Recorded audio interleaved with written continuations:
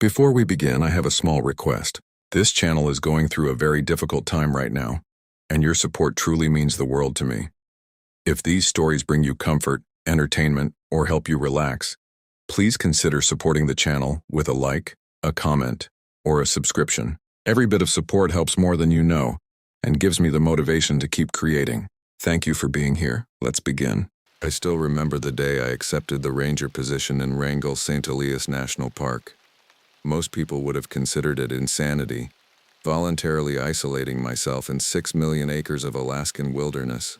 But for me, Dakota Blackfeather, grandson of a Tlingit elder, it felt like returning to something ancient in my blood. The job offer arrived during my lowest point. I'd been working a soul-crushing security job in Anchorage after my divorce.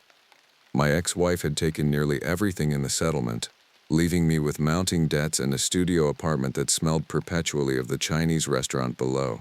I was barely making rent, drowning my sorrows in cheap whiskey most nights, and watching my savings dwindle to nothing. "Dakota, you're wasting away here," my sister Kiona had told me during one of her intervention visits. "You need to reconnect." She meant reconnect with our heritage, with the stories our grandfather had told us of spirits and shapeshifters that dwelled in the deep wilderness, of ancestors who had lived in harmony with the brutal beauty of this land. I dismissed those tales as a child, eager to assimilate into modern American life. But now, at 37, with nothing to show for my modern existence, those ancient stories began calling to me again. When the National Park Service listing appeared for a backcountry ranger position in the Chisana district, I applied immediately. The job description mentioned comfort with extreme isolation and wilderness survival skills as requirements. The pay wasn't great, but it included housing, a remote cabin that hadn't been used in 2 seasons. My supervisor, Dave Hendricks, was transparent during the interview. Last ranger quit after 3 months. Said the isolation got to him. Before that, the position was empty for almost a year. "It's not for everyone, Dakota. I need the quiet," I replied simply. Dave studied me for a long moment. Wrangell is different from other parks. It's not just the size, it's the wildness. Things happen out there that don't make sense. Rangers report strange sounds, unusual tracks. We've had 3 disappearances in 5 years that were never resolved. I nodded, thinking he was testing my resolve. "The native communities around the edges of the park won't go into certain areas," he continued. "They say there are entities there. Old things." A chill ran down my spine, but I dismissed it. My grandfather told similar stories. "I respect the traditions, but I'm not superstitious." Dave's expression turned grim. I didn't used to be either. 2 weeks later, I was in a bush plane heading to my new home. The pilot, a weathered local named Jim, pointed to a tiny speck in the vastness of green taiga and blue-white glaciers below. "That's your cabin. Nearest neighbor is 30 miles that way." He gestured vaguely eastward. "Radio reception is spotty. Satellite phone for emergencies only." The cabin came into better view as we descended. A sturdy but modest structure built of dark logs with a metal roof perched on a ridge overlooking a vast valley. A small shed stood nearby, presumably for equipment. "Last drop-off of supplies will be in September before the snow makes it impossible," Jim shouted over the engine noise. "After that, you're on your own until spring thaw." As the plane touched down on the small clearing that served as a makeshift runway, I felt a strange sensation, like finally exhaling after holding my breath for years. The air here was different, sharp with pine and mineral-rich soil, undiluted by human presence. Jim helped me unload my minimal belongings and the initial supplies. Before leaving, he paused, eyes scanning the tree line uneasily. "One last thing. The locals say don't whistle after dark. Attracts attention." I laughed.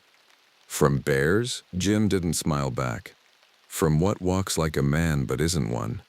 He climbed back into his plane without elaboration, leaving me standing there as the engine roared to life. That first night in the cabin, I unpacked my few possessions and explored my new home. It was simple but functional. A main room with a wood stove, a small bedroom, basic kitchen facilities powered by propane, a composting toilet, and solar panels for minimal electricity. The previous occupant had left in a hurry. Personal items still tucked in drawers, a half-written journal abandoned on the desk. I picked up the journal, flipping through it curiously. Most entries were mundane, weather observations, wildlife sightings, maintenance tasks. But the final entry, dated nearly 8 months ago, sent ice through my veins. It's been outside again tonight, standing at the edge of the clearing. I pretend not to see it. It knows I'm watching. The way it moves isn't right, like it's wearing a human shape but doesn't know how to use it properly. Tomorrow I'm calling for extraction. This isn't worth any paycheck. I closed the journal, telling myself it was just the isolation playing tricks on someone unsuited for this life. Outside, the vast wilderness hummed with approaching night, and for a moment I thought I caught a low rhythmic sound, almost like breathing, just beyond the range of clear hearing. Welcome to the Alaskan wilderness, I thought. Welcome home. My duties as a backcountry ranger were straightforward. Monitor wildlife activity, maintain trails, assist any lost hikers, though they were rare in this remote sector, and report environmental changes. My first week passed uneventfully as I settled into a routine, radioing my daily check-ins to headquarters and exploring the immediate vicinity of my cabin. The solitude suited me. For the first time in years, I slept deeply, lulled by the perfect silence that can only be found far from civilization. My grandfather's voice seemed clearer in my dreams here, speaking Tlingit words I'd forgotten I knew, reminding me of responsibilities to the land that I'd neglected. It was during my second week that I noticed the first anomaly. I was mapping a lesser-used trail about 3 miles from my cabin when I found tracks in the soft earth near a creek.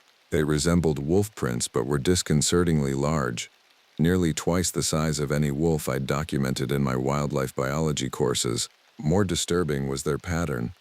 They started in a 4-legged gait, then abruptly switched to what appeared to be bipedal walking, with a stride length that would belong to something well over 6 feet tall. I photographed the prints, measuring them against my field notebook for scale.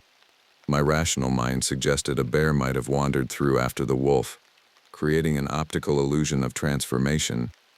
Yet the transition was seamless, with no overlapping prints or signs of 2 separate animals. That night I reported the unusual tracks in my daily check-in. Probably just a large wolf and some distortion from the soil composition, Dave's voice crackled through the radio. Though what? I prompted when he didn't continue. The Atna people in Chitina have stories about the Kashtaka, not quite werewolves but shapeshifters that can take both human and animal forms. They're said to be drawn to people in transition or distress, like a newly divorced ranger starting over. I joked uneasily. Dave didn't laugh. Just keep your eyes open, Dakota. Make sure your satellite phone is always charged. 3 nights later, I woke at 3 a.m. to what sounded like scratching at my cabin door. My first thought was a bear, but the rhythm was too deliberate. 3 scratches, pause, 3 scratches. The temperature in the cabin seemed to plummet. The scratching continued for several minutes before stopping abruptly, replaced by what I can only describe as whispering in a language I couldn't identify. I grabbed my rifle and flashlight but remained frozen in bed, heart hammering. Something primal in me warned against approaching the door or window. Eventually dawn broke, and with it the oppressive feeling lifted.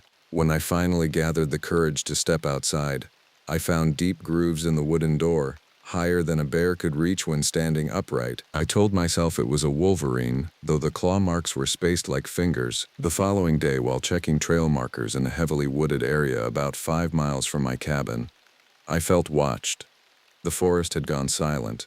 No birdsong, no scurrying of small mammals. Just oppressive stillness. I turned slowly, scanning the trees, when my eyes caught movement about 50 yards away. Something tall moving behind a thick spruce. "Hello," I called, thinking it might be a hiker off the designated paths.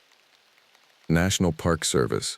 Do you need assistance?" No response, but the shape shifted slightly.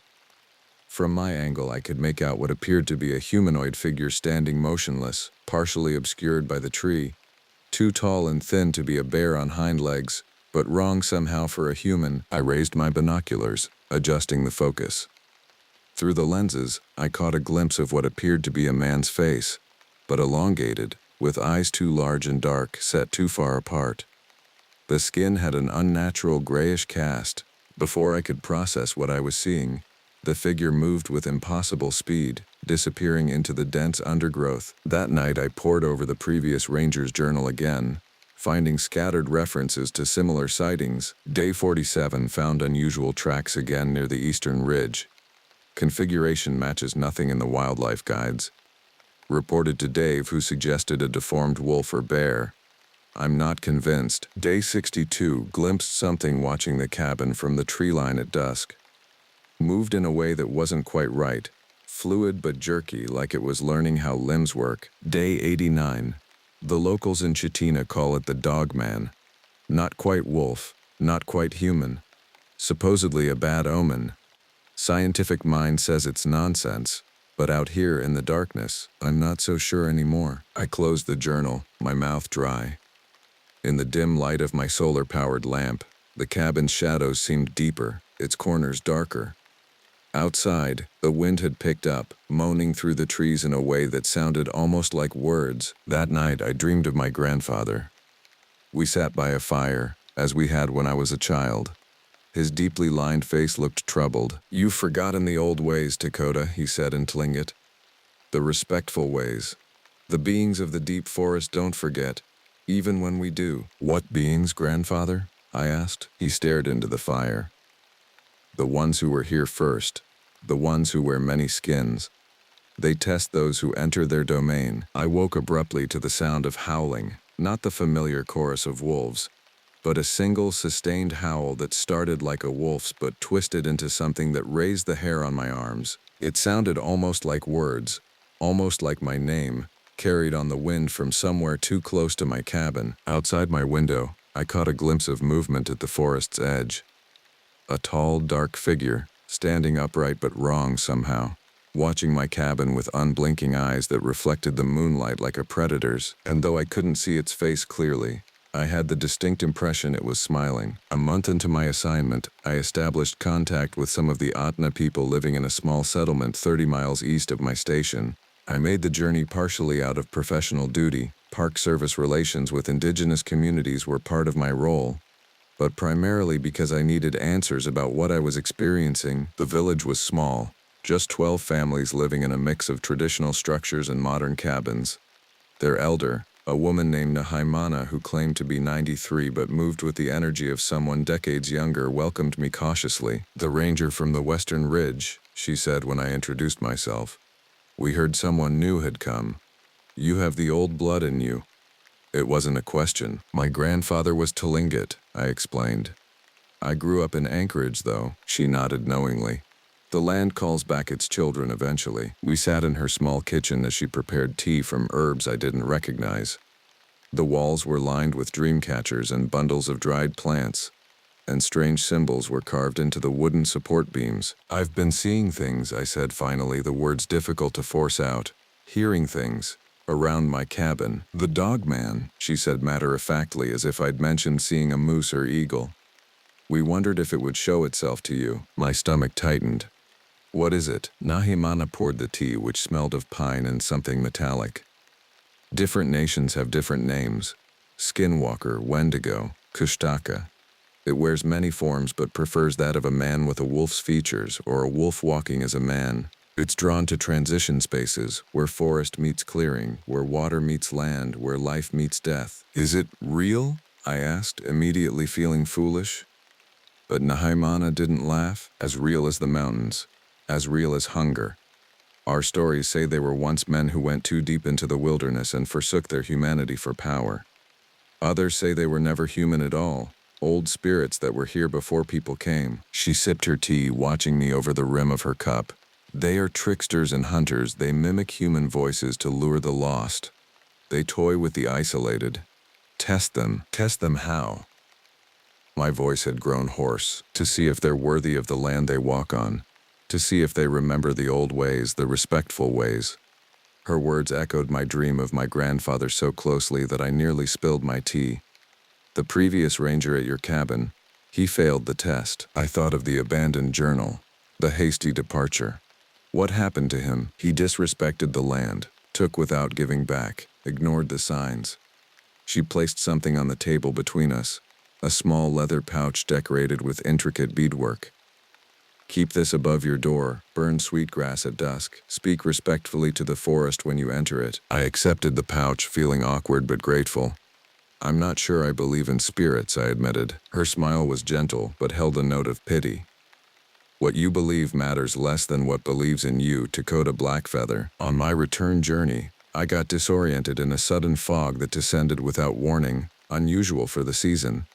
What should have been a 5-hour hike stretched into 8 as I navigated carefully with compass and GPS. As darkness fell, the fog thickened until I could barely see 10 feet ahead. Then I heard my name, called in a voice that sounded eerily like my ex-wife's. "Dakota, is that you? I'm lost. Please help me." I froze, knowing it was impossible. Jennifer was in Seattle, hundreds of miles away. Yet the voice came again, plaintive and frightened, from somewhere in the white mist to my left. "Please, I'm hurt. I can't find my way back." Something in the quality of the voice raised goosebumps on my arms. It was almost perfect, but with subtle wrongness, like audio being played at slightly the wrong speed. I gripped my walking stick tighter and continued forward, ignoring the voice even as it grew more desperate, more angry. When I finally reached my cabin, I hung Nahimana's pouch above the door without hesitation and burned the sweetgrass she'd given me. That night, nothing scratched at my door or called my name from the darkness. The next morning, I discovered massive paw prints circling my cabin, as if something had paced around it all night, never approaching the door. I began incorporating asana practices into my daily routine, leaving small offerings of tobacco at the forest's edge, speaking words of gratitude when taking firewood, acknowledging the land when I entered new areas. I felt self-conscious at first, but something deeper than rationality told me it was right, necessary. The strange encounters didn't stop, but they changed in nature. I would find unusual arrangements of stones on the trails that hadn't been there the day before. Sometimes I'd glimpse the tall figure watching from a distance, but it no longer approached my cabin at night. Once, after a particularly difficult rescue of a lost hiker who'd wandered into my sector, I returned exhausted to find a freshly killed rabbit at my doorstep, not torn apart as a predator would leave it, but carefully placed like an offering. I began to understand that I was being evaluated, tested. Whatever walked these woods, spirit, cryptid, or psychological manifestation of my isolation, it was watching how I interacted with its domain. 6 weeks in, I received an unexpected radio call from headquarters. "Dakota, we've got a missing hiker in your sector." Dave's voice crackled through. Martin Greeley, 35, experienced outdoorsman. His emergency beacon activated near Chimney Creek, then went dead. "Last coordinates put him about 7 miles northeast of your position." "I'll head out immediately," I replied, already gathering my search and rescue pack. "Be careful," Dave added. "Storm's moving in faster than predicted. If you can't find him before nightfall, abort and return to base. That's an order." I acknowledged and set out, moving quickly through terrain that had become familiar over the past weeks. The sky darkened ominously as I hiked, and the temperature dropped precipitously, classic signs of an approaching Alaskan storm. By the time I reached Chimney Creek, fat snowflakes were already beginning to fall. I searched methodically, calling Greeley's name and checking for tracks or disturbances. Near a steep ravine, I found a broken trekking pole and signs of a recent fall. Following the signs, I discovered Greeley at the bottom of the ravine, unconscious but alive, with what appeared to be a broken leg and various cuts and contusions. Getting him out alone would be impossible. I administered first aid, established shelter with my emergency kit, and attempted to radio for helicopter evacuation. But the storm was now interfering with transmission. We were trapped, at least until morning. As darkness fell and the storm intensified, I became aware of movement in the trees surrounding our makeshift camp. The shadows seemed deeper than they should be, moving against the wind. Occasionally, I caught glimpses of eyes reflecting my flashlight, too high off the ground to be a normal wolf or bear. Greeley, delirious with pain despite the medication I'd administered, kept staring into the darkness. "Someone's out there," he murmured.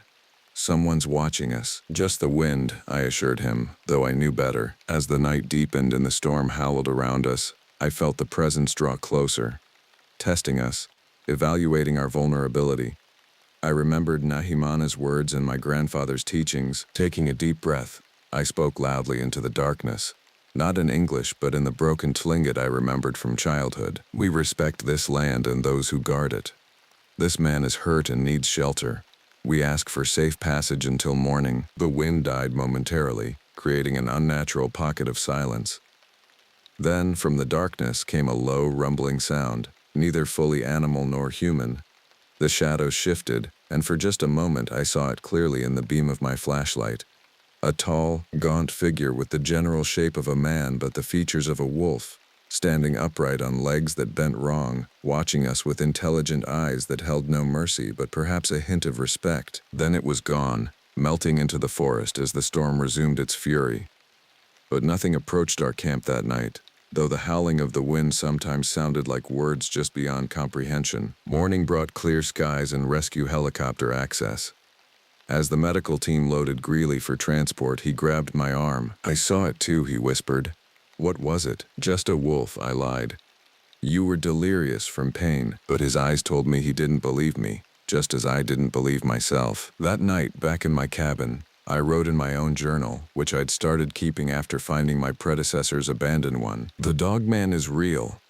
Not as cryptozoologists or campfire stories imagine it, but real nonetheless.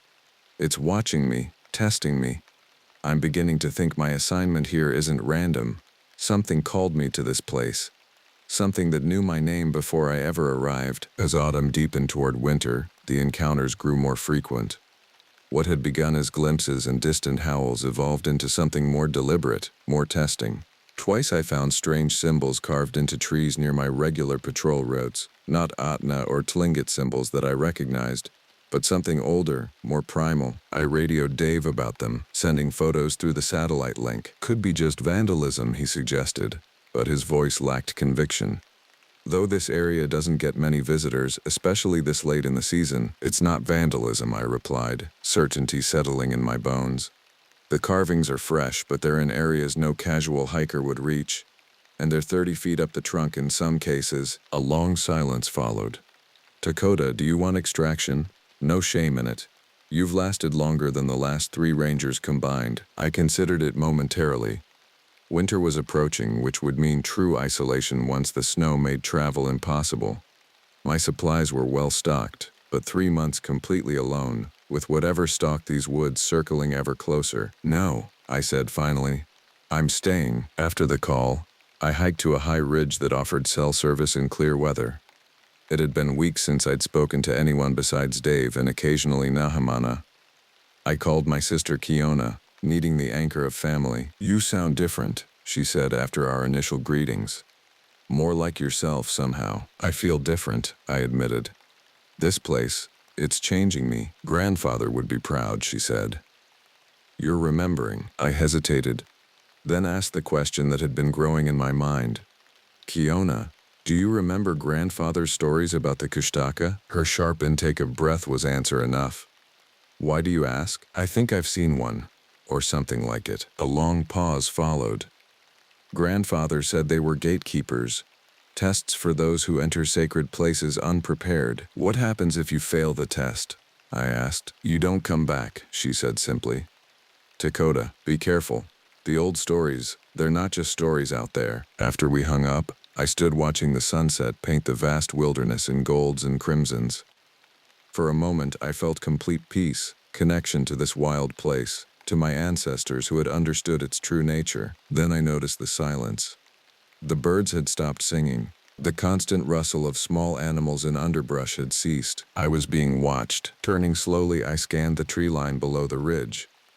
At first, I saw nothing, then movement.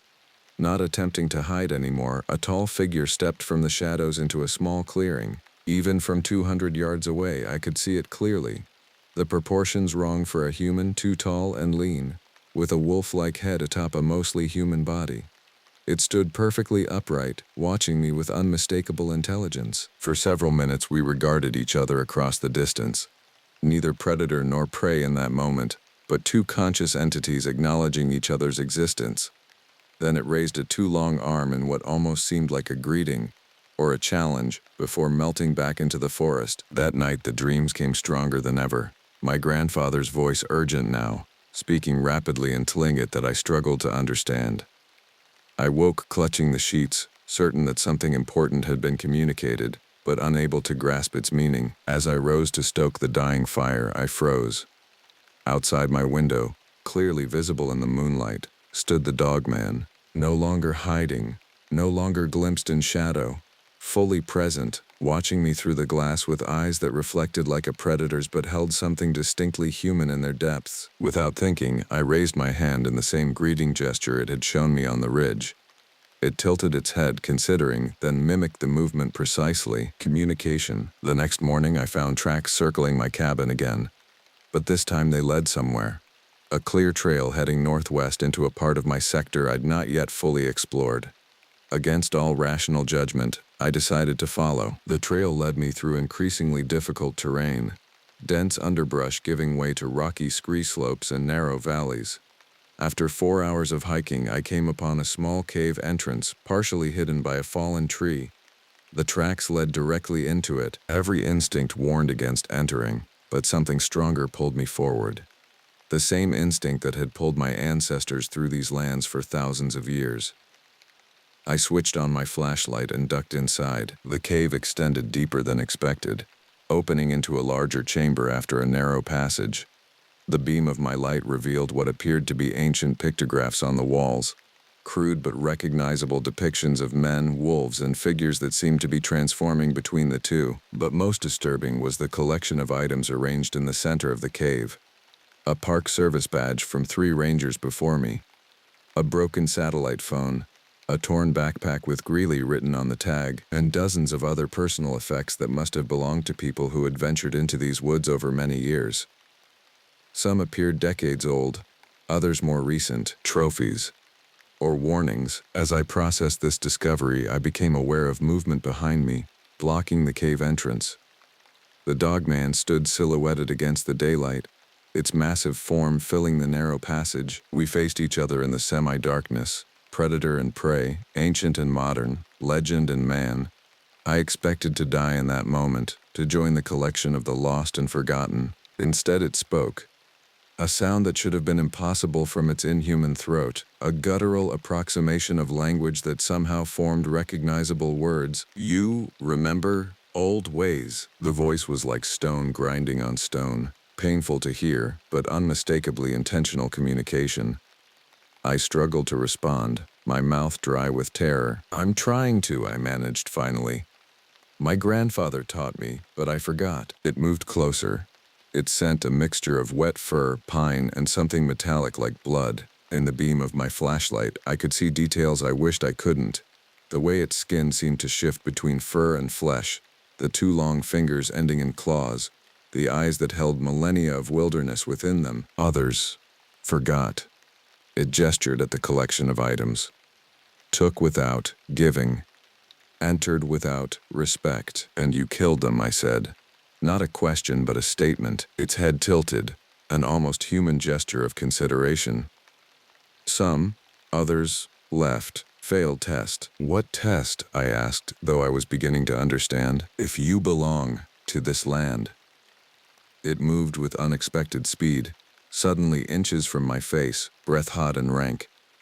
Do you belong to Coda Blackfeather? Hearing my name from its inhuman mouth sent ice through my veins. How do you know my name? Something like amusement flickered in its eyes. Always knew you. Grandfather knew me. The revelation hit me like a physical blow. My grandfather's stories, his insistence on respect for the old ways, his warnings about entering certain places unprepared. He hadn't been speaking metaphorically or keeping cultural traditions alive. He had known. What do you want from me? I asked, my voice steadier than I expected. Watch, it said simply. Learn, remember. Then it leaned closer, its voice dropping to a whisper that seemed to bypass my ears and speak directly to my mind. Winter comes. Others come with it.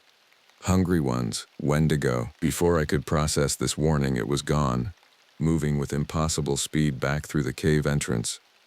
By the time I gathered my courage to exit, the forest around the cave was empty. That night, I radioed Dave with a carefully edited version of my discovery, reporting the cave as a possible archaeological site with indigenous pictographs, mentioning nothing of the collected items or my encounter. I'll send Dr. Raintree from Cultural Resources in the spring when the pass is clear, he said. Good find, Dakota. By the way, first major storm of the season is headed your way. Expect to be snowed in for at least 2 weeks. All systems go for winter isolation? All systems go, I confirmed. though uncertainty gnawed at me. That night, as the first heavy snowflakes began to fall, I stood at the edge of my clearing and spoke to the darkness in my grandfather's tongue. I hear your warning. I will watch. I will remember. From deep in the forest came a single, acknowledging howl, neither fully wolf nor human, but something ancient that had walked these lands since before my ancestors first arrived. A sound that held both threat and promise. The winter had arrived, and with it a test I was only beginning to understand. The storm that Dave had predicted turned out to be the leading edge of a massive system that meteorologists were calling a once-in-a-century Arctic event. For 8 days, snow fell without pause, accumulating in drifts that reached the windowsills of my cabin. Radio contact became sporadic, then impossible as ice formed on the antenna. I was truly alone now, cut off from the outside world as completely as if I'd slipped backward in time. The isolation should have terrified me, but instead I felt a strange calm settling in, as if this severing of connections was necessary for what would come next. Each morning I performed the rituals Nehemana had taught me, burning sweetgrass, leaving small offerings, speaking words of gratitude to the land. Each night I dreamed of my grandfather, his lessons becoming clearer, his warnings more urgent. In the dreams he spoke of the Wendigo, creatures born of human greed and starvation, insatiable spirits that hungered endlessly for flesh. Unlike the dogman, which tested and challenged but could be reasoned with, Wendigos knew only consumption. They come with the deepest cold, my grandfather's voice echoed in my dreams. When resources grow scarce and the weak begin to fail, they sense desperation. On the 12th day of my isolation, the storm finally broke, revealing a transformed landscape of pristine white. The silence that followed was absolute. No birds, no wind, as if the world itself were holding its breath. I ventured out to check my perimeter and replenish firewood. The snow was waist-deep in places, turning a simple task into an exhausting ordeal.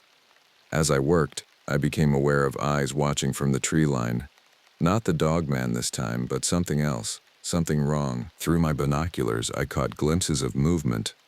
A pale figure, emaciated to the point of skeletal, moving with jerky, desperate speed through the distant trees. Its proportions were humanoid but stretched, wrong, like a starving man who had somehow grown too tall and thin for his frame. When it turned briefly in my direction, I caught a glimpse of its face, hollow-cheeked, with black eyes and teeth too numerous and sharp for a human mouth. I retreated to my cabin, securing all entrances and windows. That night the temperature plummeted to 30 below zero, and something circled my cabin for hours. Not with the deliberate pacing of the dogman, but with frantic, hungry movements, occasionally scratching at the walls and windows with what sounded like elongated fingers. Just before dawn, I heard a commotion outside. Snarling, inhuman screams, the sounds of a vicious confrontation. When I peered cautiously through the window, I saw 2 figures locked in combat at the edge of my clearing. The Wendigo, even more horrifying in full view, and the dogman, defending the boundary of my cabin's immediate surroundings. The fight was brief but brutal. The dogman moved with surprising speed and strength, driving the Wendigo back into the forest. Both creatures vanished from sight, but their howls and screams echoed for hours, gradually moving farther away. By midday, I gathered my courage and ventured out again. The snow around my clearing was churned and bloodied, with strange tracks telling the story of the night's battle. I followed them cautiously to the tree line, where I found tufts of gray-brown fur and what appeared to be flakes of pale, desiccated skin, as if the Wendigo's flesh was breaking off in chunks. I collected these specimens in sample bags, my scientific training momentarily overriding my fear. Then I noticed something odd, a crude symbol drawn in blood on a large pine tree at the edge of the clearing. It resembled the pictographs I'd seen in the cave, a protective marking of some kind. The dogman had marked my territory as under its protection. That night, exhausted but unable to sleep, I made entries in my journal, trying to describe the Wendigo in scientific terms. Height approximately 7 to 8 feet, weight perhaps 100 pounds despite the height, suggesting extreme emaciation, skin pallid with grayish undertones, movements suggesting possible joint dislocation or abnormal flexibility. I knew how it would sound to outside ears. The ravings of a man driven to hallucination by isolation and extreme conditions. but I also knew what I had seen. Over the next 3 weeks, as December deepened and the darkness stretched to nearly 20 hours a day, I documented 5 more Wendigo sightings, always at a distance, always driven back by the dogman's territorial defense. I began to understand the relationship. The dogman was not protecting me specifically, but rather its territory, which I had been permitted to share through my demonstration of respect. The Wendigos were interlopers, drawn to human presence and the promise of flesh.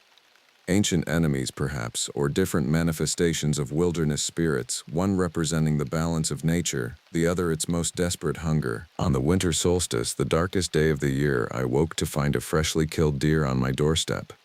A gift from the dogman, or perhaps payment for using my cabin as a boundary marker in its territorial dispute.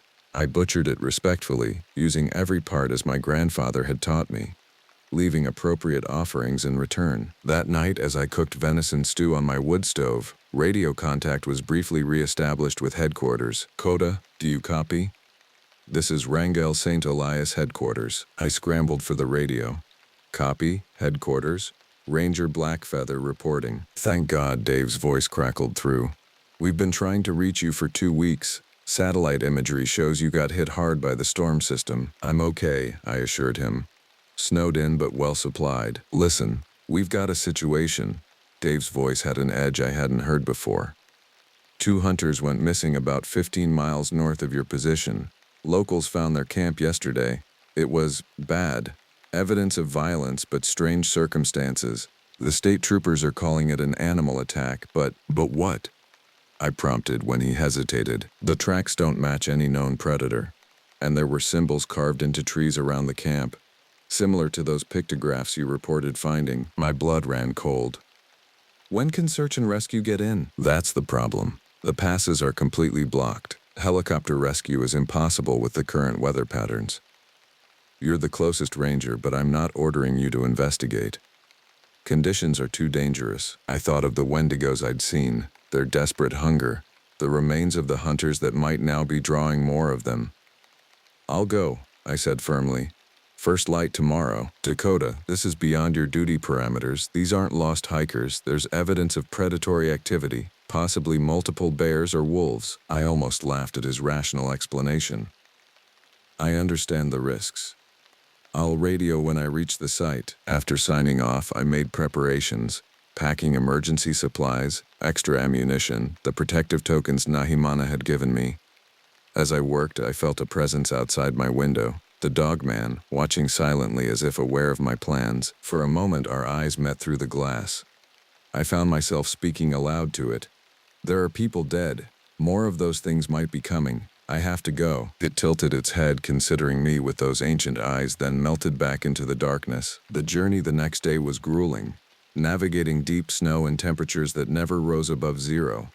It took 8 hours to cover what would have been a 3-hour hike in summer conditions. As I approached the hunter's last known coordinates, the forest around me grew unnaturally quiet, the silence broken only by the crunch of my snowshoes. I found the camp just before dusk, or what remained of it. The tent was shredded, equipment scattered across a wide area. Blood had frozen in dark pools and sprays across the snow. The damage was extensive, telling a story of violence that no ordinary predator could inflict. Most disturbing were the tracks, multiple sets of the same emaciated, elongated footprints I'd seen around my cabin. Not one Wendigo, but 3 or 4, converging on the camp from different directions. The hunters had never stood a chance. As I documented the scene with my camera, I noticed the tracks led away to the north, seemingly dragging something heavy. Following procedure despite my rising dread, I had to determine if there were survivors or recoverable remains. The trail led 2 miles to a cave entrance partly hidden by snowdrifts.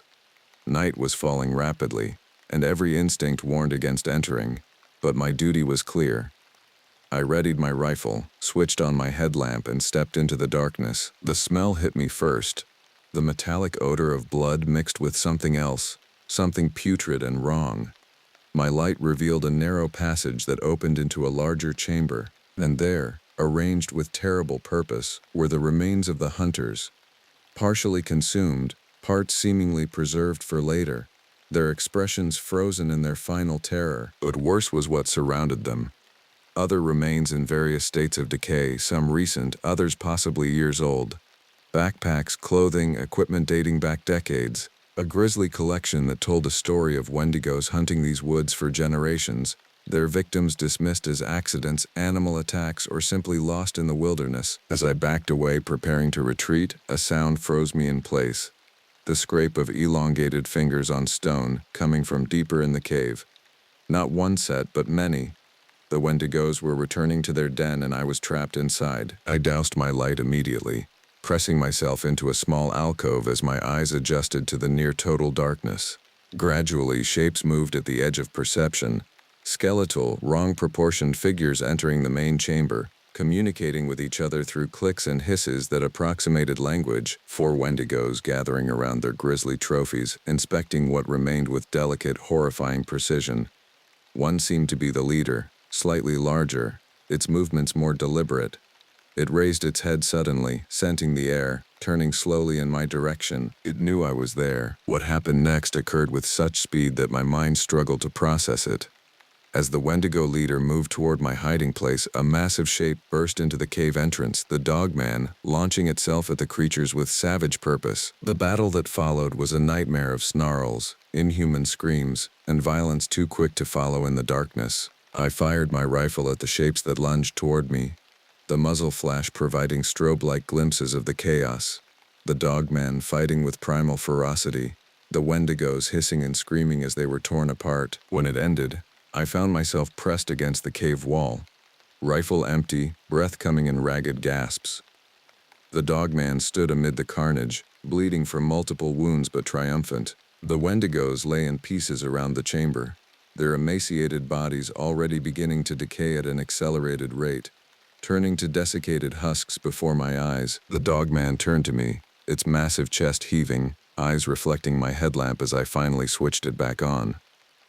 For a long moment we regarded each other, 2 predators sharing territory, sharing purpose. "Thank you," I said simply. It made a sound, not speech this time, but a low rumble of acknowledgement. Then it turned and vanished into the darkness of the cave entrance. I gathered what evidence I could, though I knew the Wendigo remains would be unrecognizable as anything comprehensible to science by the time I returned with others. The journey back to my cabin was a blur of exhaustion and fading adrenaline, my mind struggling to integrate what I had experienced. When I finally reached the cabin near dawn, I found a large wolf print pressed into the snow beside my door. A marking, a message. The Dogman had returned ahead of me, establishing once more that my cabin stood within its protected territory. I radioed headquarters with a carefully edited report. Evidence of bear attack, remains located, coordinates for recovery when conditions permitted. The lies came easily now, knowing the truth would never be believed, never be understood by those who hadn't seen. That night, as I tended my own minor injuries sustained during the cave fight, I wrote in my journal, "The Wendigos are real, but they are not invincible. The Dogman, the entity my grandfather's people respected and feared, is neither benevolent nor malevolent.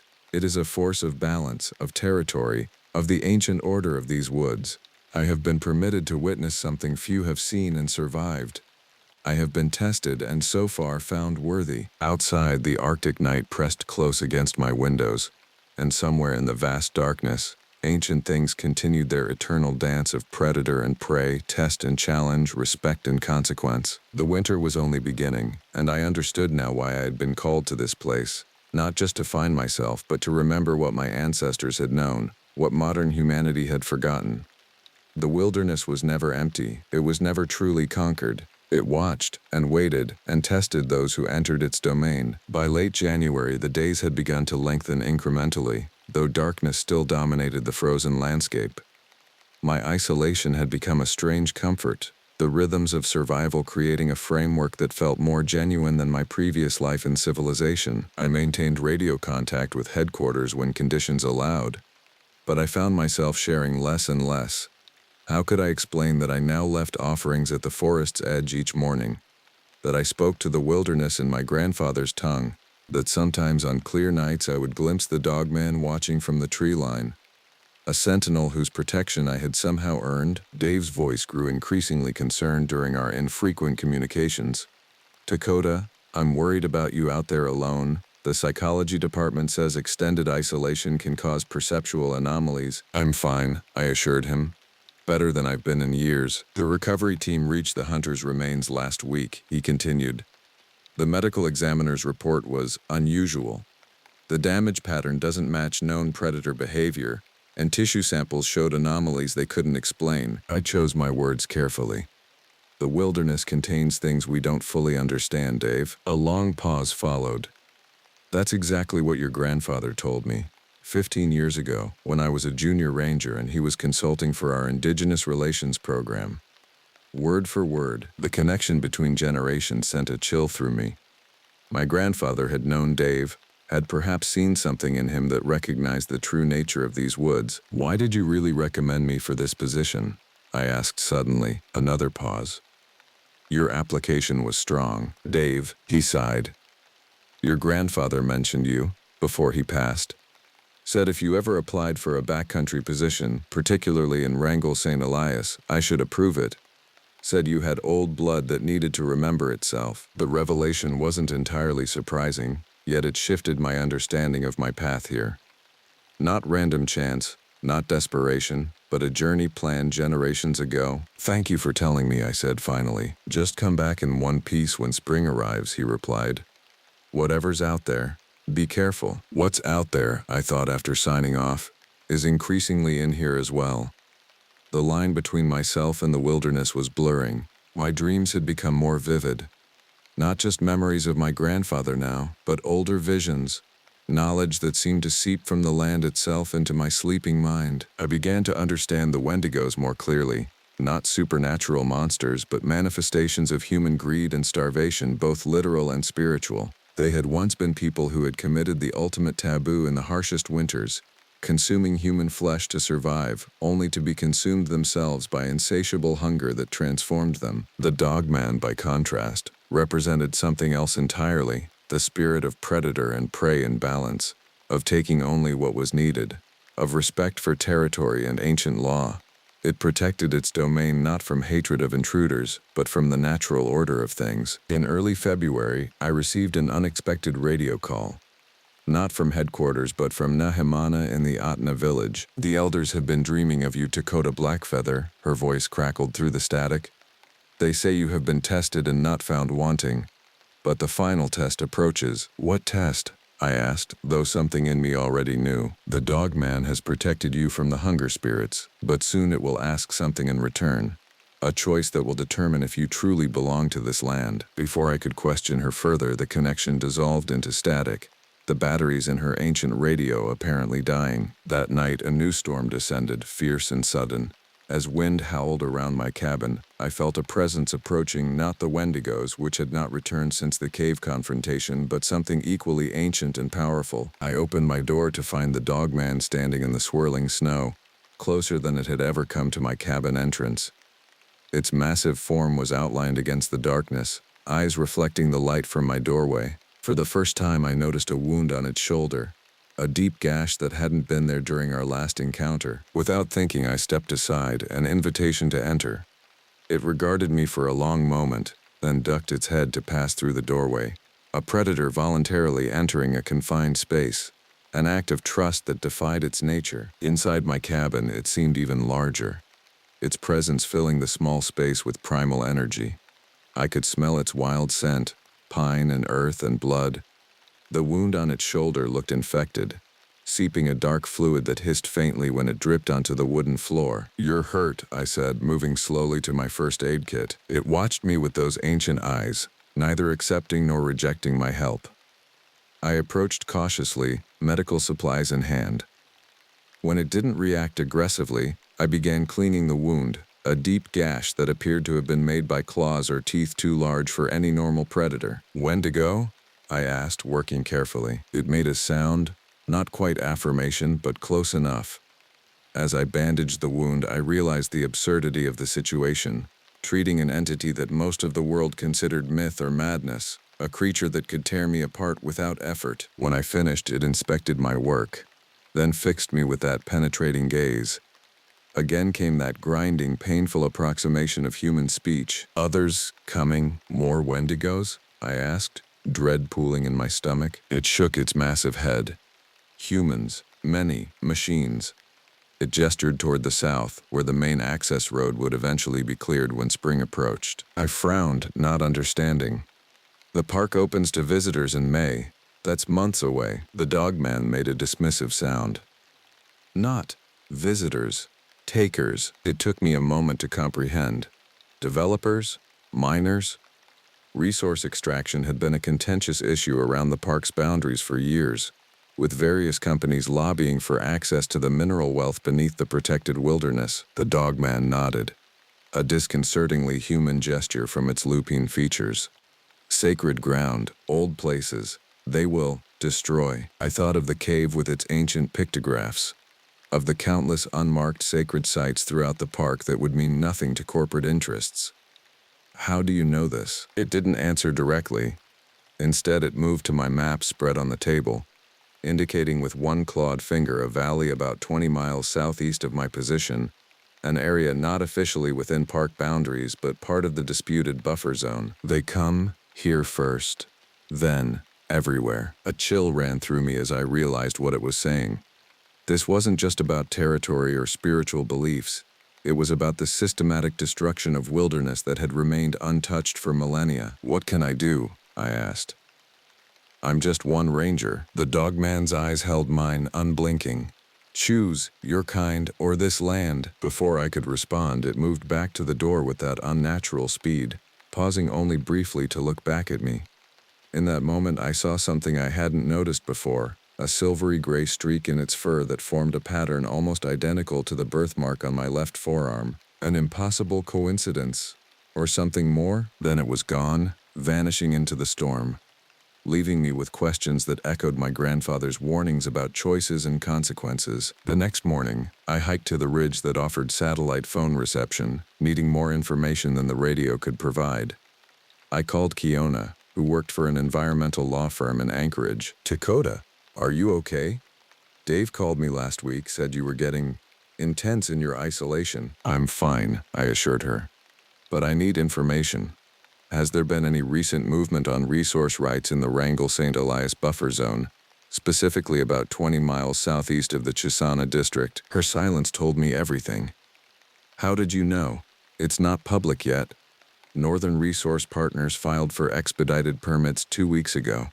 They've got some political allies fast-tracking the process while everyone's distracted by the national news cycle. What are they after? Officially, copper deposits. Unofficially, initial surveys suggest rare earth minerals used in tech manufacturing.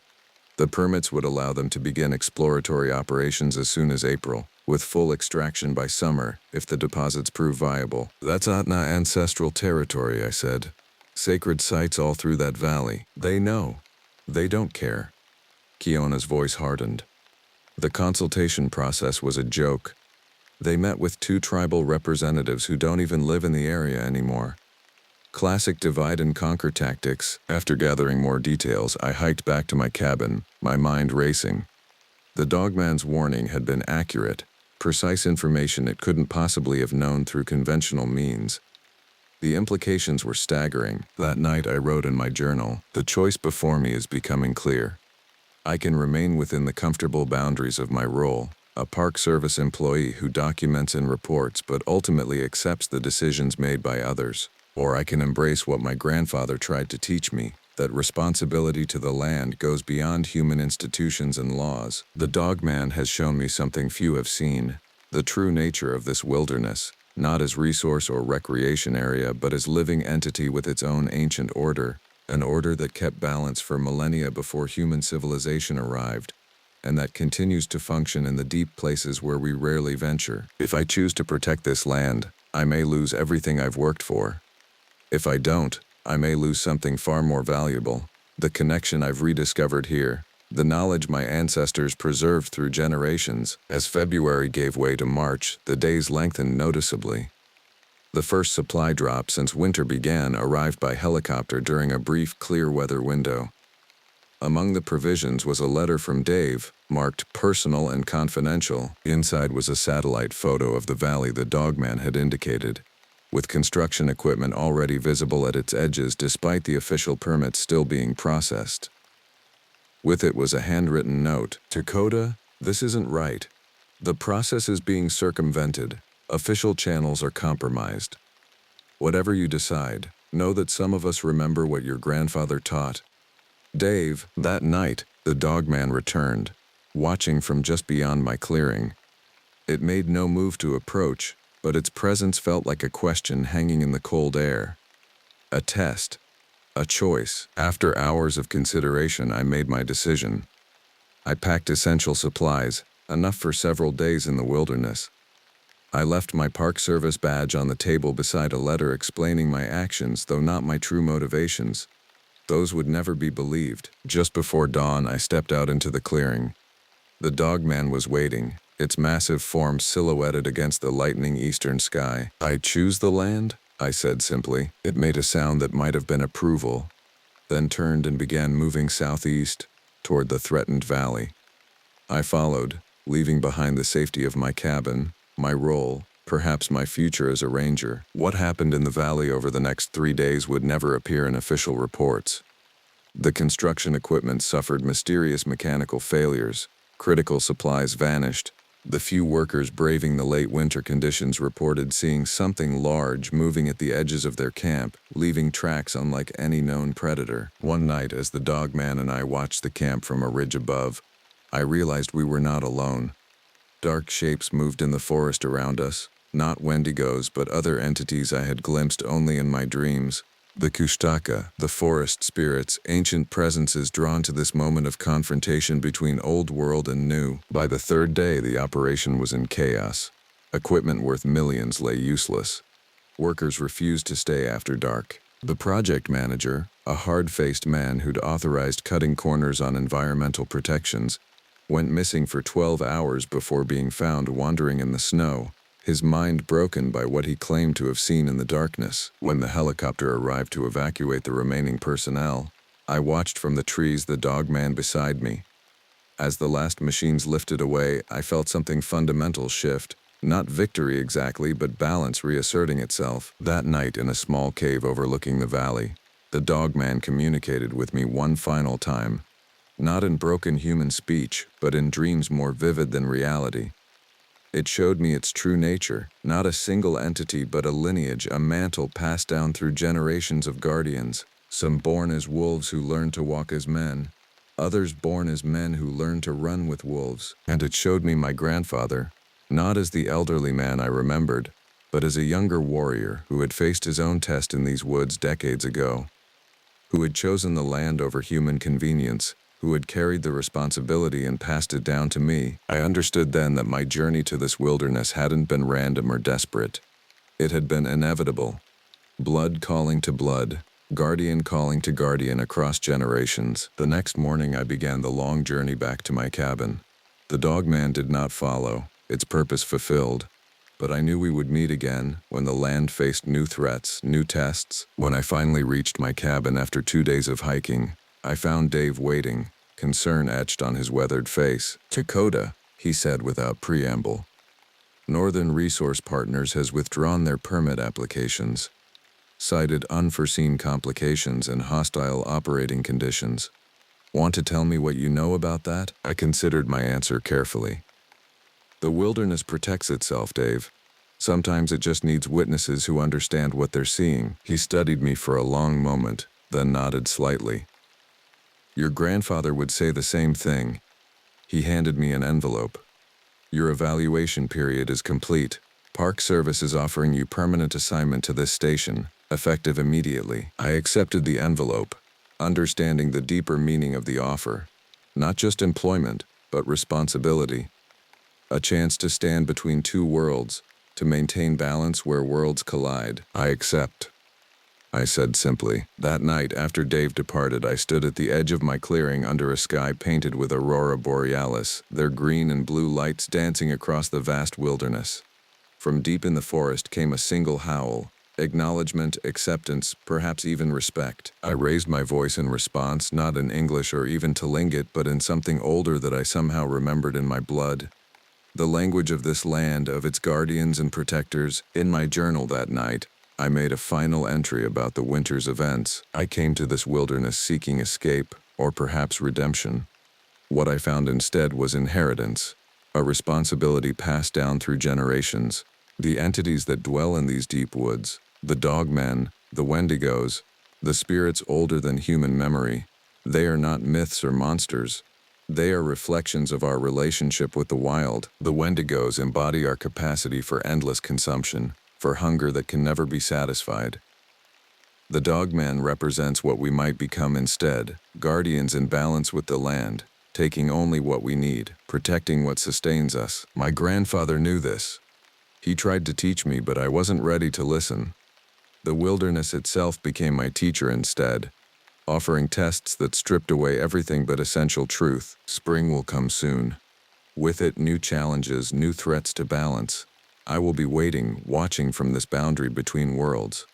Not just Dakota Blackfeather Park Ranger, but something older, something remembered in blood and bone. The land has chosen me, as it chose my grandfather before me, and I have chosen it in return. Outside, the aurora continued its ancient dance across the sky, and somewhere in the vast darkness, the dogman moved along its endless patrol, guardian of a wilderness that humans had never truly conquered, only temporarily borrowed. I closed my journal and stepped outside once more, no longer afraid of what watched from the shadows. I had become the watcher now, the guardian, the memory of what this land had always been and would be long after human footprints faded from its surface. The test was complete. The real work had just begun. The forest has its own way of breathing. Anyone who's spent enough time among ancient trees knows this truth. There's a rhythm to the wilderness that exists beyond human perception until something disrupts it. I learned this lesson on a cold autumn evening in Blackwater Falls State Park, when the natural order I thought I understood collapsed into something unrecognizable and terrifying. I am Martin Caldwell. In 1992, I was 29 years old and working as a park ranger at Blackwater Falls State Park in West Virginia, having traded in a substitute teaching position in Ohio for the quiet solitude of the Appalachian wilderness. What happened at the end of September that year changed everything I thought I knew about the natural world and what might exist beyond its edges. The tourist season was winding down as September neared its close.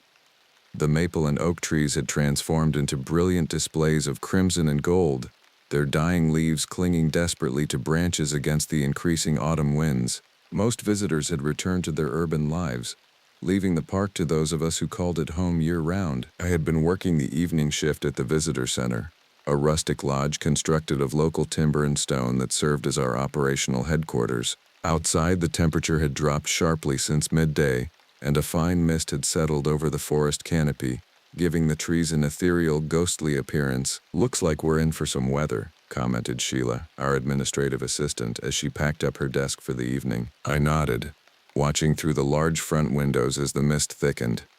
"Probably fog by morning. The canyon's going to look spectacular," Sheila chuckled. "Always the tour guide, even when there's no one to guide." "Force of habit," I replied with a smile.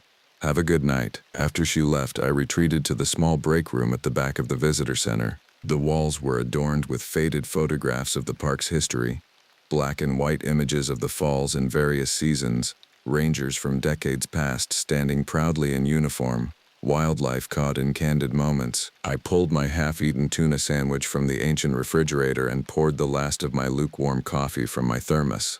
The break room had 6 dented green lockers along one wall, their paint chipping to reveal layers of previous colors beneath. A timeline of the park's visual identity evolution.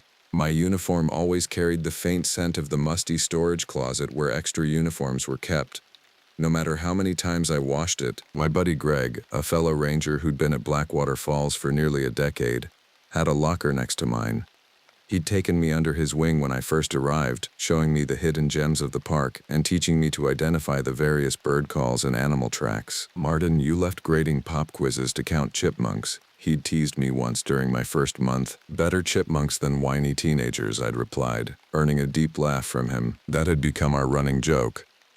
Whenever I complained about tourists littering or ignoring trail markers, Greg would remind me of the classroom I'd left behind, and I'd immediately feel better about my career change. The break room clock showed 5:45 p.m. when my radio crackled to life. "Martin, you still in the visitor center?" Greg's voice came through, unusually tense. I pressed the talk button. "Yeah, I'm here. You okay?" There was a pause, followed by the low electronic hiss of the radio, before Greg responded. "We got a problem. There's a missing hiker reported by her boyfriend. They were supposed to meet at the lodge an hour ago, and he claimed she took a shortcut near the yellow trail." I sighed, setting down my sandwich.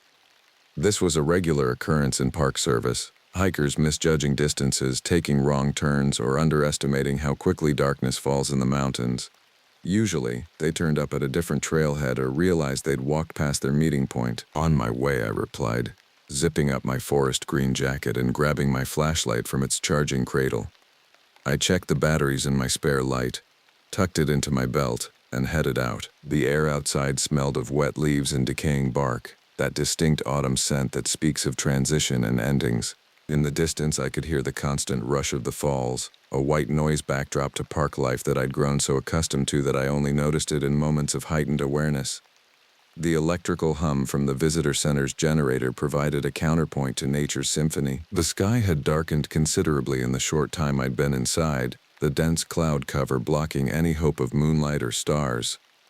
I clicked on my flashlight, the beam cutting a narrow path through the gathering darkness as I made my way to the maintenance shed where Greg had said he'd meet me. I found him standing near the yellow trail entrance with a man who looked to be in his mid-30s. The stranger was dressed in hiking gear that appeared relatively new, not a serious outdoorsman, but not completely unprepared either.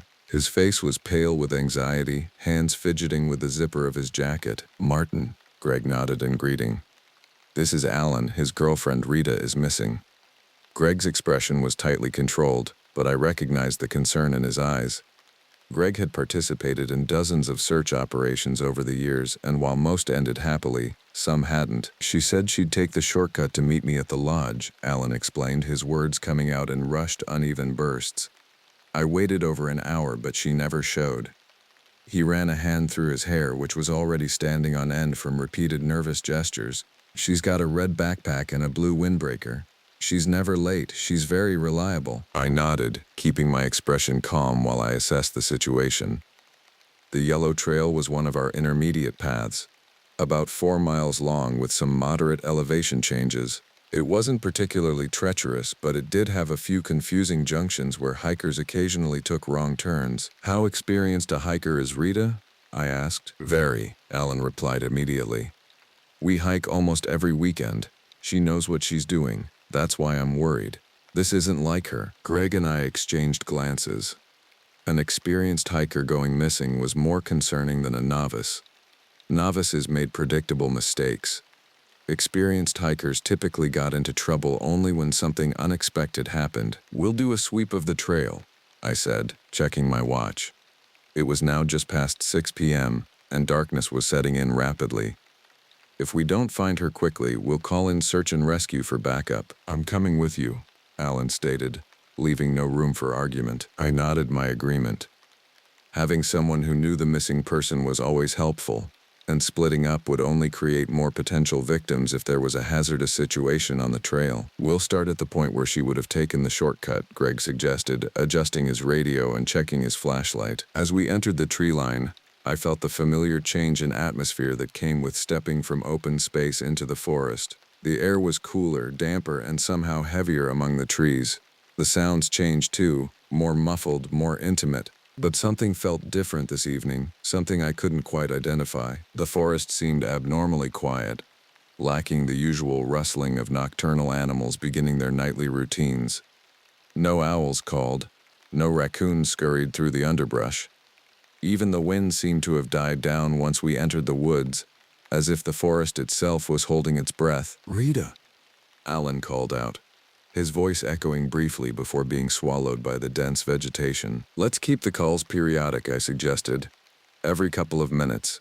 We don't want to miss any responses." As we moved deeper into the forest, I couldn't shake the growing sense of unease.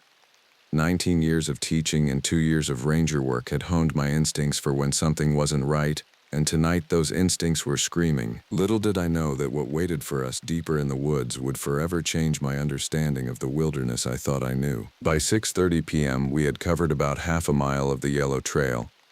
The forest floor was damp from recent rain, each footstep feeling like pressing into a sponge. Small mushrooms dotted the path edges, their pale flesh glowing faintly in our flashlight beams. I deliberately kicked a small rock as we walked, its echo reminding me that sound still existed in this unnaturally quiet woods. "Rita," I called out every few minutes, my voice seeming to travel only a short distance before the dense foliage absorbed it. Greg searched the other side of the trail, methodically sweeping his flashlight under branches and into hollows where someone might seek shelter. Alan continued muttering, more to himself than to us. "She's a capable hiker. She never gets lost. She always carries a compass and a map." The repetition seemed to comfort him, a mantra against the growing darkness. The woods didn't care about Rita's credentials. I'd seen experienced climbers make fatal errors, veteran backpackers misjudge weather, and lifelong hunters become disoriented in familiar terrain. Nature remained impartial to human experience. "Wait," Greg said, suddenly freezing in place. "Did you hear that?" We all stood motionless, straining to hear. For a moment there was nothing but the sound of our breathing. Then I caught it, a faint rustling in the underbrush ahead, too deliberate for the wind. "Hello?" I called out. "Rita?" No response. I caught a glimpse of movement to my left, a shape darting between trees about 30 yards away. "Probably a deer," I said, though I wasn't convinced. The movement hadn't seemed quite right for a deer. Too low to the ground, yet not as fluid as a fox or coyote. We pressed forward, our group spreading out slightly to cover more ground. Greg veered right to investigate a small clearing, while Alan and I continued along the left side of the trail. That's when I spotted it. A torn strip of blue fabric caught on a thorny bush about 10 feet off the main path. I carefully extricated it from the thorns and held it up. "Alan," I said quietly, "does this look like it could be from Rita's windbreaker?" He stepped closer, squinting in the dim light. His face drained of color as he nodded. "That's hers. I'm sure of it." His voice trembled. "The jacket is new. We bought it last month. The fabric was clean, no dirt ground into the fibers. It hadn't been there long." "Greg," I called, "we found something." As Greg made his way back to us, I noticed an unusual odor drifting through the air, a sharp metallic smell mixed with something like rotting garbage. It wasn't the usual forest decay smell of composting leaves and damp wood. This was more acrid, almost chemical. My eyes followed the direction of the scent, and I noticed a dark shape behind a fallen log about 20 yards ahead. My stomach tightened with premonition. "Over there," I said, pointing my flashlight toward the log. We approached cautiously, the beam of my light revealing more torn blue fabric scattered along the ground. Alan surged forward suddenly, but I grabbed his arm. "Let me check first," I warned. I moved ahead, stepping carefully over the uneven terrain until I reached the fallen log. The smell was much stronger here, causing my eyes to water. I steeled myself and directed my flashlight beyond the log. The beam illuminated what remained of a woman in hiking clothes. A red backpack lay torn open beside her, its contents scattered. Her blue windbreaker was in tatters, revealing massive, jagged wounds along her neck and torso. Her limbs were splayed at unnatural angles, and portions of her ribcage were exposed. I'd seen dead bodies before, hikers who had fallen from cliffs, drowned in the rapids, or succumbed to exposure. But this was different. This wasn't an accident or natural death. The wounds were vicious but strangely precise in some areas, as if whatever had killed her had been both frenzied and calculating. My face flushed hot, despite the evening chill, and my mouth went dry. I straightened up and took several deep breaths, trying to maintain my composure. Alan must have seen my reaction. He pushed past me, ignoring my outstretched arm, and looked over the log. His anguished cry pierced the unnatural quiet of the forest. He stumbled backward, then lurched forward again, falling to his knees beside the body. "Rita! Oh God, Rita!" he sobbed, reaching toward her but stopping short of touching her, his hands hovering uncertainly over her remains. Greg rushed over at Alan's cry, his flashlight beam joining mine to fully illuminate the gruesome scene. I watched his face pale, his Adam's apple bobbing as he swallowed hard. "Jesus Christ," he whispered, then turned to me. "We gotta get the cops out here." I nodded, hands trembling slightly as I reached for my radio. I pressed the call button. "Base, this is Ranger Caldwell. We have an emergency on the Yellow Trail approximately half a mile in. We found a deceased hiker. Possible animal attack. Over." I waited for a response, but heard only static. I tried again, adjusting the frequency slightly. "Base, do you copy? This is an emergency." More static. I stepped a few paces up the trail, trying to find better reception. "Base, do you copy?" Nothing but crackling interference. "Damn it," I muttered. "The reception's always spotty in this section, but it's worse than usual tonight." Greg nodded grimly. "We'll have to head back toward the main station. We can't leave her here, but we can't do anything for her either." Alan, still kneeling beside Rita's body, shook his head vehemently. "I'm not leaving her. I can't leave her like this." "Alan," Greg said gently, placing a hand on the man's shoulder. "We can't stay here. Whatever did this could still be around." That statement hung in the air between us, crystallizing the danger we might be facing. I surveyed the surrounding woods with a newfound wariness. Whatever had killed Rita hadn't done so naturally. The wounds were too extensive, too violent for a simple predator attack. I'd investigated bear attacks before. Bears typically maul their victims, but they don't tear them apart with such ferocity unless they're defending cubs or territory. And they usually drag their kills away or at least partially consume them. Mountain lions were rare in these parts but not unheard of. Yet this didn't match a cat attack either. Cats go for the throat, killing quickly before dragging their prey to a secure location. This was different. Rita's remains looked as if they'd been attacked in a frenzy, then simply left where they fell. There was no attempt to consume or transport the body. It was almost as if whatever killed her had done so out of rage rather than hunger. "We need to move," I said quietly.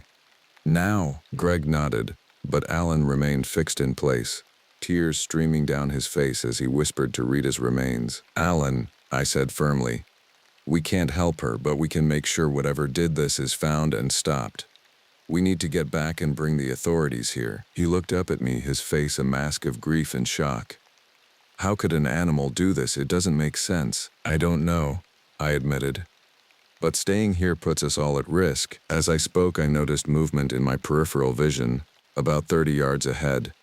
I swung my flashlight toward it, catching a glimpse of something low to the ground, moving between the trees. For a split second, the beam illuminated a silhouette unlike anything I'd ever seen. It was roughly the size of a large dog, but its proportions were all wrong. Its hind legs appeared oddly bent, giving it an uneven gait, and its body seemed too elongated. The creature moved with a halting, jerky motion, yet with alarming speed. "Greg?" I whispered. "Did you see that?" He nodded, his face tense.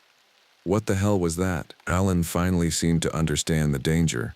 He rose unsteadily to his feet, casting one last agonized look at Rita's body before stepping back. "We'll come back for her," I promised, though my words felt hollow even to my own ears. We started back along the trail, walking faster than before.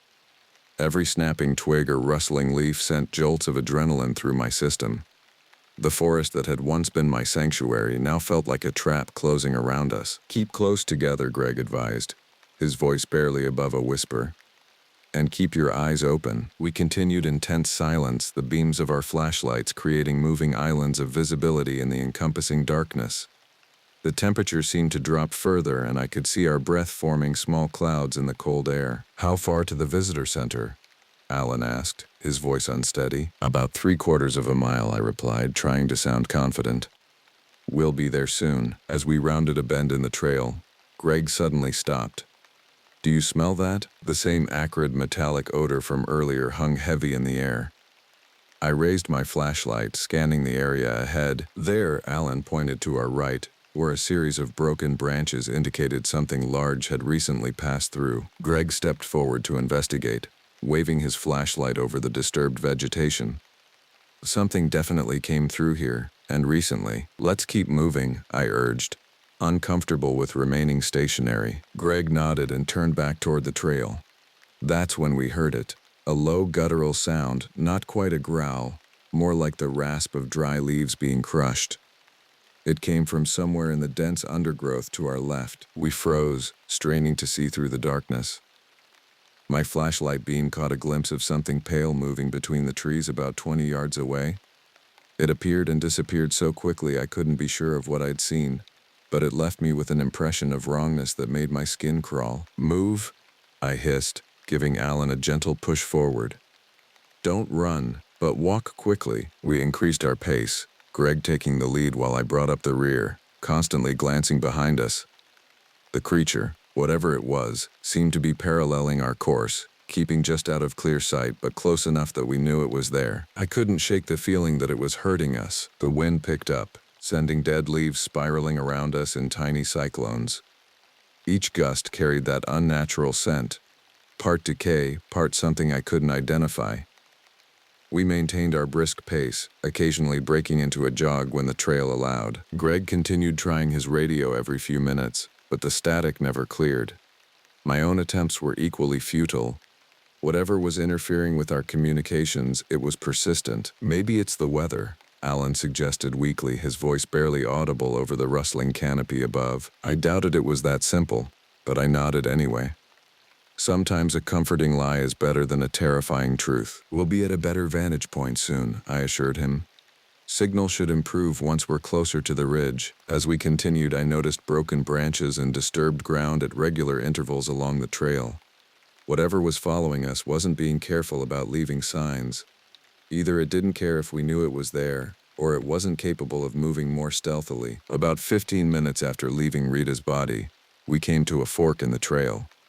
To the right, the path climbed steeply toward a ridge that would eventually lead back to the visitor center. To the left, it descended toward Blackwater Canyon, a beautiful route during daylight hours, but treacherous in the dark. "Right," Greg said immediately, already starting up the incline. We followed, our breathing growing labored as the trail steepened. The exertion helped combat the chill, but sweat quickly cooled on my skin, making me shiver despite the effort. Halfway up the ridge, Alan stumbled, his foot catching on an exposed root. I caught his arm before he could fall, steadying him. "Thanks," he muttered, face pale in the flashlight beam. I nodded and was about to urge him onward when a sound stopped me cold. A scrabbling noise on the rocks just above us, like claws scraping against stone. We all heard it. Greg's flashlight beam shot upward, scanning the rocky outcropping that bordered the trail. For a moment, nothing moved.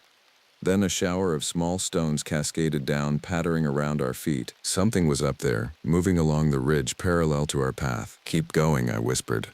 "Stay close." We quickened our pace, scrambling up the increasingly rocky trail. The loose stones made footing treacherous, and more than once we had to catch ourselves to avoid sliding backward. The scrabbling sound continued, sometimes ahead of us, sometimes behind, as if whatever made it was circling our position. Occasionally I caught glimpses of movement, a shadow flitting between rocks, a pale form momentarily visible before vanishing again. "What the hell is that thing?" Alan gasped, his voice tight with fear. "I don't know," I admitted, "but we need to keep moving." We reached a small plateau, a natural resting point before the final ascent to the ridgetop. Greg paused, allowing us to catch our breath while he surveyed our surroundings. "I think we lost it," he said after a moment, though he didn't sound convinced. I was about to respond when a branch snapped loudly in the trees to our left.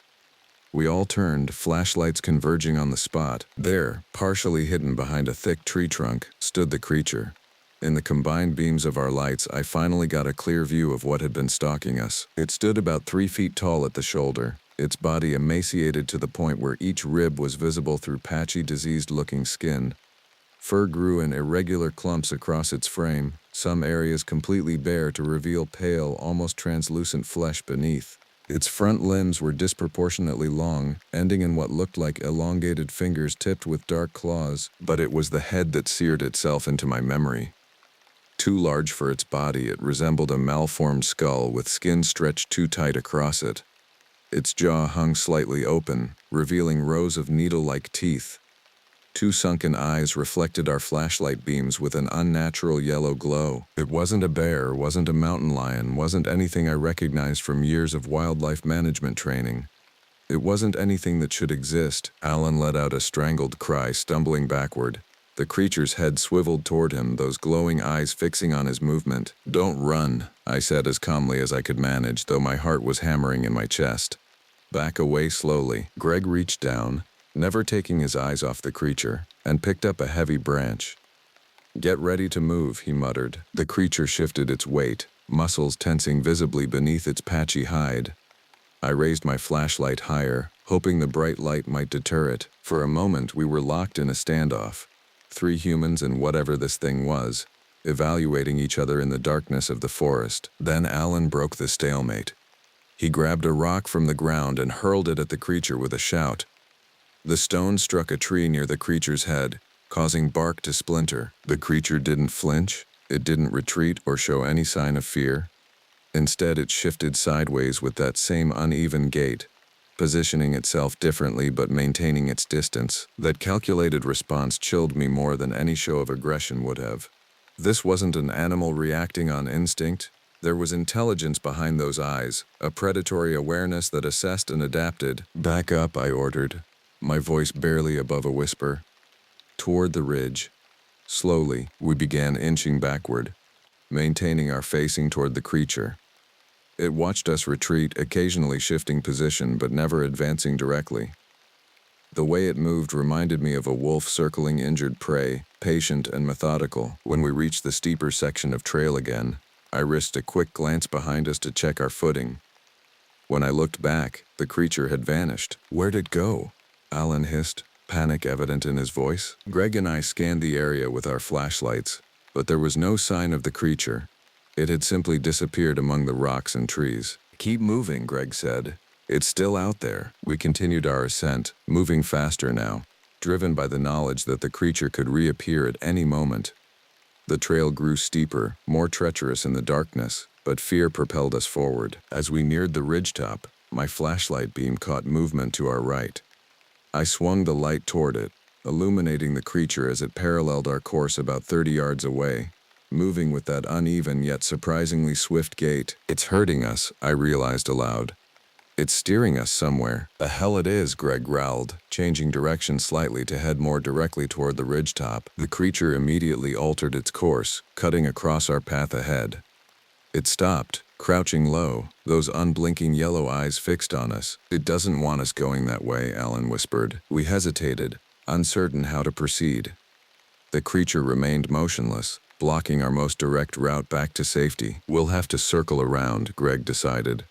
"Follow the ridgeline until we can drop down toward the visitor center." I nodded, though I wasn't convinced the creature would allow even that. Nevertheless, we changed course, moving parallel to the ridgetop rather than climbing directly up to it. The creature watched us for a moment, then disappeared into the underbrush again. I could hear it moving, circling wide to our left now. "It's trying to keep us in these woods," I said quietly. "Why?" Alan asked, his voice cracking. "What does it want?" I had no answer that wouldn't terrify him further. We pushed on, following the contour of the land as it gradually rose toward the ridge. The wind grew stronger as we gained elevation, carrying the distant sound of rushing water from the falls far below. Under different circumstances, I might have appreciated the wild beauty of it all. The forest at night, the sound of water, the feel of the mountain beneath my feet. Now every aspect of the wilderness I loved had become threatening, hiding places for something that defied explanation. We reached a steep section where the trail narrowed between 2 large boulders. Greg went first, squeezing through the gap. Alan followed. I waited for them to clear the passage before entering it myself. As I emerged on the other side, a scuffling sound came from directly above. I looked up just in time to see the creature perched on top of one of the boulders, looking down at us with those terrible yellow eyes. It was close enough that I could smell its fetid odor, that same metallic, chemical stench we'd detected near Rita's body. Close enough that I could see dark stains around its mouth and on its elongated claws. Close enough that I could hear the raspy sound of its breathing. "Run!" I shouted, abandoning all pretense of calm. Greg and Alan needed no further encouragement. They took off down the trail, flashlight beams bouncing wildly in the darkness. I followed, heart pounding, expecting at any moment to feel claws tearing into my back, but the attack never came. When I risked a glance backward, The creature was still perched on the boulder, watching us flee with what almost looked like curiosity. We ran until our lungs burned, stumbling over roots and rocks in our haste. Eventually, the trail widened, and we found ourselves on relatively flat ground. "Wait," Greg gasped, bending over with his hands on his knees. "Need to catch my breath?" We paused, all three of us panting heavily. I kept my flashlight trained on the path behind us, searching for any sign of pursuit. "I don't understand," Alan said between breaths. "Why didn't it attack? It had the perfect opportunity." I shook my head. "I don't know. Maybe it's playing with us. Maybe it's not hungry, or maybe it's waiting for something," Greg suggested grimly. That thought hung over us as we recovered our breath.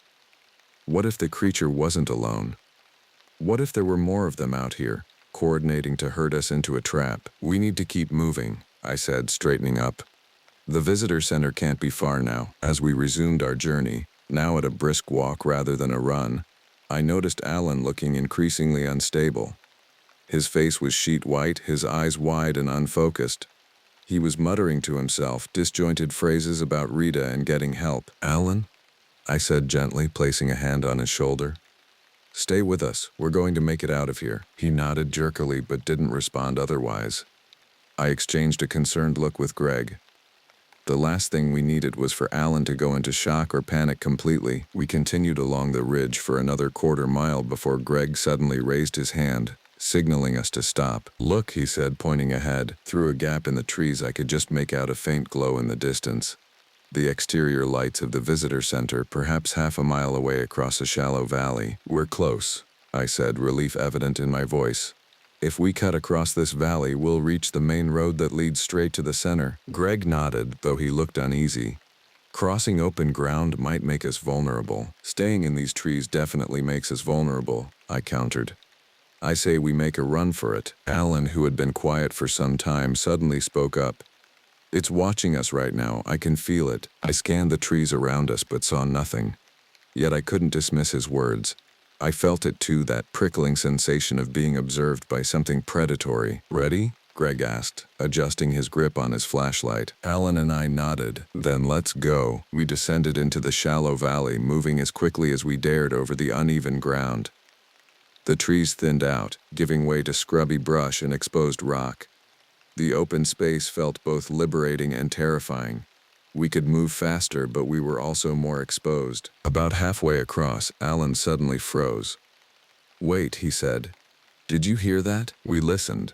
A sound like scraping on bark came from the trees we'd just left, then silence. I swung my flashlight in a slow arc, its beam penetrating only a short distance into the darkness of the forest edge. "I don't see anything," I said, though my instincts were screaming that something was wrong. "Let's keep going," Greg urged. "We're almost." His words cut off abruptly as something burst from the tree line behind us.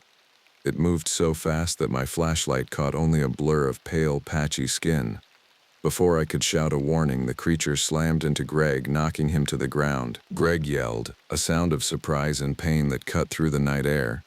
The creature had him by the leg, those elongated claws digging into his calf as it dragged him toward the trees with shocking strength. "Greg!" I shouted, lunging after them. Alan screamed, a high, panicked sound that seemed to echo across the valley. I reached Greg just as the creature pulled him into the underbrush.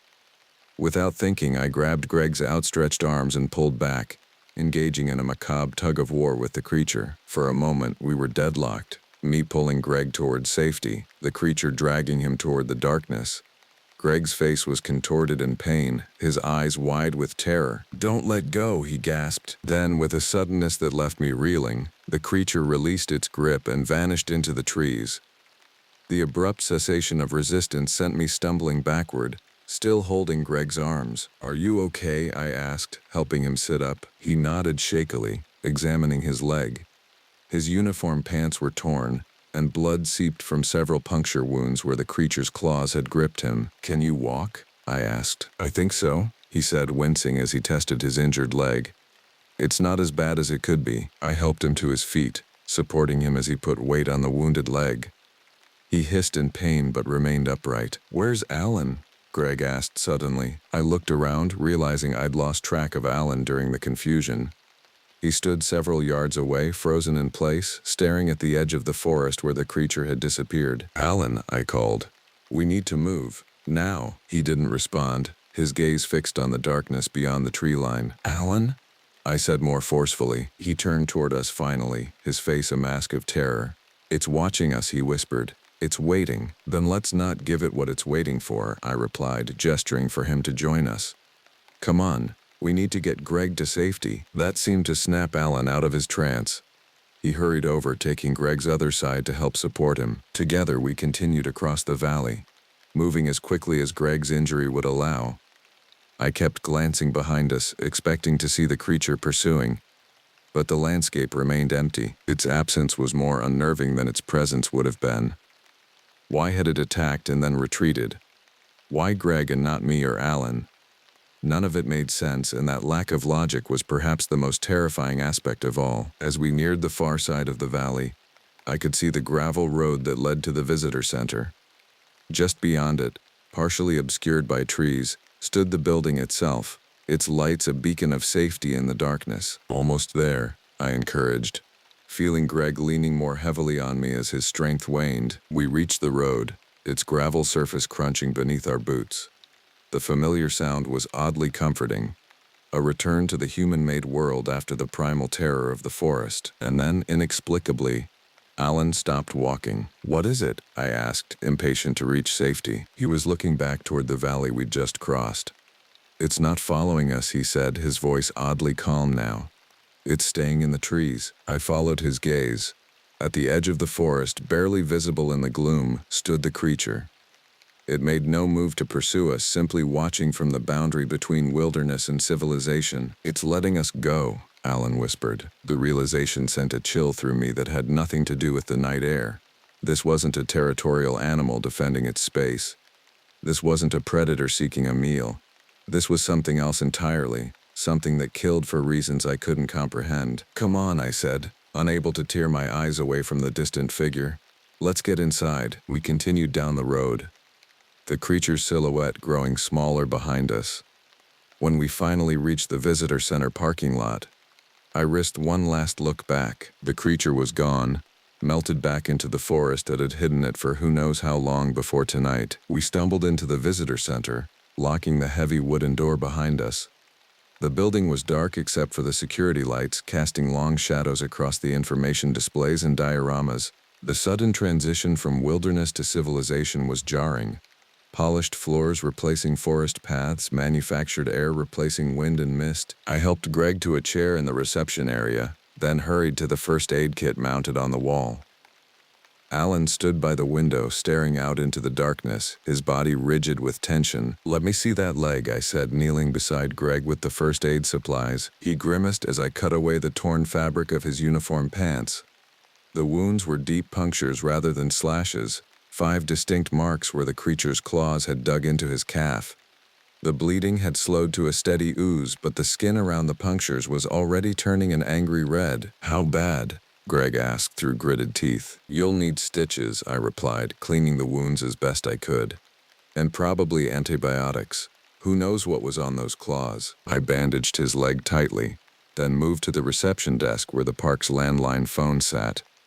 I picked up the receiver, relieved to hear a dial tone, and called the local sheriff's department. The dispatcher answered on the third ring, her voice calm and professional. "Davis County Sheriff's Department. What's your emergency?" The normalcy of her tone was almost surreal after what we'd just experienced. I took a deep breath, trying to organize my thoughts. "This is Ranger Martin Caldwell at Blackwater Falls State Park. We have a fatality on the Yellow Trail and an injured park ranger at the visitor center. We need immediate assistance." There was a brief pause before the dispatcher responded. "Can you confirm the nature of the fatality and injury, Ranger Caldwell?" How could I possibly explain what we'd encountered? I settled for partial truth. "Female hiker, appears to be an animal attack. Severe lacerations and trauma. The injured ranger has puncture wounds to his leg from the same animal." "What kind of animal, sir?" I hesitated. "Unknown at this time. Large predator, possibly rabid. Behavior was unusual." The dispatcher assured me that help was on the way. Sheriff's deputies, an ambulance for Greg, and the county coroner for Rita. I thanked her and hung up, feeling a strange dissociation from reality. The mundane process of making a phone call, of using words like fatality and injury to describe the horror we'd witnessed, seemed inadequate to the point of absurdity. I returned to where Greg sat, his face pale with pain and shock. "Help's coming," I told him. "Ambulance should be here in about 20 minutes. He nodded, then asked quietly, "What was that thing, Martin?" I shook my head. "I don't know. I've never seen anything like it. It wasn't natural," Alan said suddenly from his position by the window. He hadn't moved since we entered the building. The way it looked at us, it knew what it was doing. I couldn't argue with him. Whatever that creature was, it had displayed an intelligence and purpose that went beyond animal instinct. The way it had herded us, the selective attack on Greg, the decision to let us go once we reached the road, none of it aligned with normal predator behavior. "We need to tell them," Alan continued, finally turning from the window. "They need to know what's out there." Greg and I exchanged glances. We both recognized the problem with Alan's suggestion. Who would believe us? A malformed, intelligent creature stalking the woods of a state park? We'd sound delusional. "We'll tell them what we saw," I said carefully. "But we need to be prepared for skepticism." Alan's face hardened. "Rita is dead, your leg is torn up. What more evidence do they need?" "Bears and mountain lions kill people too," Greg pointed out gently. "And they're a lot easier for authorities to accept than whatever that was." Alan looked like he wanted to argue further, but fell silent as headlights swept across the parking lot outside.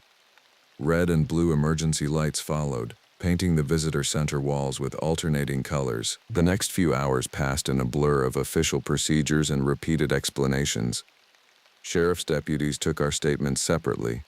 The EMTs treated Greg's leg and transported him to the county hospital. The search and rescue team prepared to recover Rita's body, guided by my directions. I described the creature as accurately as I could to the sheriff.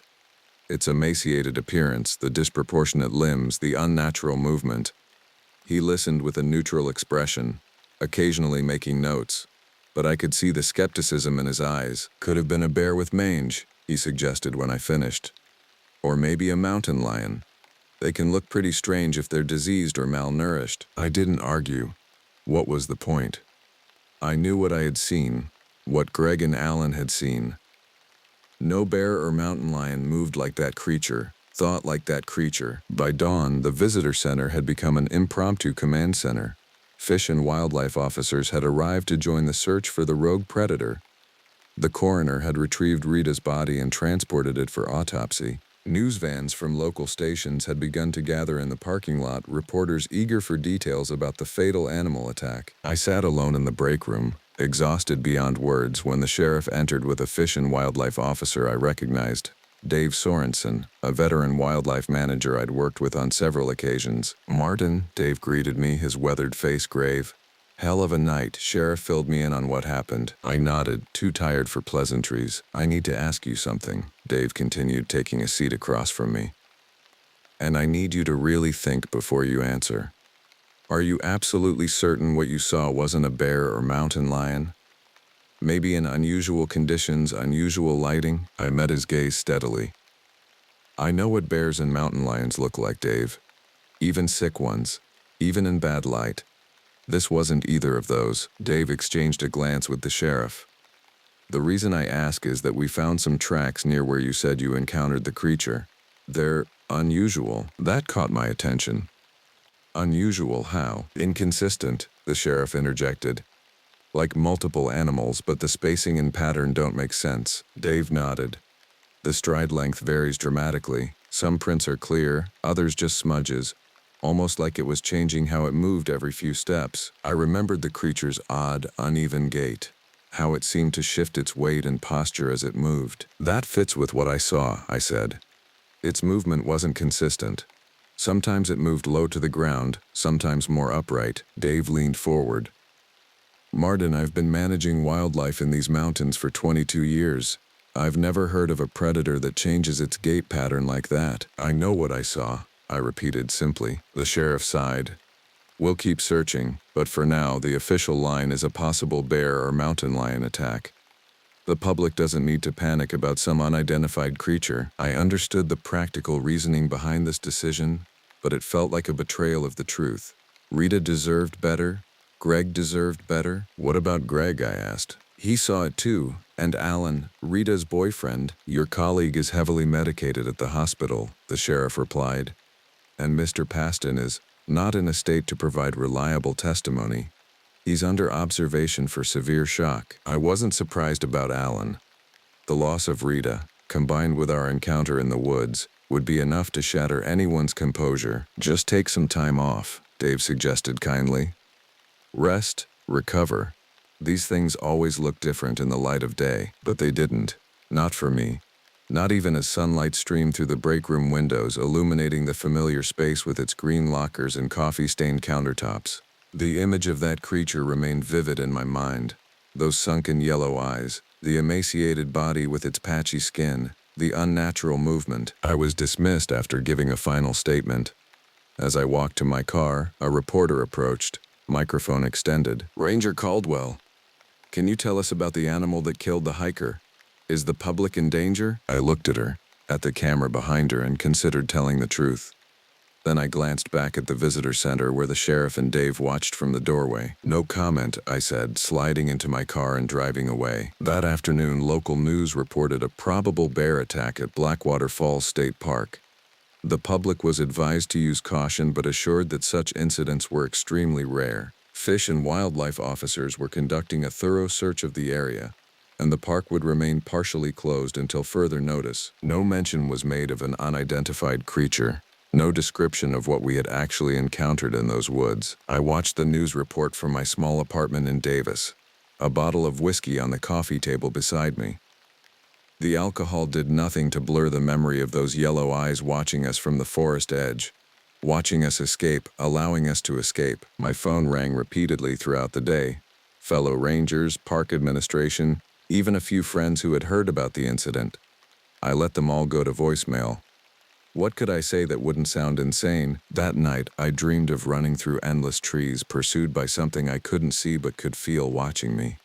I woke gasping, sheets soaked with sweat, the digital clock beside my bed reading 3:17 a.m. Sleep didn't return. I sat by my window instead, looking out at the quiet street, wondering what else might be looking back from the darkness beyond the streetlight's reach. The autumn of 1992 faded into winter, and winter melted into spring. I remained on administrative leave from the Park Service, ostensibly recovering from the traumatic incident. In reality, I think my superiors were concerned about my mental state. I had refused to back down from my account of what happened that night, even as the official narrative solidified around a rogue bear attack. Greg's leg healed, though he walked with a slight limp afterward. The puncture wounds had become infected despite immediate medical attention, requiring 2 weeks of intravenous antibiotics. The doctors had been puzzled by the infection's resistance to treatment and the unusual inflammation pattern. Whatever bit me had some nasty bacteria, Greg told me during one of my hospital visits. I didn't correct him. We both knew it wasn't a bite. Rita's autopsy report classified her death as animal attack, large predator, species indeterminate. The coroner noted the unusual nature of some of the wounds but concluded that the pattern could be consistent with a bear if the animal had been in a frenzied state. Alan Paston checked himself out of the psychiatric facility where he'd been under observation and disappeared. I heard later that he had moved to Oregon, as far from the Appalachian wilderness as he could reasonably get. The park reopened fully in March after an extensive search found no sign of the rogue bear. Visitor numbers remained lower than usual that spring, but by summer the incident had faded from public memory. People have a remarkable capacity to forget what frightens them. I couldn't forget. Every night I dreamed of those yellow eyes watching from the darkness. Every sudden sound made me tense. Every walk in the woods, which had once been my greatest joy, now filled me with apprehension. In April, I submitted my resignation to the Park Service. My supervisor tried to talk me out of it, suggesting that my reaction was normal post-traumatic stress that would fade with time. "You love these mountains, Martin," he reminded me. "Don't let one bad night change that." But it wasn't just one bad night. It was the fundamental shift in my understanding of the wilderness I thought I knew. The forests I had once considered a sanctuary now held secrets I couldn't comprehend, dangers I couldn't anticipate. I took a job teaching high school biology in Morgantown. returning to education but maintaining my connection to the natural world through curriculum rather than direct experience. The irony of coming full circle wasn't lost on me. Back to grading pop quizzes, as Greg used to tease. Greg stayed with the Park Service but transferred to a desert park in Arizona. No forests to worry about, he joked when he told me about the move, but I could hear the relief in his voice.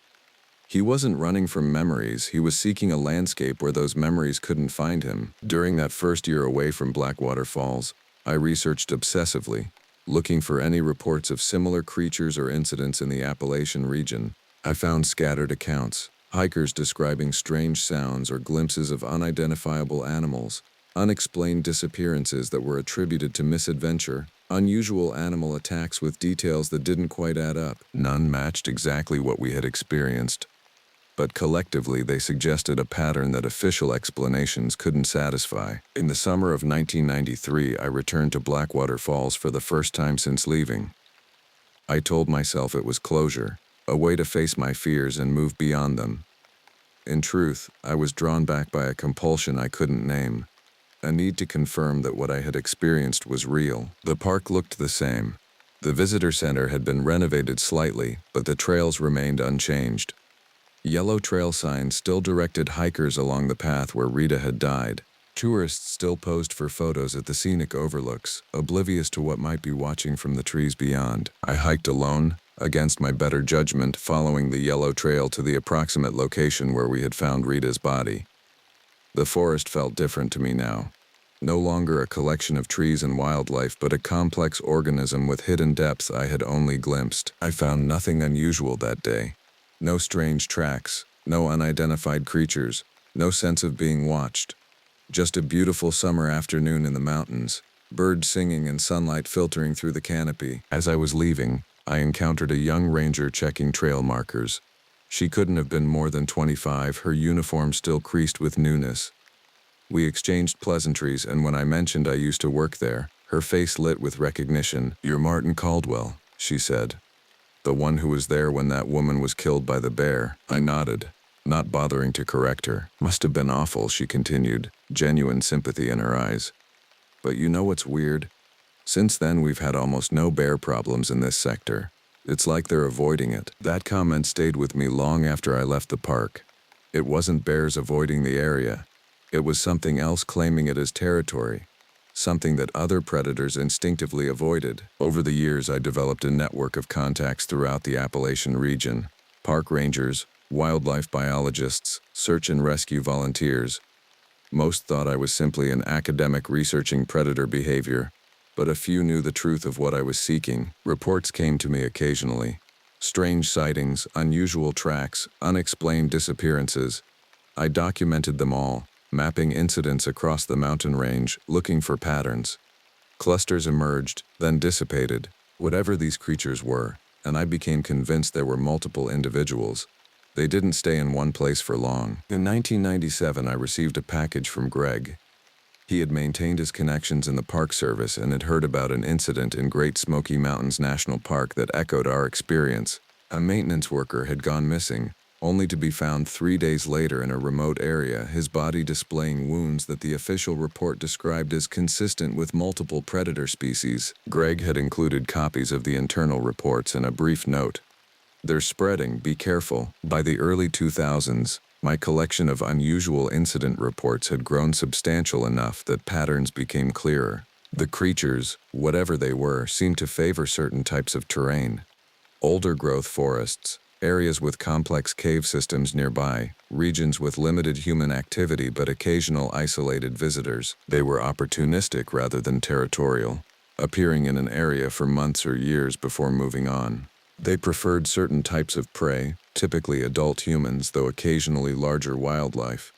And their hunting methods suggested planning and coordination that defied conventional understanding of animal behavior. I published some of my findings in obscure cryptozoology journals, careful to present them as speculative research rather than first-hand accounts.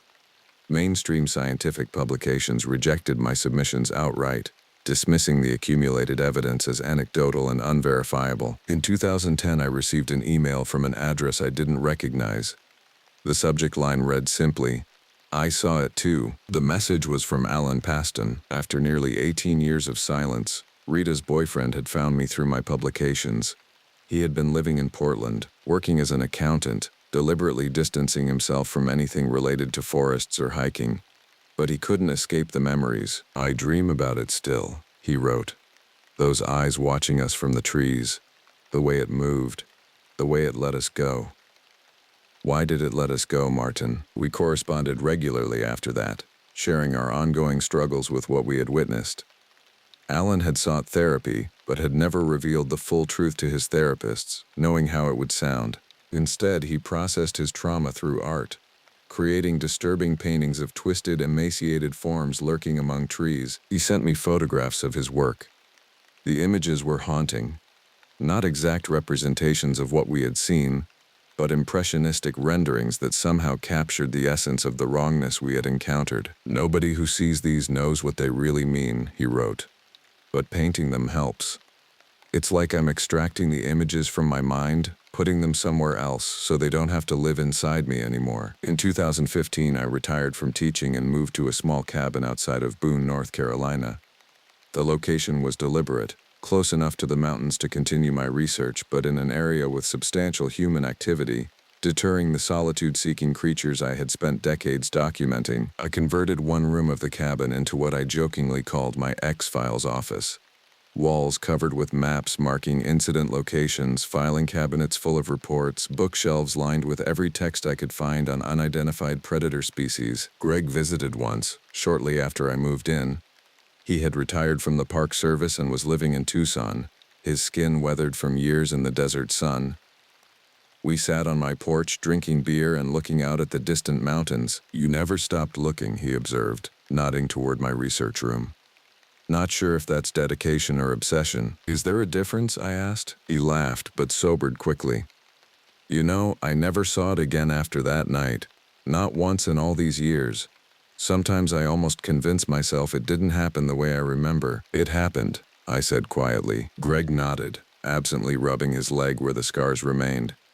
"Yeah, it happened." We sat in silence for a while, watching the sunset paint the mountains in shades of gold and purple. "What do you think they are?" Greg finally asked. "After all your research all these years, what's your best guess?" I had considered this question countless times, examining every possibility from the scientific to the supernatural. The answer I had arrived at was unsatisfying but honest. "I think they're an adaptation," I said. "Something that evolved to fill a specific ecological niche. Predators of human beings in wilderness environments. They stay hidden, they're intelligent enough to be selective, and they understand us well enough to hunt us effectively." Greg considered this. "That's a terrifying thought. That nature created something specifically designed to prey on us." "The wilderness has always been dangerous," I replied. "We just thought we understood all the dangers." That conversation with Greg was our last. He died of a heart attack 6 months later, taking his first-hand knowledge of that night to the grave. At his funeral, I met his daughter, a wildlife biologist following in her father's footsteps.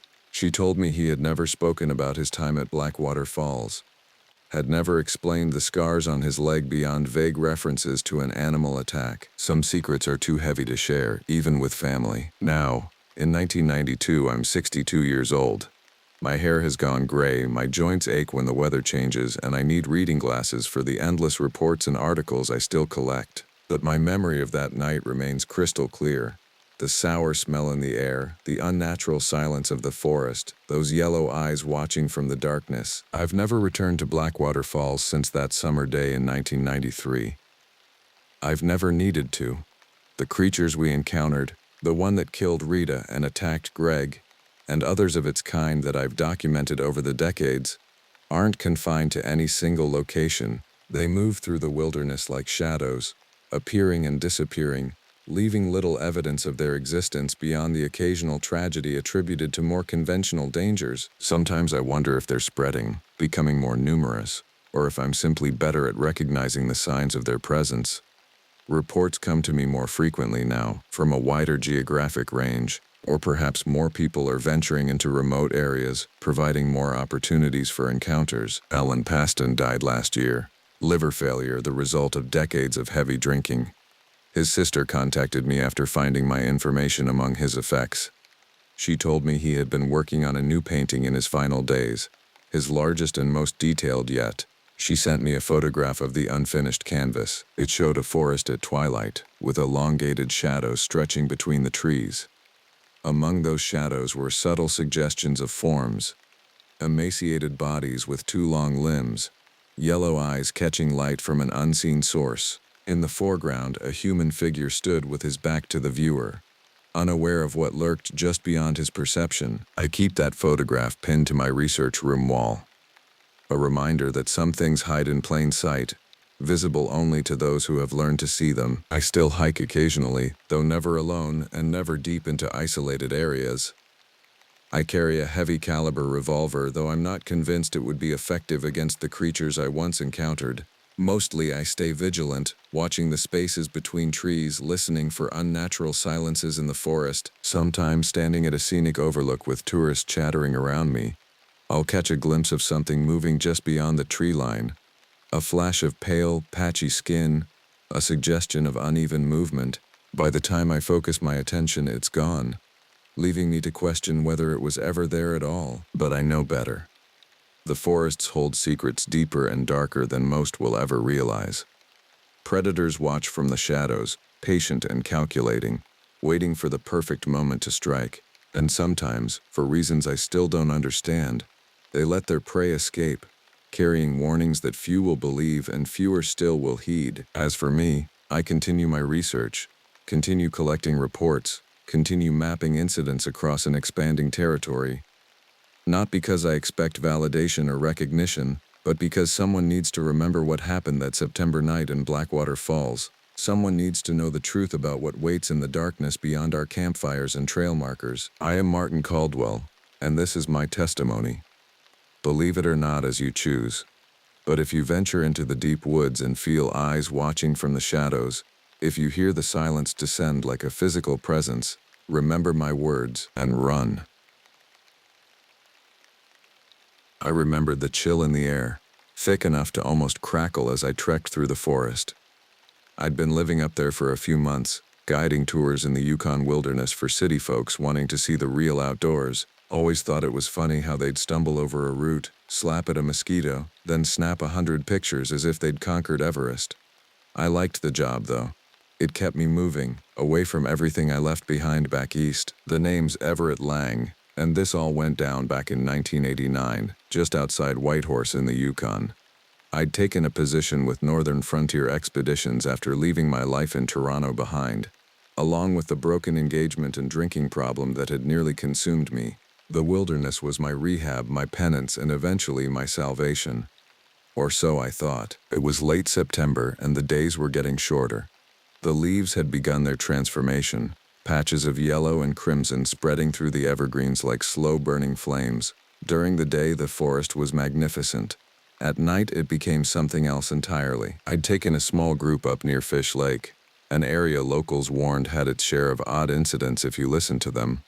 Talk of strange animals, sightings of two big bears with legs longer than they should be, hikers going missing only to turn up miles away with no memory of how they got there. I figured it was all tall tales, and if there's one thing I knew, it was how to ignore wild stories. After all, I'd spent the past 6 months telling myself I was fine, that leaving everything behind had been the right call. This group was one of those self-reliant types from Vancouver, the kind that thinks wilderness is a walk in the park. There were 5 of them, all decked out in gear fresher than a pack of gum, with a couple of knives clipped on like accessories. Roy Harmon was the self-appointed leader. Tall, lanky, with a perpetual smirk that suggested he knew better than me despite this being his first time north of the 60th parallel. His girlfriend Melissa Chen was quieter but just as confident, with a geology background that she mentioned at every opportunity. The Morrison brothers, Sam and David, were identical twins in their early 30s who finished each other's sentences and shared an annoying habit of second-guessing my directions. Then there was Naomi Jackson, a photographer who seemed genuinely interested in the landscape. The only one who asked thoughtful questions about the area's history. They joked about survival as if they'd mastered it by watching a few cable TV shows. So I decided to let them have their fun. They'd paid for the authentic experience after all. Lang, you ever seen one of those Yukon grizzlies up close? Roy asked as we hiked the final stretch toward our camping spot, a clearing I'd used dozens of times before. Close enough, I replied, not wanting to embellish the way some guides did. And it's not something you want to experience firsthand. I'm sure I could handle it, Roy said, patting the hunting knife on his belt. The twins nodded in agreement, and I suppressed a laugh. That toy wouldn't do much against a motivated grizzly except maybe clean under its claws after it was done with them. We reached the clearing by mid-afternoon. Fish Lake shimmered about half a mile to the east, visible through breaks in the trees. The mountains rose like sentinels in the distance, their snow-capped peaks catching the slanting sunlight. Everyone set up your tents in this area, I instructed, indicating the flatter ground. Keep food secured in the bear canisters I gave you. And remember, nothing scented in your tents. No food, no toothpaste, no deodorant. While they fumbled with tent poles and guy lines, I took a moment to survey our surroundings. The forest seemed normal enough. Spruce and pine standing like silent watchers, the occasional birch adding contrast. But something felt off, a subtle wrongness I couldn't quite place. Old Jim Nakai, one of the local Tagish elders who occasionally shared drinks with the guides, had warned me about Fish Lake last spring. That place has old darkness, he'd said, eyes fixed somewhere beyond the bar's grimy window. Our people don't camp there. Not since before my grandfather's time. I dismissed it then. Every patch of wilderness had its ghost stories. By the time we set up camp, it was evening. The sun dipped early over the mountains, leaving the sky painted in bruised purples and yellows. I was setting up my tent when I heard something, a low rustling sound just past the clearing. Didn't think much of it.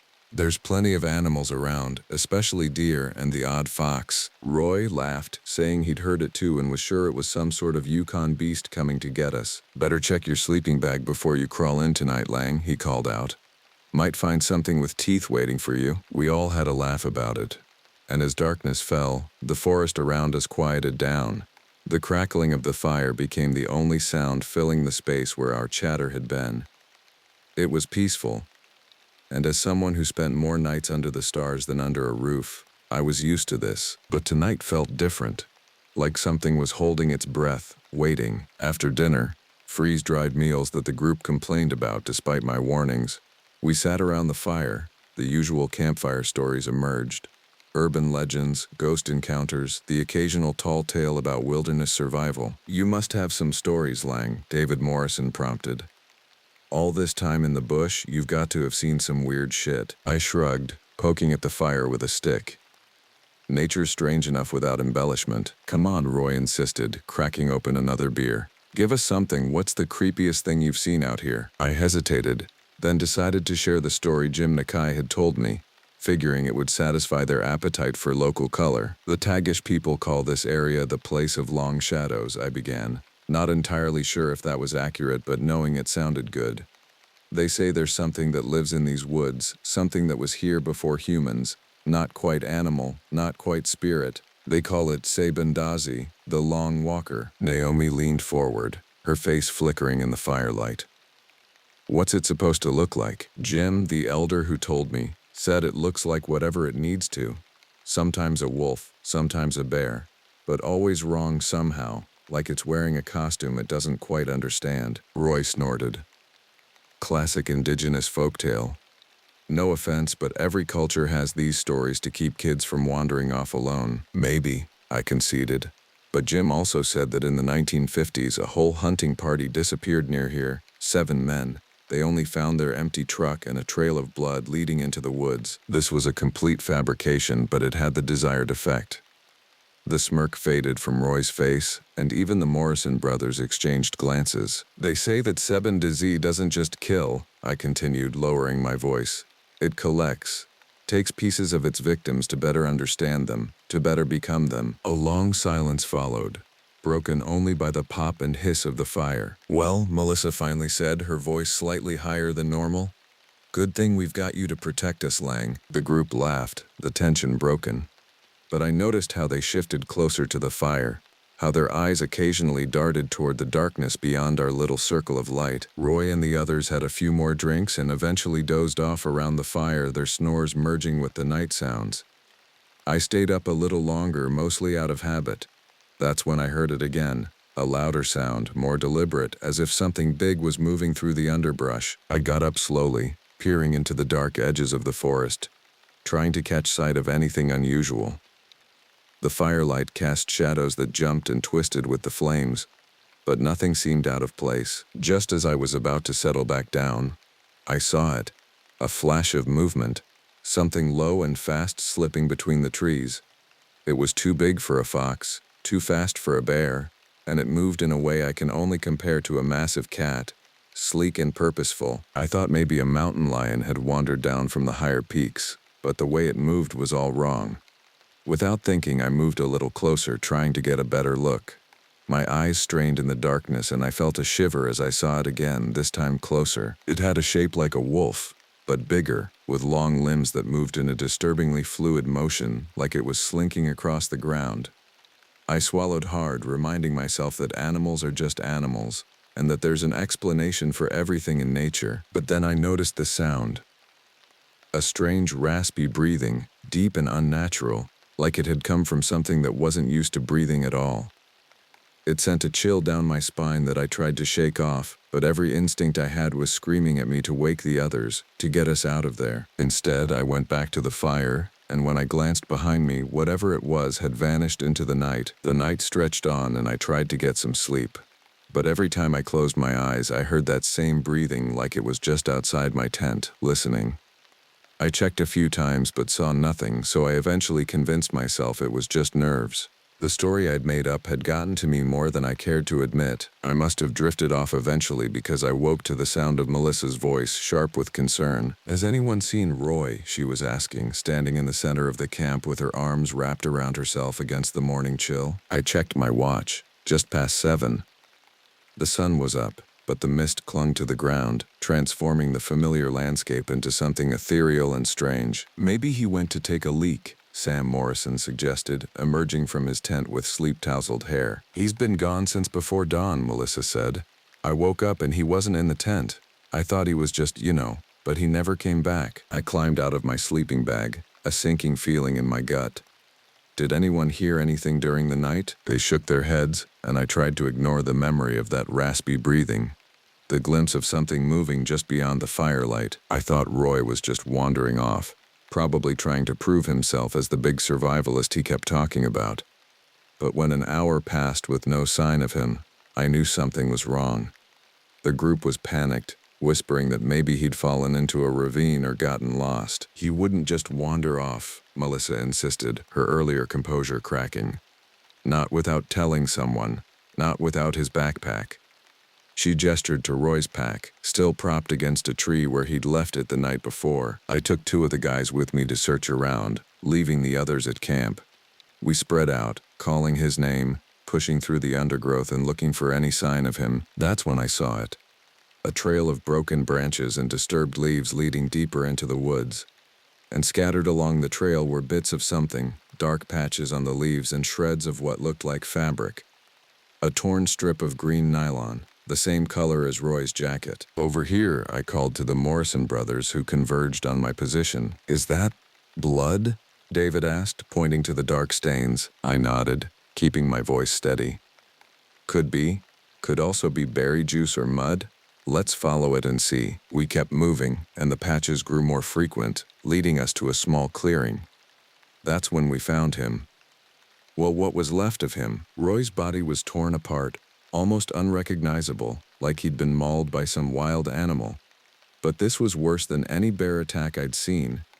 It looked like whatever had attacked him had done so with purpose, tearing through him in a way that wasn't just feeding. It was almost like it had been done out of rage. The other 2 guys stared, pale and silent, as I forced myself to look closer, trying to figure out what could have done this. But there were no bite marks, no signs of claws, just torn flesh and broken bones, as if he'd been ripped apart by something that didn't care about hunting or eating, just destruction. "Jesus Christ," Sam whispered, turning away to vomit into the underbrush. David just stared, his face blank with shock. What What could do that to a person? I shook my head, the image of that long-limbed shape from the night before flashing in my mind. I don't know, but I did know. Somehow, or at least I felt it. This wasn't a bear or a wolf or any natural predator. This was something else entirely. We backed away, and I told them we had to get back to camp and radio for help. They nodded, still in shock as we made our way back. The whole time I felt that thing lurking, watching us, moving just out of sight. The trees felt too close, the shadows too dark, and that breathing, the same sound from last night, followed us all the way back. Back at camp, the remaining group members were huddled together, fear etched into their faces. I didn't tell them exactly what we'd seen, only that we needed to leave now. They didn't argue. Everyone could feel the wrongness in the air, like the forest itself had turned against us. "What about Roy?" Melissa asked, her voice small. "We found him," I said, choosing my words carefully. "There's been an accident. We need to radio for help and get out of here." "An accident?" she repeated, her expression sharpening. "What kind of accident?" I hesitated, then decided they deserved the truth, or at least part of it. "It looks like an animal attack. A bad one." Melissa's hand flew to her mouth. "Is he?" I nodded grimly. "I'm sorry," she crumpled, a keening sound escaping her that seemed to echo through the trees. Naomi moved to comfort her, wrapping an arm around her shoulders. "What kind of animal?" David asked, his voice hollow. I shook my head. "I'm not sure, but we need to move, now." As we packed up, one of the girls screamed, pointing to a spot just beyond the camp. There, half hidden in the shadows, was the creature. It was hunched low, its limbs too long and too thin, its body covered in a patchy dark fur. Its face, well, it didn't look like any animal I'd ever seen. It was a distorted, almost human-like face, but stretched and twisted, like something that was trying to mimic humanity and failing miserably. The thing moved closer, and that's when I saw its teeth, long, jagged, and uneven, sticking out at odd angles like they'd been crammed in without any order. Its mouth stretched too wide, almost grinning, and I realized with horror that it was looking right at me. Without thinking, I grabbed the flare gun from my pack, the one piece of emergency gear I hadn't had to use until now. I aimed and fired, the flare shooting through the trees, lighting up the clearing in an eerie red glow. The creature flinched, its body twisting as it shrank back into the darkness. But it didn't run. It stood there watching us, that twisted grin frozen on its face. We didn't wait to see if it would come back. We grabbed our gear and took off down the trail, moving as fast as we could, half stumbling, half running.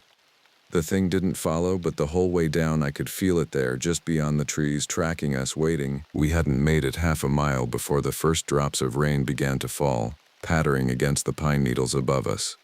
Within minutes it had transformed into a downpour, the kind of sudden mountain storm that can turn trails into muddy rivers in no time. "We need to keep moving," I shouted over the rain, gesturing for the group to follow me. The Morrison brothers were helping Melissa, who seemed to be in shock, her movements mechanical and her eyes vacant. Naomi trudged behind them, clutching her camera bag to her chest like a shield. The rain had turned the path treacherous, and visibility had dropped to almost nothing. I knew these woods well, but in these conditions even I could get disoriented. The ranger station was a good 15 miles away, a full day's hike in good weather, and this was anything but. "We need shelter," David called out, his voice nearly lost in the hammering rain. "Melissa can't keep going like this." I hesitated, torn between the need to keep moving and the reality of our situation. The creature, whatever it was, hadn't followed us, at least not that I could see. And in this weather we risked hypothermia or injury if we pushed too hard. "There's an old trapper's cabin about 2 miles from here," I finally said. "If we can make it there, we can regroup and try to radio out." The relief on their faces was palpable, and we adjusted our course, heading east toward where I knew the cabin stood. The rain continued its assault, and the forest around us seemed to press in closer, the trees looming like dark sentinels. That's when I first noticed it, a subtle change in the atmosphere, like the air itself was growing thicker. The sound of the rain seemed to muffle, becoming distant and hollow, as if we were hearing it through water. "Do you feel that?" Naomi asked suddenly, stopping in her tracks. I nodded, scanning the surrounding forest. Nothing moved except the rain-lashed branches, but that feeling of being watched had returned, stronger than before. "We're almost there," I lied, knowing we still had at least a mile to go. "Keep moving." We pressed on, but the sense of wrongness grew with each step. The forest had gone quiet beneath the rain. No birds, no rustling of small animals, just the steady drumming of water on leaves and our labored breathing. Sam Morrison suddenly stopped, his gaze fixed on something ahead. "What's that?" I followed his line of sight and felt my blood turn to ice. There, hanging from a branch about 20 feet ahead, was a strip of fabric, bright green, unmistakably from Roy's jacket. "It's nothing," I said quickly. "Just trash someone left behind." But Sam was already moving toward it, as if drawn by some morbid curiosity. "That's Roy's," he insisted. "I'm sure of it." "Sam, get back here," I called, but he continued forward, reaching up to examine the scrap of fabric. That's when we heard it. That same raspy breathing from the night before, but closer now, almost on top of us. It seemed to come from everywhere and nowhere at once, filling the air like a physical presence. Sam froze, his hand still extended toward the fabric. "What the hell is that?" he whispered, and then we saw it. Not through the trees this time, but above them. The creature was moving through the canopy, its elongated limbs wrapping around branches with disturbing grace. It paused directly above Sam, that grotesque parody of a face tilted in what almost looked like curiosity. "Sam, don't move," I said, my voice barely audible even to myself. But it was too late. The thing dropped from the trees, a blur of dark fur and extended limbs. Sam had time for one short, strangled scream before it was on him, those twisted arms wrapping around him like a grotesque embrace. I raised the flare gun again, but they were already moving away, the creature dragging Sam deeper into the forest with unnatural speed.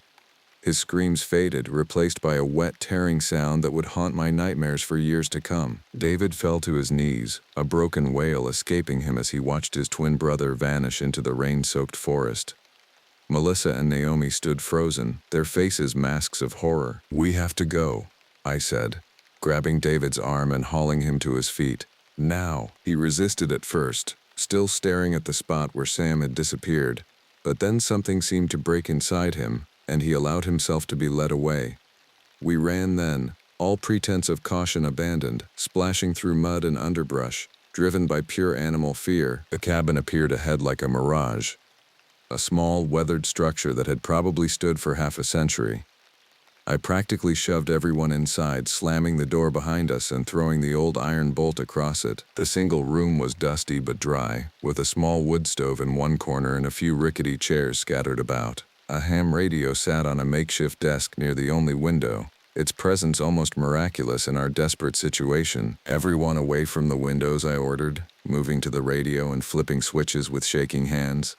The ancient machine hummed to life, static filling the small space. "This is Everett Lang with Northern Frontier Expeditions," I spoke into the microphone.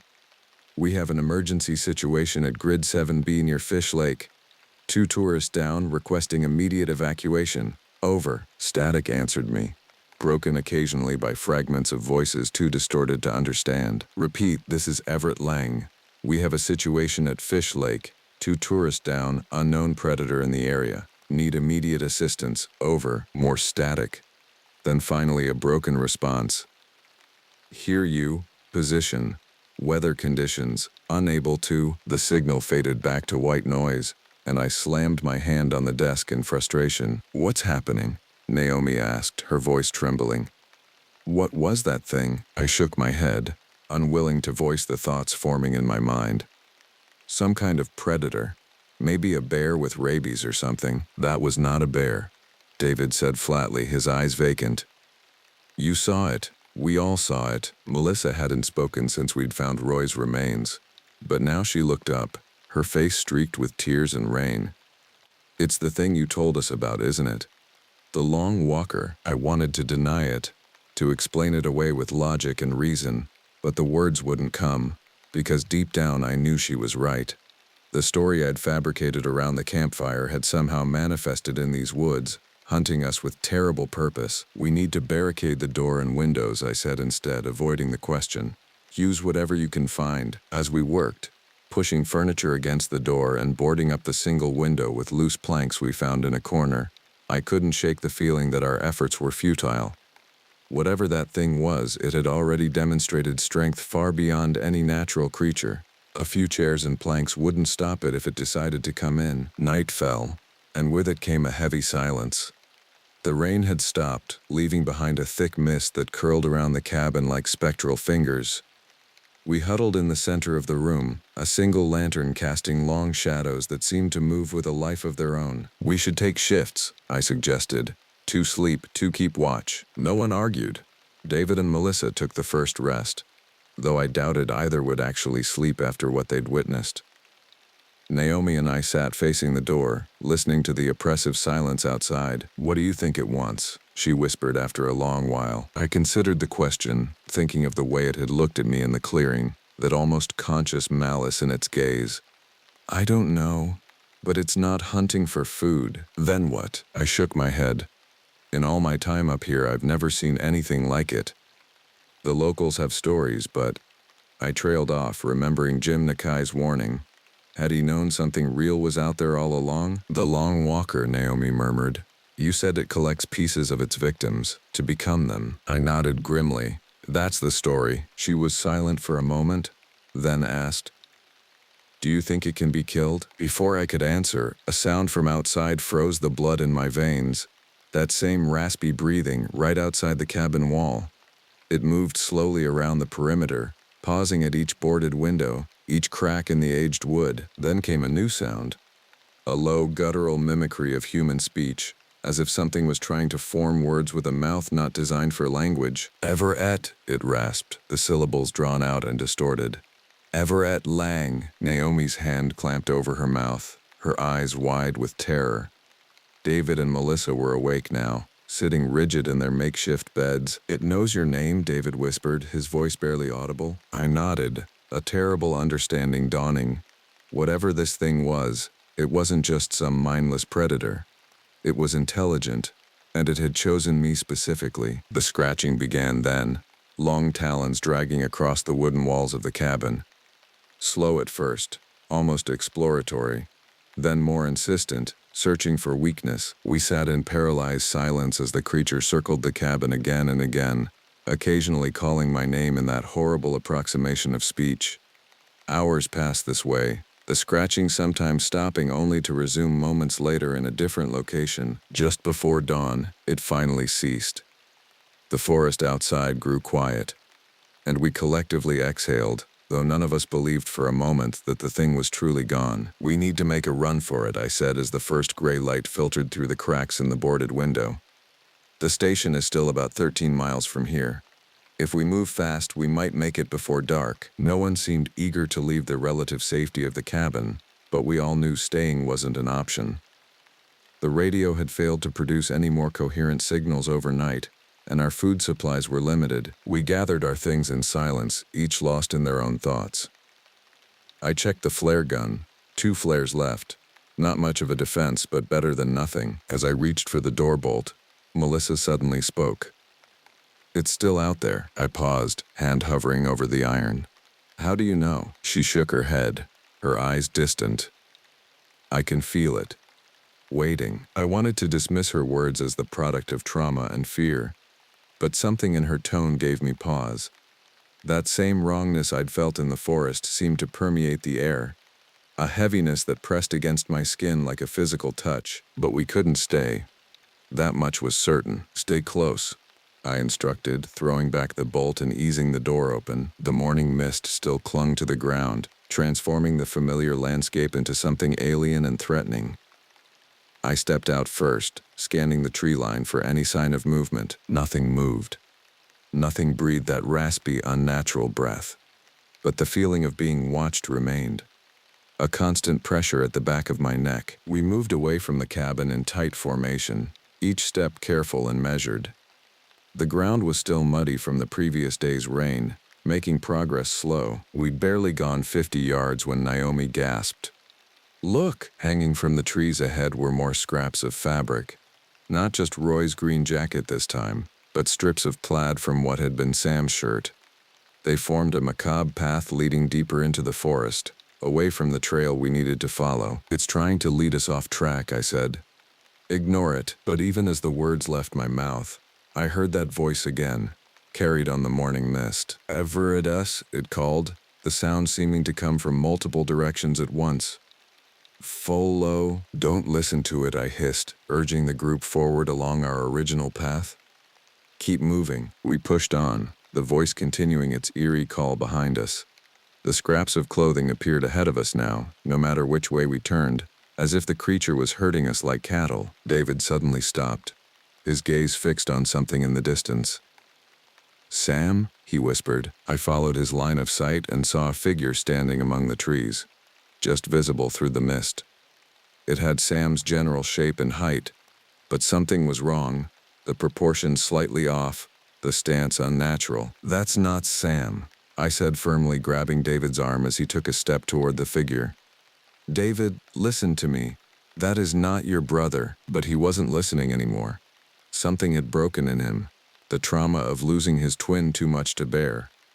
With surprising strength, he wrenched free of my grip and ran toward the figure, calling his brother's name. David, stop, I shouted.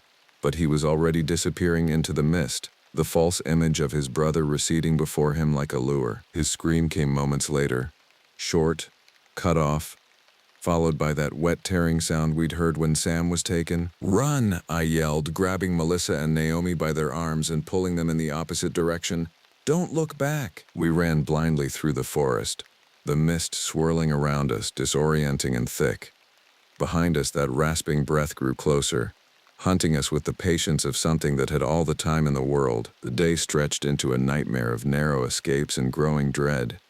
Each time we thought we'd lost the creature, it would appear again, sometimes ahead of us, sometimes to the sides, herding us in directions we didn't want to go. It was toying with us, I realized. A cat playing with mice before the inevitable kill. By mid-afternoon, exhaustion had set in. Melissa moved like a sleepwalker, her face blank and her movements sluggish. Naomi wasn't much better, jumping at every sound and constantly looking over her shoulder. We needed shelter again, somewhere to regroup and rest. The ranger station was still at least 8 miles away by my estimation, and we wouldn't make it before nightfall. There's an old mining operation ahead, I told them, recalling the area from previous expeditions. Abandoned in the 70s, but the structure should still be sound. They nodded mutely, too tired to question or protest.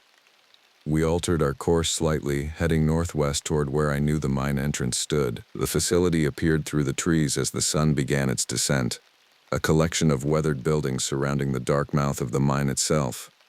Chain-link fence, rusted and sagging in places, encircled the compound. We'll hole up in the foreman's office, I said, pointing to a small building near the mine entrance. It's the most secure structure. We made our way through a gap in the fence and approached the building. The door hung partially open, its lock long since broken by other visitors. Inside, dust covered everything, but the structure was sound, concrete walls and a metal roof, with small windows set high in the walls. Help me secure the door, I instructed, and Naomi moved to assist me in dragging an old metal desk in front of it. Melissa sat heavily in a corner, her vacant stare fixed on nothing. She's in shock, Naomi whispered, nodding toward the other woman. We need to keep her warm. I nodded, shrugging off my jacket and draping it over Melissa's shoulders. She didn't react, continuing to stare at the wall as if it held some answer to all of this. As darkness fell, the temperature dropped dramatically. I managed to get a small fire going in an old metal trash can, providing both warmth and light. We huddled around it, the shadows dancing on the concrete walls. What is that thing? Naomi finally asked, breaking the long silence. Really? I hesitated, gathering my thoughts. I don't know exactly, but I've been thinking about what Jim, the Tagish elder, told me. Not just the campfire story I made up, but what he actually said. I paused, remembering our conversation in that dimly lit bar. He told me that long before Europeans came to the Yukon, his people knew there were places where the border between worlds was thin, places where things could slip through from somewhere else. Another dimension? Naomi asked, her scientific skepticism warring with the reality of what we'd witnessed. Maybe? Or maybe it's been here all along, hiding in the shadows, in the places humans don't go. I stared into the flames, thinking, Jim said his people believe these creatures can take the form of those they kill. Not perfectly, but enough to lure others, like it did with Sam, Naomi murmured. I nodded grimly. The elders call it skin thieving. They take more than just life, they take identity, memories, enough to mimic their victims and lure more prey. Melissa suddenly spoke, her voice flat and distant. It's been here for centuries, waiting, watching, learning. We both turned to look at her, startled by her words after hours of silence. Melissa? Naomi said gently. What do you mean? Her eyes remained fixed on some middle distance, unfocused. I can feel it, inside my head. It's curious. It wants to know what we are, how we think, what we fear. She blinked slowly. It's old, so old, and patient. A chill ran down my spine that had nothing to do with the night air. Melissa, try to block it out. Whatever connection you're feeling, try to shut it down. She shook her head slightly. It's already in. Has been since Roy. It touched him first, and now it can touch all of us. Telepathy, Naomi whispered, incredulous despite everything. Not exactly, Melissa continued in that same flat tone. More like contamination. It spreads like a disease, from victim to victim, until it knows everything about them. Then it can wear them, I repeated, the words leaving a foul taste in my mouth. Melissa nodded slowly, like clothes. But not just the outside, the inside too. Thoughts, feelings, memories. Her eyes finally focused, meeting mine with terrifying clarity. It knows your name, Everett, because it pulled it from Roy's mind. And it knows why you're here, running from your past in the wilderness. I felt the blood drain from my face. I'd never told the group about my reasons for coming to the Yukon. Never mentioned the broken engagement or the drinking. It's coming, Melissa said suddenly, her gaze shifting to the door. It's almost here, as if on cue. That now familiar raspy breathing emerged from the darkness outside, echoing against the concrete walls of the small building. The scratching followed, long talons dragging across metal and stone, searching for a way in. Everett, it called, the voice more human than before, as if it were perfecting its mimicry with each encounter. Let me in, Everett, like you let me in before. Naomi looked at me, confusion and fear battling across her features. What does it mean? I shook my head, equally baffled. I don't know. The scratching intensified, focusing on one of the high windows now. Glass cracked, a spider web of fractures spreading across the pane. It's breaking in, Naomi whispered. Melissa stood suddenly, her movements fluid and purpose. No, she said, her voice stronger than it had been in hours. It's not breaking in. It's already here. She turned to me, a strange smile spreading across her face. Too wide, too many teeth. It's been here all along, Everett. Inside me. Inside all of us now. Horror dawned as I realized what was happening. Naomi, get away from her. But it was too late. Melissa's form seemed to ripple, her limbs elongating, her face stretching into that terrible parody of humanity I'd seen in the creature. The transformation wasn't physical so much as perceptual. As if a veil had been lifted, revealing what had been hiding in plain sight. Naomi screamed, scrambling backward as Melissa, or the thing wearing Melissa, reached for her with hands that were no longer entirely human. I raised the flare gun, my last defense against the nightmare unfolding before me. Stop, I commanded, as if the creature would listen to human pleas. The thing that had been Melissa paused, that terrible grin still fixed on its face. You don't understand, it said. Its voice a horrific blend of Melissa's and that rasping growl. We've always been here, in the shadows, in the corners of your eyes. It took a step toward me, its movements jerky and wrong, like a marionette with tangled strings. You invited us in, Everett, all those years ago, when you first ran away. Understanding hit me like a physical blow. The blackouts, the lost time, the mornings waking up with no memory of the night before. Back when the drinking was at its worst. Had something been watching me even then? Waiting for a moment of weakness to slip in? No, I whispered, but doubt had taken root. The thing lunged suddenly, faster than anything human could move. I fired the flare gun instinctively, the blazing projectile catching it square in the chest. It screeched, a sound like metal tearing, and recoiled, its form rippling and distorting as it thrashed against the far wall. "Run!" I shouted to Naomi, shoving the desk away from the door and wrenching it open. We burst into the night, the cold air shocking after the warmth of the small fire. Behind us, the creature's screeches grew more distorted, more inhuman, as it recovered from the flare's impact. "The mine!" Naomi gasped, pointing to the dark entrance. "We can lose it in the tunnels." It was a desperate plan, but we had no better options. We raced toward the gaping mouth of the mine, the sound of pursuit growing closer with each step. The entrance loomed before us, a black void in the mountainside. Without slowing, we plunged into the darkness, the temperature dropping immediately as we left the open air behind. I fumbled for the small flashlight on my belt, clicking it on to reveal a rough-hewn tunnel stretching into the mountain. Support beams lined the walls at regular intervals, many sagging with age and rot. "Keep moving," I urged, pushing deeper into the mine. "There should be side tunnels up ahead." We moved as quickly as we dared, the beam of the flashlight bouncing wildly ahead of us. The main tunnel branched, smaller passages splitting off in different directions. We took a sharp right, then a left, hoping to lose our pursuer in the labyrinth of the abandoned mine. After what felt like hours but was probably only minutes, we paused, listening. The only sounds were our ragged breathing and the occasional drip of water from the ceiling. "Do you think we lost it?" Naomi whispered. Before I could answer, a low, hollow laugh echoed through the tunnels, coming from everywhere and nowhere at once. "You can't lose what's inside you," it called, the voice seeming to emanate from the very walls around us. "Keep moving," I hissed, pulling Naomi forward into another tunnel. We wound deeper into the mountain, taking turns at random, hoping to find another exit or at least a defensible position. The air grew thinner, cooler, and I began to worry about getting lost in the maze ourselves. The tunnel suddenly widened, opening into what must have been the main excavation chamber. Mining equipment, abandoned decades ago, stood in rusted silence, and there on the far side of the chamber was another tunnel, larger and with fresh air flowing through it. "Another exit," I breathed, hope rekindling. "Come on." We crossed the chamber quickly, but just as we reached the tunnel, a dark shape dropped from the ceiling, landing directly in our path. It was the creature, but it had changed again. Now it wore a patchwork of features: Roy's height, Sam's eyes, David's build, Melissa's hair, all combined into a grotesque collage of humanity. The only constant was that terrible grin, too wide and filled with too many teeth. "No more running," it said, its voice a blend of all those it had consumed. "No more hitting." I pushed Naomi behind me, facing the creature with the empty flare gun. A useless gesture, but the only defense I had left. "What do you want?"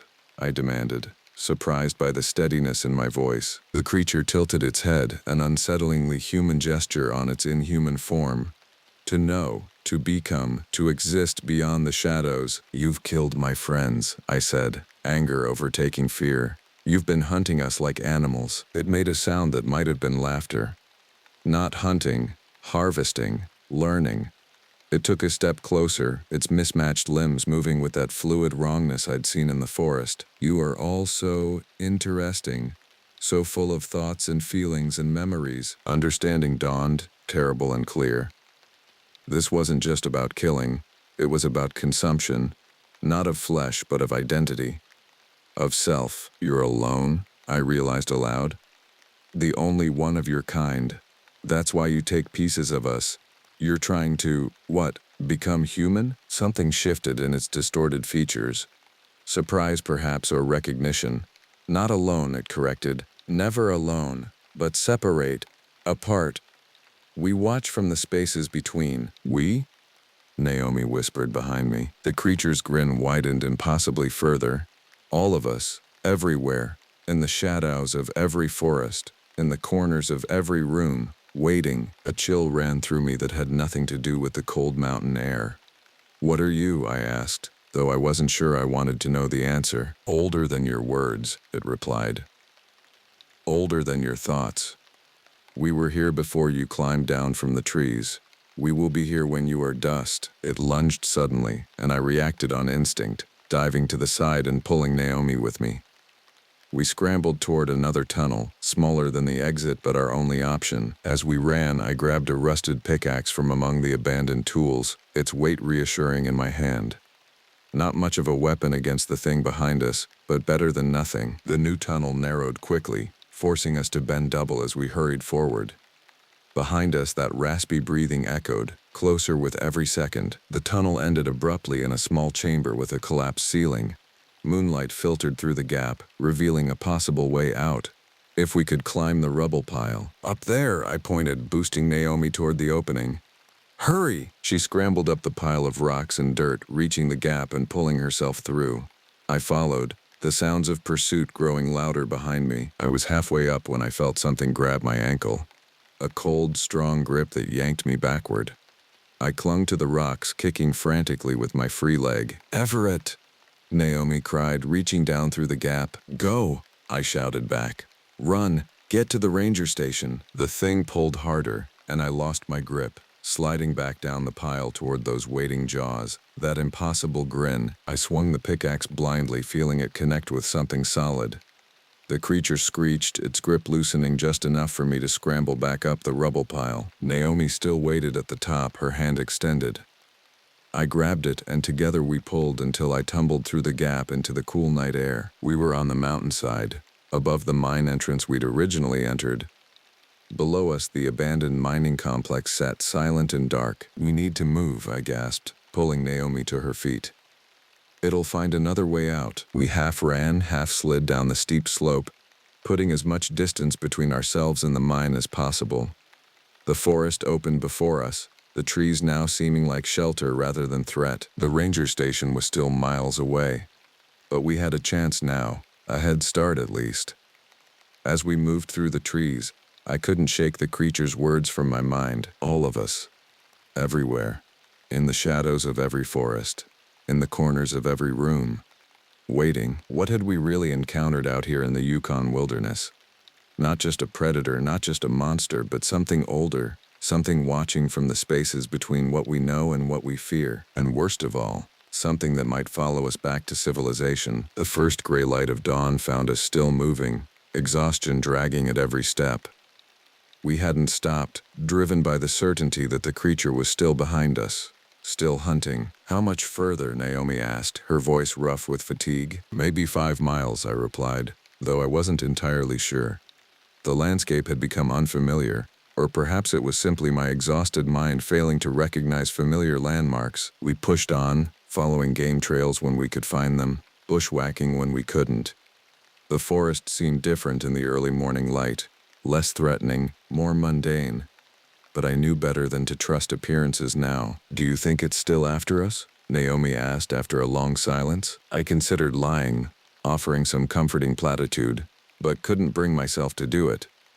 Yes, I think it is, she nodded, accepting this with a grim resignation that spoke of how much she'd changed in the past 2 days. The photographer who'd excitedly cataloged mountain wildflowers was gone, replaced by someone who understood that the world was vastly more dangerous than she'd ever imagined. What you said back there, she began hesitantly, about it being the only one of its kind. Do you think that's true? I shook my head.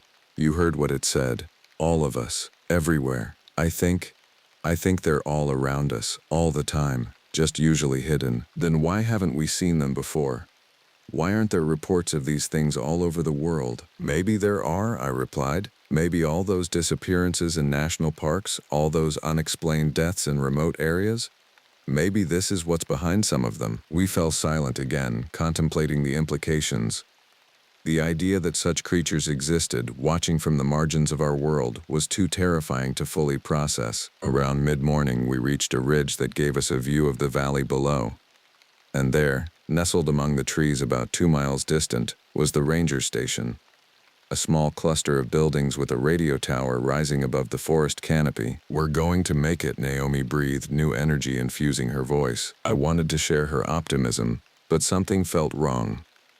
The journey had been too easy since escaping the mine. No sign of pursuit, no glimpse of the creature among the trees. Let's keep moving, I said. Carefully, we made our way down the ridge, following a deer trail that wound through dense underbrush. The station grew closer with each step. Its simple wooden structures the most beautiful sight I'd ever seen. We were within half a mile when Naomi suddenly stopped, her head tilted as if listening. "Do you hear that?" she asked. I listened, hearing nothing but the usual forest sounds. Birds, the rustling of leaves in the breeze. "Voices," she said. "I hear voices, from the station." I strained my ears and caught it then. The faint sound of human speech carried on the wind. Relief flooded through me. The rangers were there, people who could help us get us out of this nightmare. We moved faster now, energized by the proximity of safety. The trees thinned as we approached the station's perimeter, and soon we could see figures moving around the buildings, rangers in their green uniforms. The normality of it almost shocking after what we'd experienced. "Hello," Naomi called, waving her arms. "Hey, over here." One of the figures turned, spotting us emerging from the tree line. He raised a hand in greeting and began walking toward us. That's when I felt it. That same wrongness in the air, the same heaviness I'd felt in the forest. I grabbed Naomi's arm, stopping her mid-stride. "Wait," I hissed. "Something's not right." She looked at me, confusion clear on her face. "What are you talking about? We made it. We're safe." I shook my head, scanning the approaching figure with new suspicion. He moved, strangely, fluid yet jerky, like something mimicking human movement without fully understanding it. "That's not a ranger," I whispered, pulling Naomi back toward the trees. "Look at how he moves." She squinted, then her eyes widened in horror. "Oh God, is it?" "I think so. And I'd bet those aren't really rangers back there either." The figure had stopped now, watching us with an unnatural stillness. Then it raised a hand to its mouth, and that familiar raspy call echoed across the clearing. "Everett," it called. "Almost home." Other figures emerged from the buildings now, all moving with that same wrong gait, all watching us with that same predatory stillness. "Run," I breathed, turning Naomi back toward the forest. Now, we fled back into the trees, the sound of pursuit immediate and terrifying. Not just one creature now, but many, moving through the underbrush with that unnatural speed. "What do we do?" Naomi gasped as we ran. "They're everywhere." I had no answer. The ranger station had been our last hope, our only chance of contacting the outside world. With that option gone, we were truly alone in the wilderness. We ran blindly, no destination in mind except away. The sounds of pursuit sometimes faded, only to return closer than before, as if the creatures were toying with us, hurting us. After what felt like hours, we broke through the trees onto the shore of a lake, vast and still, its surface reflecting the cloudy sky like a mirror. Fish Lake. Somehow we'd circled back to where this nightmare had begun. "We can't keep running," I said, my breath coming in ragged gasps. "They're just wearing us down." Naomi nodded, her face streaked with sweat and dirt. "What then? We can't fight them." I scanned the shoreline, looking for anything that might offer an advantage. My gaze fell on a small boathouse about 100 yards down the shore, weathered and listing to one side but still standing. "There," I pointed. "Maybe there's a boat, or at least something we can use as a weapon." We moved along the shore, alert for any movement from the tree line. The boathouse door hung partially open, creaking slightly in the breeze off the lake. Inside, dust covered everything, but miracle of miracles, an old aluminum rowboat sat on a rack against the wall. It looked ancient but intact. "Help me get this down," I said, already moving to one end of the boat. Together we lifted it from the rack and carried it to the doorway. The sound of movement in the forest had grown louder. Branches breaking, that distinctive raspy breathing multiplied now, coming from all directions. "They're surrounding us," Naomi whispered, fear sharpening her voice. "Get the boat to the water," I instructed. "I'll find something to use as a paddle." She nodded, dragging the lightweight craft toward the shore while I searched the boathouse. An old oar hung on the wall, cracked but still usable. I grabbed it, along with a rusted gas can that still sloshed with liquid when I shook it. Outside, Naomi had the boat at the water's edge, ready to launch. I joined her, placing the gas can in the bow. "What's that for?" she asked. "Insurance," I replied grimly. "Get in." We pushed the boat into the water, climbing in as it floated free of the shore. I began to paddle, driving us further out onto the lake. Behind us, they emerged from the trees. Not just one creature now, but 5, 6, 7 of them. Some still wore the shapes of rangers, others had abandoned pretense altogether, moving on all fours like grotesque spiders, their elongated limbs carrying them with terrible speed. They reached the shore, those distorted faces watching us with predatory focus. For a moment I thought we were safe. Surely they couldn't cross the water. Then the first one stepped into the lake, moving beneath the surface as easily as it had moved through the forest. The others followed, dark shapes sliding through the water toward us. "They're coming," Naomi cried, pointing at the ripples approaching our small craft. I paddled harder, but the aluminum boat moved agonizingly slowly. The creatures would reach us long before we made it to the far shore. "The gas," I said, nodding toward the can. "And matches in my pocket. We need to make a barrier." Understanding dawned on her face. She grabbed the can, unscrewing the cap with shaking hands. The smell of gasoline filled the air, sharp and chemical. "Pour it in a circle around the boat," I instructed, still paddling. "Not all of it, save some." She leaned over the side, carefully pouring the gasoline onto the water's surface. It spread in a rainbow-hued slick, encircling our small craft. The ripples were closer now, dark shapes visible just beneath the surface. I could see those elongated limbs propelling them forward, unnaturally graceful in the water. "Now," I said, pulling the waterproof match case from my pocket and handing it to her. "Light it." Naomi struck a match and tossed it onto the gasoline slick. Fire erupted immediately, spreading in a circle around our boat, a barrier of flame between us and the approaching creatures. They recoiled from the fire, those distorted forms writhing beneath the surface. But they didn't retreat. Instead, they circled, waiting for the flames to die out. "Keep paddling," Naomi urged. "The fire won't last long." She was right. Already the flames were sputtering in places, the gasoline burning off quickly. I redoubled my efforts, driving the boat toward the far shore. The first of the creatures broke through the fading fire barrier, its twisted form lunging toward our boat.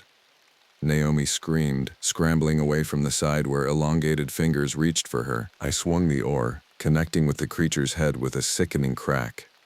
It fell back into the water, but another was already approaching from the other side. "The rest of the gas!" I shouted, fending off another grasping hand with the oar. Naomi grabbed the can, pouring the remaining gasoline directly onto a creature as it tried to climb into the boat.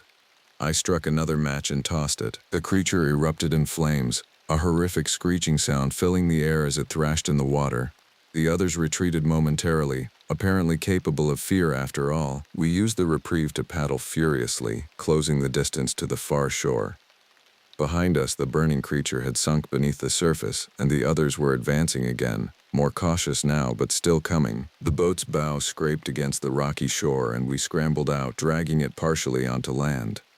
The creatures were still coming, dark shapes sliding through the water with remorseless purpose. "There's a road on this side," I said, pointing to a faint trail leading up from the shore. "If we can reach it, maybe we can flag down a car." We ran up the trail, the sounds of pursuit splashing ashore behind us. The path wound through the trees, climbing steadily away from the lake. After several hundred yards, it widened, becoming a proper dirt road. And there, like a vision from heaven, sat a battered pickup truck, parked at what must have been a scenic overlook. "Please let the keys be in it," I muttered, racing toward the vehicle. The driver's door was unlocked. And miracle of miracles, the keys dangled from the ignition. Some careless fisherman's momentary lapse. Our salvation. "Get in," I called to Naomi, who was looking back down the trail. "They're coming," she said, her voice strangely calm. So many of them now. I looked past her and saw them. Not just the ones that had followed us across the lake, but others, emerging from the forest on all sides. Dozens of them, some still wearing the shapes of humans, others fully transformed into those elongated, wrong-angled nightmares. "Naomi, get in the truck now!" She turned toward me, and for a horrible moment, I thought I saw something shift behind her eyes, something old and hungry and patient. Then she blinked and it was gone, replaced by very human fear. She ran to the truck, climbing in as I turned the key. The engine sputtered once, twice, then roared to life. I threw it into gear and slammed on the accelerator, the tires spinning in the dirt before finding purchase. We lurched forward just as the first of the creatures reached the truck, claws scraping against the metal of the tailgate. In the rearview mirror, I could see them filling the road behind us, a mass of distorted forms that seemed to ripple and shift like a single organism. "Don't look back," I told Naomi, though I couldn't tear my own eyes from the mirror. "Just don't look back." We drove recklessly fast down the rough dirt road, the truck bouncing and sliding around corners. After about 5 miles, we hit pavement, the main highway back to Whitehorse. Only then did I slow down, checking the mirror again.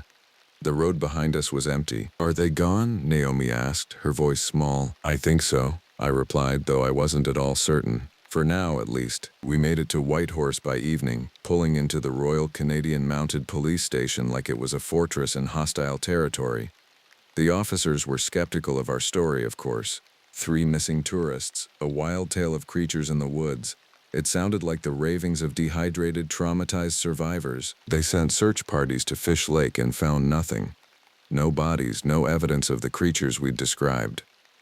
The ranger station was normal, staffed by actual rangers who had never seen us or anything unusual. The official report said that Roy, Sam, and David had likely been killed by a bear or wolf pack, their bodies dragged away or buried. Melissa was listed as missing, presumed dead. Exposure, trauma, and dehydration explained our hallucinations. We made it to the ranger station by midday, and I radioed for help. They sent a search party up to find Roy's body. And while they did find it, the official report said it was inconclusive, that he'd likely been attacked by a large predator, maybe a bear or a cougar. I knew better, though. I knew what we'd seen, what had looked at us with those dark, empty eyes and grinned. After that, I left the Yukon. Moved back east, back to the crowds and noise where there were no forests, no empty stretches of wilderness. But every now and then I'll hear about a hiker going missing up near Fish Lake, or a camper found torn to pieces, and I know that thing is still out there. Whatever it wasn't hunting for food. It was hunting for the sake of killing, for the sake of becoming. Naomi went back to Vancouver, her photography career abandoned for a job in an office building with no windows. We stayed in touch for a while, comparing nightmares, reassuring each other that what we'd seen was real. But eventually the calls grew less frequent, then stopped altogether. Sometimes I wonder if she's really okay. If the thing that looked out through her eyes for that brief moment by the truck ever came back. Sometimes I wonder if I'm really okay, because the truth is those creatures are still out there. Not just in the Yukon wilderness, but everywhere. In the shadows of every forest, in the corners of every room. Watching, waiting, learning. I know this because sometimes, late at night, I hear that raspy breathing outside my window. And sometimes when I look in the mirror, my smile stretches just a little too wide. My grandmother once told me that our people, the Koyukon, believe that when you walk in the forest, you are never truly alone. The spirits of the land watch and listen. They test those who enter their domain. I should have remembered her warnings before taking this job. My name is Atian, meaning guardian in my people's tongue. The irony isn't lost on me that I became an actual guardian of the land. A park ranger in Denali National Park, Alaska. The vastness of this wilderness is both beautiful and terrifying. 6 million acres of untamed forest, mountains and valleys where a person can vanish without a trace. Where nature rules with absolute authority. Where things can hide. I took this job 3 years ago when my life in Anchorage fell apart. My degree in environmental science had left me with crushing student debt. Then came the layoff from the research institute during budget cuts. Followed by my girlfriend leaving. The ranger position offered escape and purpose, plus housing in the form of a remote cabin 20 miles from the nearest outpost. The cabin stands alone in a small clearing surrounded by black spruce. It's simple. 1 main room with a wood stove, a tiny kitchen, a bedroom, and a bathroom with plumbing that works when the generator runs. In winter, temperatures drop to 40 below, and darkness rules for 20 hours a day. But the summer brings endless light when the sun barely dips below the horizon. My duties vary with the seasons. I maintain trails, conduct wildlife surveys, and most importantly, help visitors who become lost or injured. This happens more often than you'd think. People underestimate Denali. They see a beautiful mountain on a postcard and don't respect its dangers. It was during a search and rescue mission last August when I first sensed something was wrong. 2 hikers had strayed off the Savage River Loop, an easy trail that rarely sees incidents. When they didn't return to their vehicle by nightfall, their families called it in. Standard procedure for a search. We assembled a team, established a command post, and divided the search area into grids. I was assigned the northeastern quadrant, which extended into a densely wooded area not frequently traveled. The mosquitoes were brutal that evening, forming clouds around my head despite the repellent. As twilight settled, I heard a scream that didn't sound entirely human echo through the trees. Radio chatter confirmed no one else had heard it. "Probably just a fox," said Dave, my supervisor, "but I know animal sounds." I grew up learning to distinguish every call of every creature in these woods. This was something else. I found the hikers an hour later, huddled together beside a small creek. They were uninjured but visibly shaken. "There's something out there," the woman whispered when I reached them. It followed us for miles. We could hear it moving through the underbrush. Her husband nodded vigorously. It walked on 2 legs, then 4. We caught glimpses, taller than a man but moving like a wolf. I dismissed their account as fear and exhaustion playing tricks on their minds. People see strange things when they're scared. I've had to rescue tourists who swore they saw Bigfoot, only to discover it was a moose in poor lighting. But as I led them back toward the trailhead, the forest fell unnaturally silent. No birds, no insects, nothing but the sound of our breathing and footsteps on the soft earth. The hair on my neck stood on end as I felt eyes watching from the darkness between the trees. Something followed us, keeping pace just beyond the beam of my flashlight. When we reached the trailhead, the couple practically ran to the waiting ambulance for their evaluation. I turned back toward the forest edge, shining my light into the trees. For just a moment I caught the reflection of eyes. Not the low shine of a wolf or bear, but higher up, at human height. They blinked and vanished. That night in my cabin I couldn't sleep. The wind whispered through the spruce trees, branches scratching against my windows. I told myself it was nothing. Wilderness plays tricks on the mind.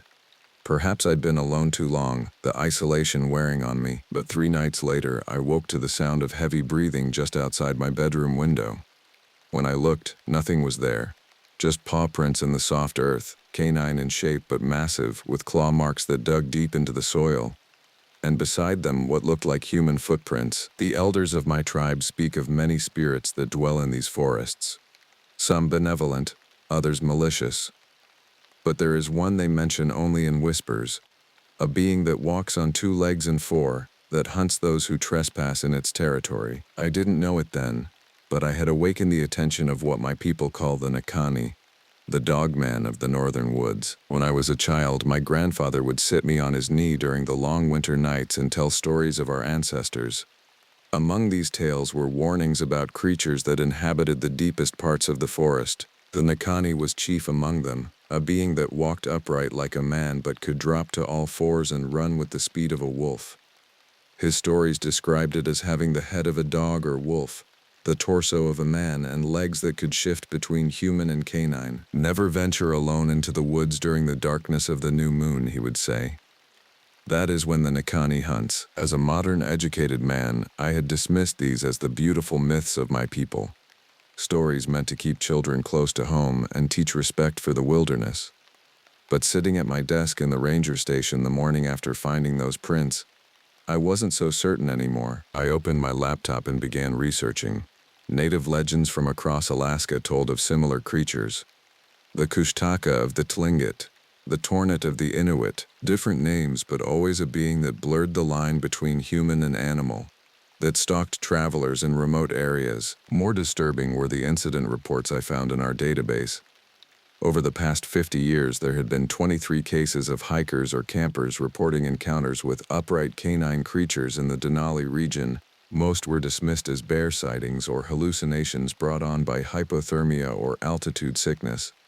But the descriptions remained consistent: tall, wolf-like head, moving on 2 legs, emitting howls that sounded almost like words. "You looking at cryptid reports again?" I jumped at the voice. It was Lisa, a fellow ranger who specialized in wildlife management. She peered over my shoulder at the screen. "Just following up on something," I said, quickly minimizing the window. "Don't tell me you're going native on us," she teased. "Next thing you'll be leaving offerings at the base of the mountain." I forced a smile. Lisa meant no harm, but her comments stung. The casual dismissal of indigenous knowledge was something I'd dealt with throughout my career. Just thorough research, I replied. Speaking of which, have we had any unusual wildlife sightings recently? Anything out of pattern? Lisa thought for a moment. The wolf pack in the eastern sector has been acting strange. They've abandoned their usual territory and moved further south. Bears are avoiding the northwest ridge entirely despite the salmon run. It's like something's pushing them out. Animals know when a predator has entered their territory. They sense dangers that humans often miss. My radio crackled to life. Atian, we've got a situation at Reflection Pond. Solo hiker female reported missing by her tour group. Last seen about 3 hours ago. Another search and rescue. I grabbed my pack, which was always ready with emergency supplies, first aid, and survival gear. I'm on it, I responded, relief flooding through me at the distraction from my darker thoughts. Reflection Pond is a popular spot for photographers trying to capture the perfect image of Denali reflected in still waters. It's relatively safe compared to more remote areas, with clear trails and regular ranger patrols. I arrived at the visitor center within 30 minutes. The missing hiker's friend was waiting, visibly distressed. She just wanted to get a better angle for a photo, the friend explained. Said she'd be back in 15 minutes. That was 3 hours ago. I reviewed the trail map with her, identifying where they had separated. Did she mention going off trail? No, but Jessica's impulsive. She saw some photographers heading toward that ridge. She pointed to a wooded area that led away from the maintained paths. I nodded and radioed my coordinates before heading out. The trail was busy with afternoon tourists, but thinned as I approached the ridge. Off the main path, boot prints led into the trees, fresh and likely belonging to our missing hiker. As I followed the tracks deeper into the forest, the temperature seemed to drop. The sunlight filtering through the canopy created shifting patterns on the forest floor, shadows that seemed to move independently of the breeze. The tracks continued for about a mile before veering sharply off the faint game trail they'd been following. Then I saw it. A camera, an expensive Canon DSLR, hanging from a broken strap caught on a branch. The ground around it was disturbed, with deep gouges in the soft earth and scattered pine needles. Signs of a struggle. I called out, "Jessica, National Park Service, can you hear me?" My voice echoed through the trees, but no response came. Instead, a low, rumbling growl emanated from the dense underbrush about 50 yards ahead. It wasn't the sound of any bear or wolf I'd ever encountered. It was deeper, with an almost vocal quality, as if someone were trying to form words through an animal's throat. The hairs on my arms stood up. Every instinct told me to turn back, but I couldn't abandon someone who might be injured. I drew my bear spray and moved forward slowly. That's when I saw the blood. Dark droplets on green leaves, leading deeper into the forest. Not a large amount, but enough to indicate injury. I radioed for backup, giving my coordinates and requesting a medical team. As I waited, watching the shadows between the trees, I noticed how unnaturally quiet the forest had become. No birds sang, no squirrels chattered. Even the insects had fallen silent. Something moved at the edge of my vision, a dark shape, tall and lean, slipping behind a distant spruce tree. Too fast to clearly identify, but definitely not a bear. The movement was fluid, purposeful. My radio crackled with static, making me jump. Through the interference, I heard fragmented words: "Found her, trail, heading back, medical attention." Relief washed over me. They had found Jessica somewhere else. I was following a false trail. As I turned to head back, something caught my eye, a marking on a nearby tree trunk. Fresh claw marks, at least 8 feet up the trunk. No bear reaches that high when marking territory. Below the marks, something had been placed deliberately, a small arrangement of stones in a pattern I recognized from my grandfather's teachings, a warning symbol. Someone or something was sending a message, and I was increasingly certain it was meant for me. The incident report about Jessica claimed she had simply taken a wrong turn and twisted her ankle in a small ravine half a mile from where I had been searching. The official explanation was that I had been tracking animal movements, not human footprints, but I knew what I had seen. The blood, the camera, the claw marks and arranged stones. When I mentioned these details to Dave, he frowned and suggested I take a few days off. "You've been putting in too many hours, Atienne. Stress and fatigue can make us see things that aren't there. Rather than argue, I nodded and accepted the leave. But instead of resting, I drove to Healy, the nearest town, and visited my mother's cousin, Elder Nasha. At 82, she was one of the few remaining keepers of our people's oral traditions. Her small home smelled of dried herbs and wood smoke. She didn't seem surprised to see me, as if she had been expecting my visit. "You've encountered it, haven't you?" she asked after I described what had happened. No preamble, no questions about whether I believed in such things. Just certainty. "The Nakani," I said, "or something like it." She nodded slowly. "It is not a spirit as many believe. It is flesh and blood, but ancient. It has walked these lands since before our people came here. Most of the time it keeps to the deepest wilderness, but occasionally it becomes interested in humans who enter its territory." "Why me?" I asked. "Dozens of rangers patrol these forests. You are Koyukan. You walk with one foot in the modern world and one in the old ways. The Nakani recognizes this. It is curious about you." She paused, regarding me with eyes clouded by cataracts but still piercing. "Or perhaps you have unknowingly crossed a boundary it protects." She reached for a small wooden box on her shelf and removed a bundle wrapped in red cloth. Unwrapping it revealed a necklace, a leather cord with a stone pendant carved into the shape of a wolf's head. "This belonged to your grandfather. He too encountered the Nakani in his youth. This kept him safe." She placed it around my neck. "It will not stop the creature, but it may help it recognize you as one who respects the old ways." I touched the smooth stone, worn by years. "How do I make it leave me alone?" Nasha's expression darkened. "You don't. Once the Nakani has fixed its attention on someone, it rarely loses interest. But you can establish boundaries, show it that you respect its territory while defending your own." I returned to my cabin that evening with Nasha's words echoing in my mind. The sunset painted the sky in brilliant reds and purples as I pulled up to my small home. Immediately I sensed something was wrong. The door stood slightly ajar, though I was certain I had locked it before leaving. Taking my rifle from the truck, I approached cautiously. Inside, everything appeared undisturbed at first glance.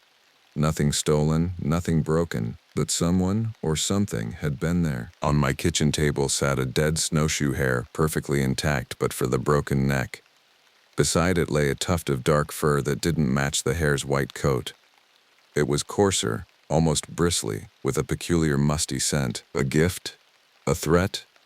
The meaning wasn't clear, but the message was, "I am here. I can enter your space whenever I choose." That night, I built a fire in the wood stove and sat cleaning my rifle, the pendant cool against my skin. Outside, the wind picked up, bending the spruce trees and sending their shadows dancing across my windows. Occasionally, I caught movements that didn't match the wind's rhythm, darker shapes moving between the trees at the edge of my clearing. Around midnight, a howl split the darkness, starting as a wolf's call but ending in something that sounded disturbingly like my name. Not Etienne, but my birth name, which almost no one knew or used. A name I had shared with no human in Denali. Sleep came in fitful bursts. Each time I drifted off, sounds would startle me awake. Scratching at my walls, heavy breathing at my window, soft footsteps on my porch. When dawn finally broke, I found new tracks around my cabin. The same massive paw prints I had seen before, but now they occasionally changed to bipedal human-like footprints, as if whatever made them had been shifting between forms as it circled my home. I called in sick, spending the day reinforcing my doors and windows. I scattered dried sage and cedar around the perimeter of my cabin, protective herbs according to Nasha. Whether they would actually help was questionable, but the ritual calmed my mind. That afternoon, I hiked to a rocky outcrop overlooking my cabin, wanting perspective on the surrounding forest. Through my binoculars, I surveyed the landscape. Miles of unbroken wilderness stretched in every direction, mountains rising in the distance. Movement caught my eye along the creek that ran about a quarter-mile behind my cabin. Something large was crouched at the water's edge. At first, I thought it was a bear, but as I focused my binoculars, my breath caught. The creature was washing something in the creek. It had the general shape of a man but was covered in dark fur. Its shoulders were hunched and powerful, easily twice the width of a human's. Though I couldn't see its face clearly, its head was elongated, more canine than human. As if sensing my gaze, it suddenly looked up, staring directly toward my position. Though I knew it couldn't possibly see me at this distance, a cold certainty settled in my stomach that it knew exactly where I was.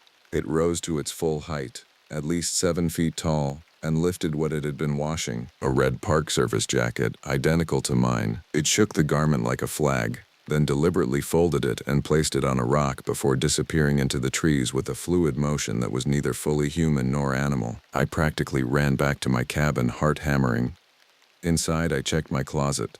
My spare uniform jacket was missing. The Nakani hadn't just entered my home. It had claimed something of mine. In many predatory species, scent marking and territory are closely linked. By taking my clothing, was it marking me as part of its territory? Or was there a deeper message? I remembered something my grandfather once said. When the Nakani takes interest in you, it's because it sees something of itself in your spirit. That night, I dreamed of running through the forest on all fours, seeing through eyes that could pierce the darkness, smelling stories in the wind that human senses could never detect. I woke gasping, the pendant clutched in my fist, unsure where the boundary between myself and the creature now stood. 1 week after my encounter at the creek, I was back on duty. Dave had been reluctant to schedule me, concerned about my stress levels, but we were short-handed during peak season. I was assigned to patrol the Triple Lakes Trail, a 15-mile route that winds through forest and alpine meadows. The day was overcast, threatening rain. Few hikers ventured out, giving the trail an abandoned feel. By mid-afternoon, dark clouds rolled in and I took shelter under a stand of spruce as a downpour began. That's when my radio crackled to life. Emergency at Savage River. All available rangers respond. 2 hikers reporting a possible predatory animal attack. I acknowledged and headed for my vehicle. As I drove the park road toward Savage River, the details came through. A couple had been hiking when something charged from the underbrush. The man was injured, deep lacerations to his back and shoulders. The woman had fought it off with bear spray and called for help. When I arrived, medical personnel were loading the injured man into an ambulance. Blood soaked through the bandages on his back. His wife sat nearby on a rock, a thermal blanket around her shoulders, her face ashen. I approached her gently. "Ma'am, I'm Ranger Etienne. Can you tell me what happened?" She looked up, eyes distant with shock. "It wasn't a bear," she said immediately. "Everyone keeps saying it was a bear, but I know what bears look like." "What did you see?" I asked, keeping my voice neutral. "It walked like a man at first," she whispered, standing upright behind a tree watching us. I thought it was another hiker, but something seemed off about the shape. Then when Mark turned his back to adjust his pack, it dropped to all fours and charged. She shuddered. Its face, it had a dog's face, but the eyes were almost human. A chill ran through me despite the summer heat. "How did you drive it off?" "I had bear spray in my side pocket. I got it out and sprayed directly at its face. It made this sound." She swallowed hard. Not a growl or a howl, almost like it was trying to speak. Then it backed away and vanished into the trees. I took detailed notes, asking about size, coloration, and movement patterns. Her description matched what I had seen at the creek: massive shoulders, dark fur, fluid movement that shifted between bipedal and quadrupedal. When I asked her to estimate its height when standing, she said without hesitation, "At least 7 feet. Taller than any man I've ever seen." After she left with her husband in the ambulance, I examined the attack site with Lisa and another ranger named Miguel. The ground told a clear story. Large, canine-like prints approached from the forest edge, shifting to bipedal human-like prints as they neared the trail. Then back to 4-legged prints during what must have been the charge. "Mountain lion," Miguel suggested, staring at the prints. "Too large," I replied. "And the gait is wrong." "Definitely not bear," Lisa added, examining the spacing. "Bears don't change their gait pattern like this." Miguel shrugged. "Maybe 2 different animals crossed paths here." I knew better, but I nodded along. The official report would likely read unidentified predator, possibly wolf or mountain lion, and the incident would join others in our files labeled as anomalous but ultimately dismissed. But I couldn't dismiss it. This was an escalation. The Nakani had moved from observation to physical aggression against park visitors, and I couldn't shake the feeling that it was somehow connected to me, that its increased activity was related to its interest in me. That evening, instead of returning to my cabin, I set up a blind near the attack site. If the creature returned to the area, as predators often do, I wanted to observe it. I positioned myself downwind in a natural depression covered by fallen logs, about 50 yards from the trail. Hours passed. The forest settled into nighttime rhythms, owls calling, small mammals rustling in the underbrush. Around midnight, a light rain began falling again, muffling sounds and reducing visibility. I was about to pack up when the forest went silent. One moment, a natural symphony of night sounds. The next, complete stillness. Every animal within hearing distance had frozen or hidden. I raised my night vision binoculars and scanned the area slowly. Nothing moved. Then, a flash of movement at the edge of my field of view. I adjusted my position slightly to see better. There it stood, at the exact spot where the attack had occurred, head raised as if scenting the air. In the green glow of night vision, I could see it clearly for the first time. It had the general body structure of a man, bipedal, with arms and legs proportioned roughly like a human's but more muscular, covered in dark fur that seemed to grow directly from skin rather than as a covering over it. Its hands ended in long curved claws, but it was the head that froze my blood. Not quite wolf, not quite dog, and certainly not human, yet somehow a disturbing combination of all three. The muzzle was elongated, with powerful jaws clearly designed for tearing flesh, but above them the eyes were set forward like a human's, not to the sides like a wolf's, and they held an intelligence that no normal animal possesses. Calculating, aware, it moved with impossible grace for something its size, dropping occasionally to all fours, then rising again to its full height. It circled the attack site, head low, clearly tracking scents. Then it stopped abruptly and turned in my direction. I froze, not even breathing. Though I was well hidden and downwind, something had alerted it to my presence. It stared directly at my blind, nostrils flaring. Then it did something that sent ice through my veins. It smiled, lips pulling back from massive canine teeth in a grotesque approximation of a human expression. Slowly, deliberately, it raised a clawed hand and pointed directly at me. Then it turned and loped into the forest, disappearing among the trees. The message was unmistakable. I see you. I know you're watching me. And I'm watching you too. My hands shook as I packed my gear. The creature hadn't just detected me. It had recognized me specifically. The pointing gesture was too human, too intentional to be anything but direct communication. As I hiked back to my vehicle, I felt eyes on me the entire way. Twice I caught glimpses of a dark shape moving parallel to my path, always just at the edge of visibility. When I reached my truck, I found deep claw marks freshly gouged into the driver's side door. 4 parallel lines, precisely spaced like fingers. Below them, drawn in mud on the window, was a crude but unmistakable symbol, the same warning sign that I had seen marked in stones in the forest. The Nikani wasn't just tracking me now. It was sending me messages, claiming me somehow, and I was beginning to fear what that meant. The attack at Savage River changed everything. Park administration couldn't ignore a visitor being hospitalized with severe lacerations.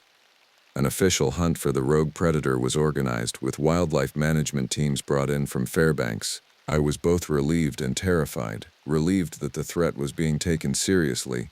Terrified because I knew what they were hunting was no ordinary animal. For 3 days, teams scoured the area with tracking dogs, tranquilizer guns, and cameras.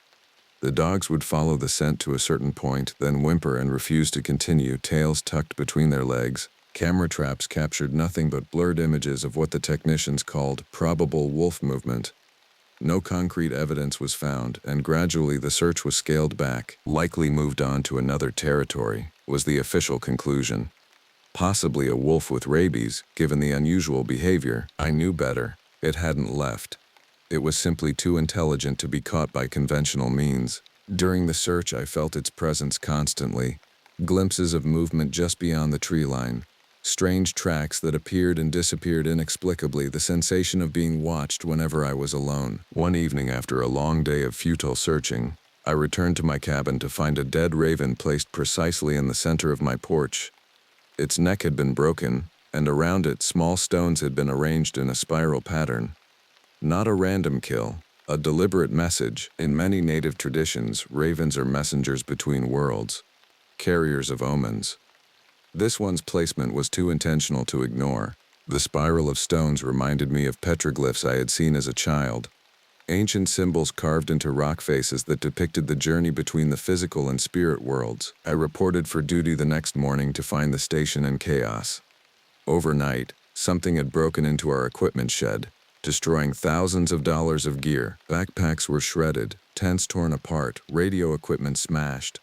On the wall, deep claw marks had gouged through the wooden planks. "Bear," Miguel said definitively, examining the damage. "Has to be." Lisa shook her head. "Bears don't target equipment like this. They go for food." The food storage locker just 10 feet away had been untouched. Dave pulled me aside after the initial assessment. "You've been researching local wildlife extensively," he said, choosing his words carefully. "Any theories about what might be doing this?" I hesitated. Tell the truth and sound delusional, or lie and risk more attacks. "I believe it's targeting us specifically," I said finally. "Not random destruction. Whatever it is, it's intelligent and deliberate." Dave's expression remained neutral, but I could see concern in his eyes. "Intelligent how?" "The pattern of damage. Notice how it destroyed communication equipment first? The radio bases, satellite phones, even the computer terminal. Then it went after mobility resources. Vehicles have punctured tires, hiking gear is shredded. It's isolating us." I didn't mention my personal theory that all this destruction had begun after the hunt for the creature started, that it was retaliating. That night I couldn't sleep. Every sound outside my cabin made me start. Branches scraping against the roof, wind moaning through the trees, distant animal calls. Around 2 a.m., I heard what sounded like footsteps on my porch. Heavy, deliberate steps that no human would make. I grabbed my rifle and approached the door cautiously. Through the window, I could see nothing in the darkness. The footsteps continued, circling my cabin slowly. Then silence. Minutes passed. I stood perfectly still, rifle ready, ears straining. A sudden deafening impact against my bedroom window made me jump. Then another. Something was throwing rocks at my cabin. I moved to the window and cautiously peered out. There, at the forest's edge about 30 yards away, stood the Nakani. Even in the dim moonlight, I could make out its massive silhouette. It was holding something, a backpack. My backpack, which had been in my truck. Slowly, deliberately, it tore the pack apart, removing items one by one and examining them before discarding them.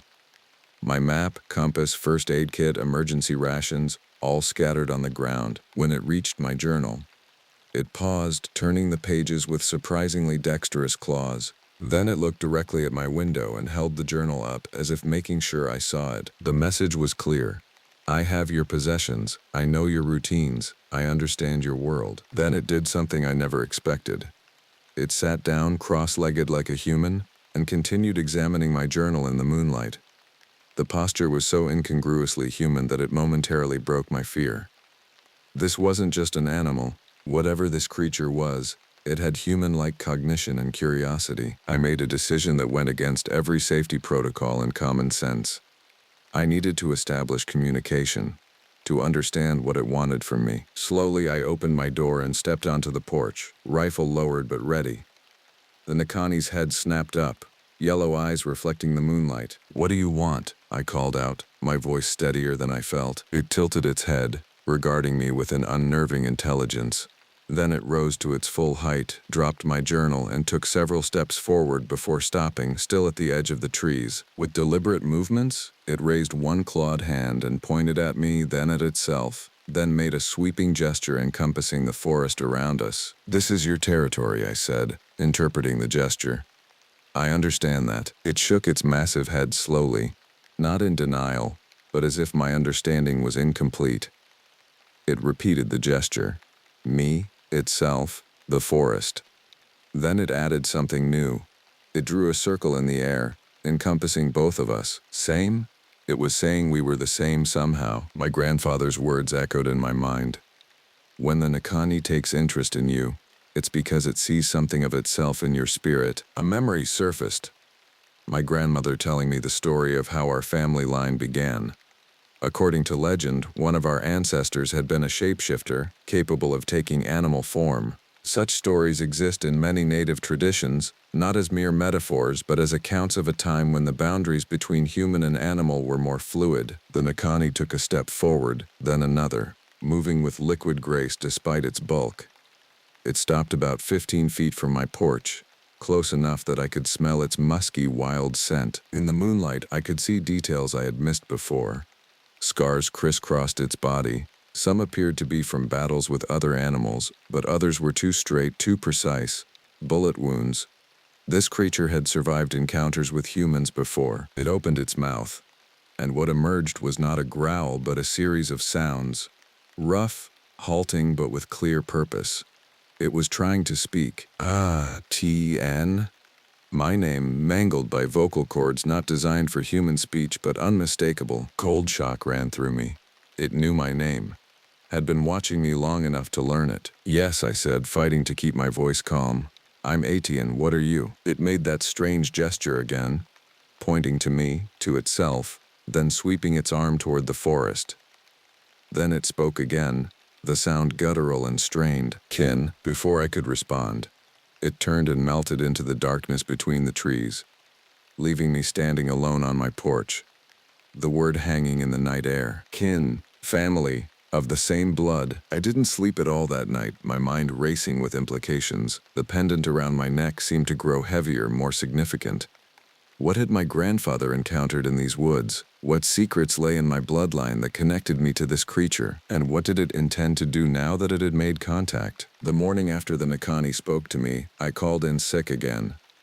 I needed time to process what had happened, away from concerned looks and questions. I spent the day researching my family history, calling distant relatives, and seeking any information about my grandfather's encounter with the creature. My great-aunt Martha, my grandfather's sister, was the only one willing to speak about it.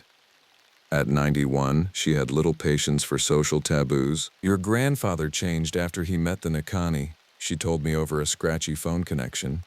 Became more solitary, spent more time in the deep woods. Sometimes he'd disappear for days with no explanation. What did it want from him? I asked, dreading the answer. A long pause.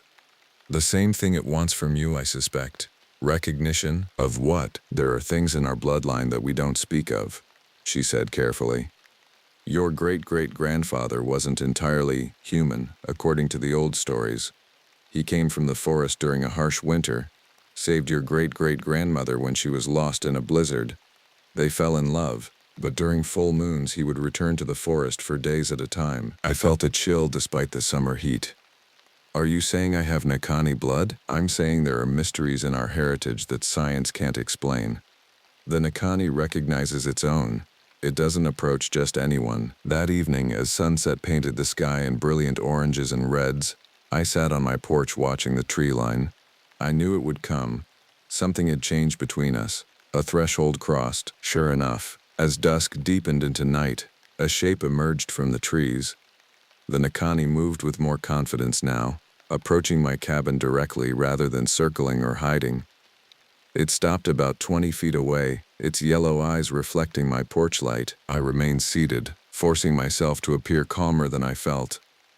Why me? I asked simply. It tilted its massive head, regarding me with that unsettling intelligence. Then it gestured to the stone pendant around my neck. My grandfather's pendant. Grandfather, it said, the word mangled but recognizable. Blood. It took another step forward, then did something unexpected. It drew a line across its forearm with one sharp claw. Dark blood welled up, glistening in the moonlight.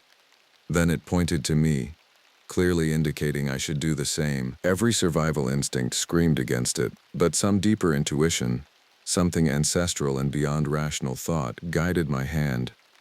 I took out my pocket knife and made a small cut on my palm. Blood beaded along the line. The Nakani approached slowly, stopping just at the edge of my porch. Up close, its presence was overwhelming.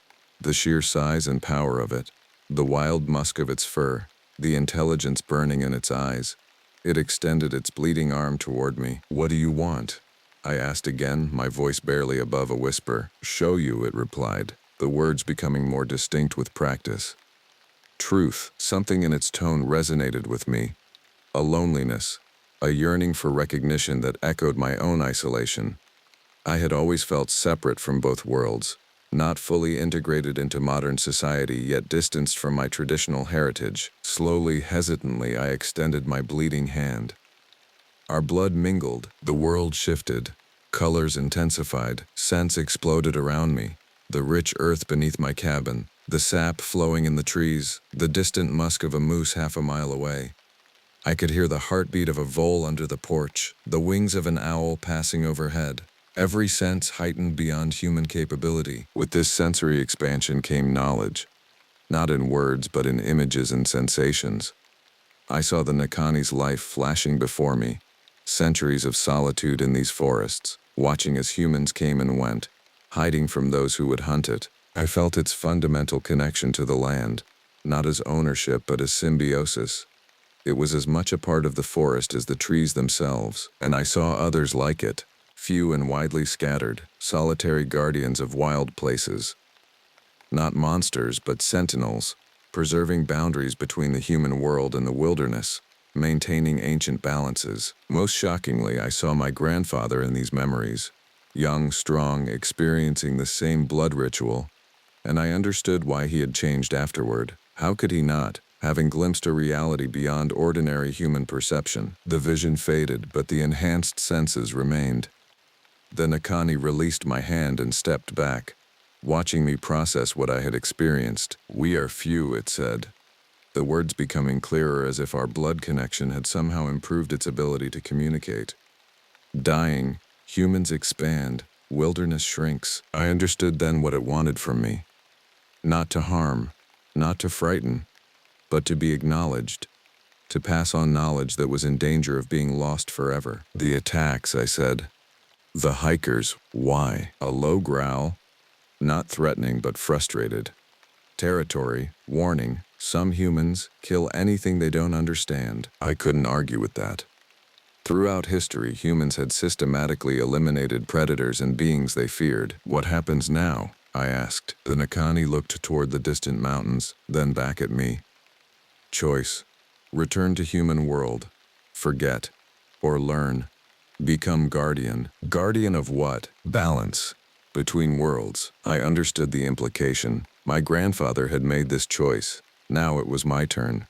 I could reject this heritage, return to my normal life as a park ranger, albeit one forever changed by what I had seen, or I could acknowledge this part of myself, this connection to something ancient and powerful. The Nakani seemed to sense my uncertainty.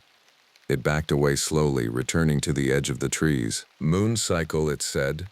"Decide by next full moon." Then it was gone, melting into the darkness as if it had never been there. Only the cut on my palm and the lingering enhancement of my senses proved it had been real. In the weeks that followed, I continued my ranger duties while wrestling with my decision. The enhanced senses faded gradually but never completely disappeared. I found I could call them back in moments of quiet concentration. The ability to hear heartbeats, to smell emotions, to see in near darkness. I researched shapeshifter legends across Native American traditions, finding striking similarities. The skinwalkers of Navajo legend, the Rougarou of Louisiana, the Wendigo of Algonquian mythology, all spoke of beings that crossed the boundaries between human and animal. The attacks in the park ceased completely. Visitors returned to enjoying the wilderness, unaware of what walked among the trees. Only I knew, feeling the Nakani's presence whenever I ventured into remote areas. Not threatening now, but watchful, waiting for my decision. As the full moon approached, I found myself drawn increasingly to the deep wilderness. Human conversation began to feel superficial, civilized comforts unnecessary. I would catch myself stopping mid-trail to listen to the complex symphony of the forest, layers of sound imperceptible to ordinary human ears. On the night of the full moon, I hiked far beyond any trail, guided by instincts I couldn't explain. In a clearing bathed in silver moonlight, the Nakani waited. "Have you decided?" it asked, its speech now almost human-like. I looked back the way I had come, toward the lights of distant civilization, then to the vast wilderness stretching beyond us, millions of acres of untamed land. "Yes," I said, feeling the pendant warm against my skin. Show me, the Nakani approached, placing one massive clawed hand on my shoulder. It will change you. Not fully like me, but no longer fully human. I understand. The transition is painful. I nodded, somehow knowing what was coming. Then we begin. Under this moon, blood awakens blood. As the Nakani's claws dug gently into my shoulder, I felt something ancient stirring in my veins. Dormant genes activated by our blood mingling. Heritage long suppressed now rising to the surface. The pain was excruciating, bones shifting, senses transforming. But beneath the pain lay exhilaration, the feeling of becoming something both less and more than human. A guardian of boundaries, a protector of wild places and ancient ways. When dawn broke, I returned to my cabin changed. Not a full transformation like the Nakani, but enough that I would never again be purely human. In the mirror, my eyes now held a yellowish tint in certain light. My senses remained permanently enhanced, and when necessary, I could call upon aspects of the Nakani within me: strength, speed, connection to the wild. I still serve as a park ranger, protecting Denali's wilderness and its visitors. But I serve another purpose now as well, maintaining the ancient balance between worlds, ensuring that some places remain truly wild, beyond human dominion. Few notice the changes in me. Perhaps a certain animal wariness in some visitors' eyes when we meet on remote trails. The way wildlife responds differently to my presence. How I can track lost hikers with uncanny precision, and on full moon nights when I patrol the deepest parts of the park. Visitors occasionally report hearing two howls echoing across the valleys, one deeper than any wolf, one almost human. They are not calls of hunger or aggression, but communication, reminders that in this vast wilderness, ancient things still roam. The elders of my tribe no longer speak of the Nakani in fearful whispers. Instead, they nod respectfully when I visit, acknowledging what I have become, not fully human, not fully other, but guardian of the boundary between worlds. And sometimes, when hikers report glimpsing a tall, dark figure watching them from between the trees, I simply smile and remind them that Denali is a wild place where mysteries still dwelt just beyond the reach of civilization. After all, not all monsters are what they seem. Some are simply guardians of older truths, waiting for those with eyes to see and blood to recognize. My name is Asian, guardian in my people's tongue. The irony of becoming a literal guardian is not lost on me. But now I understand it was always my destiny, written in blood far older than memory. In the deep woods of Alaska, boundaries blur, between human and animal, between reality and legend, between the world you know and the world that watches from the trees. The mist rolled thick across the Skeena River, a ghostly veil separating the world of men from whatever lay beyond. I'd spent 15 years studying these waters as a fisheries biologist, yet the secrets they held still whispered promises of discovery. Some things aren't meant to be discovered. My name is Akachita Red Cloud, and back in 2008 I found myself deep in the forests near Prince Rupert, British Columbia. As a member of the Tsimshian Nation, I've always felt a strong connection to the land and its hidden stories. That summer, I decided to take some time off from my job to reconnect with my roots and maybe catch a few salmon the old-fashioned way. My grandmother had passed the previous winter, taking with her stories and traditions I'd been too busy to learn. Her final words to me still echoed, "You've forgotten how to listen to the land, grandson. It speaks, but you no longer hear." The guilt of her disappointment drove me back to our ancestral territories. I loaded up my old pickup truck with camping gear, fishing rods, and enough supplies to last a week. The plan was simple: find a good spot along the Skeena River, set up camp, and enjoy the solitude. My cousin Elijah, who was always up for an adventure, agreed to join me for the first couple of days before he had to head back to work. We drove for hours along winding roads, the dense cedar and spruce trees casting dappled shadows on the gravel path. Elijah cracked jokes about my outdated map-reading skills, pointing out that GPS existed for a reason. "You're like a salmon trying to swim upstream without a clue," he chuckled. "Hey, the journey's half the fun," I shot back. "Besides, technology takes the mystery out of everything." Elijah had embraced modern life more fully than I had. While I straddled the line between our traditions and contemporary science, he worked in tech support, his connection to our heritage limited to weekend powwows and occasional fishing trips. Still, blood called to blood, and when I'd mentioned this trip, he jumped at the chance. Eventually, we found a secluded spot by the river, far from any marked trails or campsites. It was perfect. The water ran clear, the air crisp with the scent of pine and earth. The only sounds were the rustling of leaves and the distant call of an eagle. "You sure nobody comes out here?" Elijah asked, surveying the pristine shoreline. "Seems too perfect to be undiscovered. The logging roads don't come this far," I explained, "and it's too remote for most tourists. Only the old-timers know these spots and they keep them secret." We set up our tents, gathered firewood, and spent the evening swapping stories over a crackling fire. Elijah tried to scare me with tales of forest spirits and ancient curses, but I reminded him that our ancestors respected the land. They didn't fear it. "Still," he said, poking the fire with a stick, sending sparks spiraling into the darkness, "there are things out here that don't care much for humans, like mosquitoes." I laughed, swatting at my neck. Yet as night deepened around us, the forest seemed to shift. The shadows grew longer, the darkness more oppressive. The natural sounds, crickets, frogs, the occasional hoot of an owl, fell away, leaving an unnatural silence. "You hear that?" Elijah whispered. "Hear what?" I asked, though I knew exactly what he meant. The absence of sound was deafening. "Nothing," he replied. "Absolutely nothing." We both strained our ears, but the forest remained silent, as if holding its breath. Then, just as suddenly, the night creatures resumed their chorus, and we laughed off our momentary unease. The next morning we decided to try our luck fishing. The salmon were running, and we managed to catch a few good-sized ones by noon. As we cleaned the fish by the riverbank, Elijah noticed something odd. "Hey, Akachida, check this out," he said, pointing to the opposite bank. Across the river, about 50 yards away, the underbrush looked trampled, as if something large had moved through recently. Broken branches hung at odd angles, and patches of mud bore deep indentations. "Probably a bear," I said, though the track pattern seemed unusually wide. "That's one big bear," Elijah murmured, his voice tight. We decided it was best to be cautious. Bears weren't uncommon in these parts, but it was rare for them to come so close to human activity unless attracted by food. We secured our supplies, making sure nothing was left out that might tempt a curious animal. Elijah had to leave that afternoon, so we said our goodbyes. "Try not to get eaten by any giant bears," he joked, slapping me on the back, though his smile didn't reach his eyes. "I'll do my best," I replied.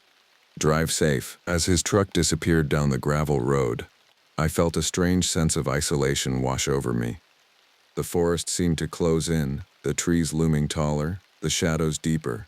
But I brushed it off and spent the rest of the day exploring the area, marking spots that looked promising for fishing or simply taking in the natural beauty. By dusk, I was back at camp, grilling one of the salmon over the fire. The sky turned shades of pink and orange, reflecting off the river like molten metal.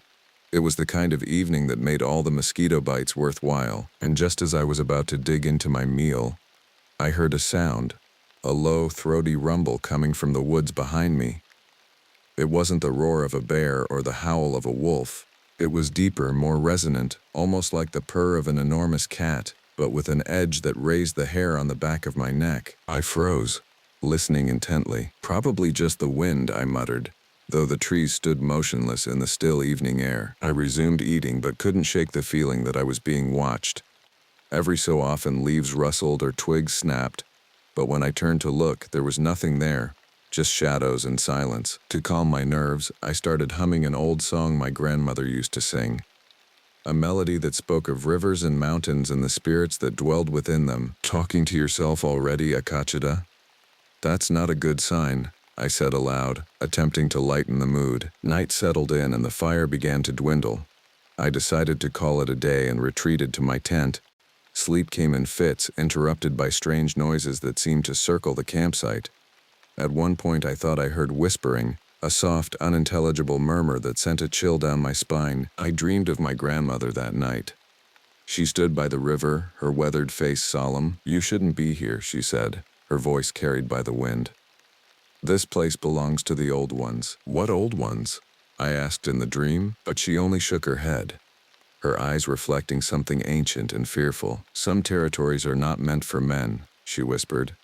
"Some guardians do not forgive trespass." I woke with a start, sweat beading on my forehead despite the cool night air.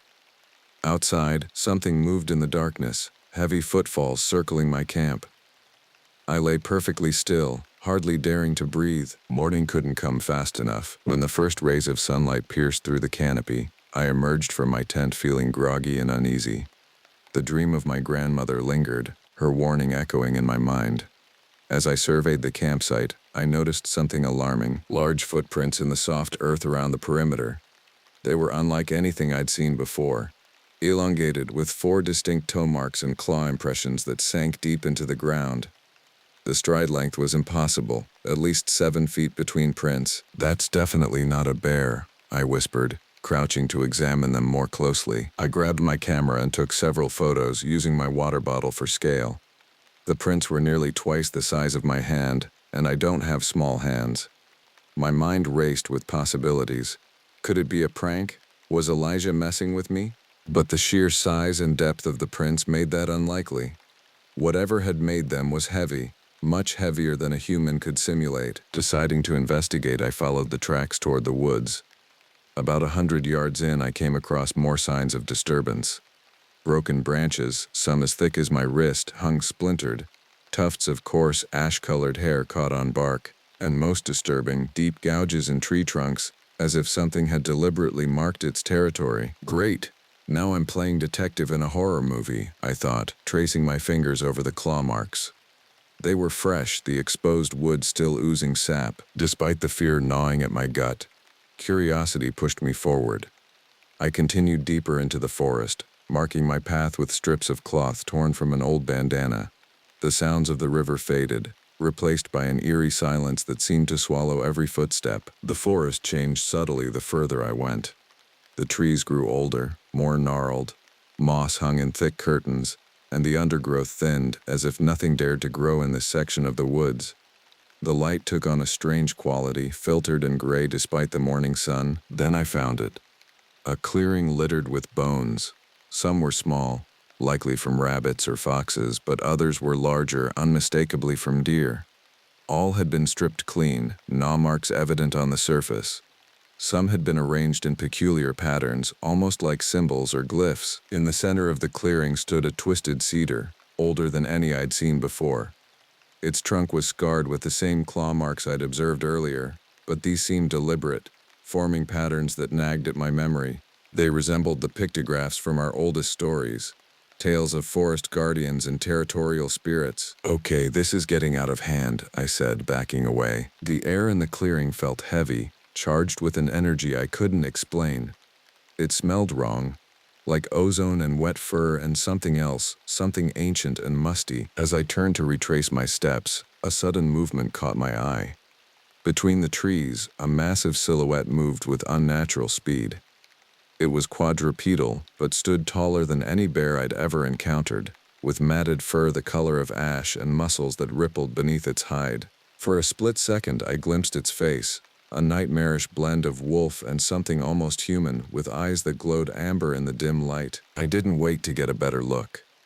Adrenaline surged as I sprinted back toward camp, my heart hammering against my ribs. The sounds of snapping branches indicated that whatever it was had noticed me and was in pursuit. "Come on, legs, don't fail me now," I gasped, lungs burning as I crashed through underbrush. I could feel it gaining on me, each massive bound closing the distance. The air behind me seemed to vibrate with its growls, deep and resonant, more felt than heard, bursting into the clearing where my tent stood. I grabbed the essentials, keys, wallet, phone, and dove into my truck. The engine roared to life, and I slammed the accelerator just as a heavy thud shook the vehicle. In the rearview mirror, I glimpsed a massive paw swipe at the tailgate, leaving deep gashes in the metal. "That's going to hurt the resale value," I muttered, trying to steady my trembling hands with gallows humor. The truck fishtailed on the loose gravel as I sped down the winding road, branches whipping against the windows. I didn't slow down, didn't dare look back. My knuckles turned white on the steering wheel as I navigated the treacherous logging roads, barely avoiding ditches and fallen logs. After what felt like an eternity, I reached the main highway. Only then did I allow myself to breathe. My shirt was soaked with sweat, and my hands wouldn't stop shaking. In the clear light of day, surrounded by the occasional passing car, what I'd seen seemed impossible. Yet the deep gouges in my truck's tailgate told a different story. I pulled into a gas station on the outskirts of town where an old man sat on a rocking chair out front, whittling a piece of wood. His weathered face creased further as he took me in. "Looks like you've seen a ghost," he remarked, eyeing me over his glasses. "Something like that," I replied, glancing at the claw marks on my truck. He followed my gaze and nodded slowly, his expression shifting from curiosity to something more solemn. "You've been up near the old logging roads, haven't you? Past where they cut off for the dam project?" "Yeah, just camping by the river," I said cautiously. "You're not the first to come back with stories," he said, his knife pausing mid-carve. "And you won't be the last. Do you know what's out there?" I pressed. He paused, considering me for a moment. His eyes, rheumy with age, seemed to look through me rather than at me. "Legends talk about the Gotsi," he finally said, his voice dropping to just above a whisper. "A guardian of the forest, ancient and fierce. It's said to hunt those who trespass too deep." "Well, I think I met your legend," I said, rubbing my temples. He shrugged. "Could be. Or maybe you just stumbled upon something that doesn't like visitors. Either way, count yourself lucky. Not everyone drives back out of those woods." His words sent a fresh wave of unease washing over me.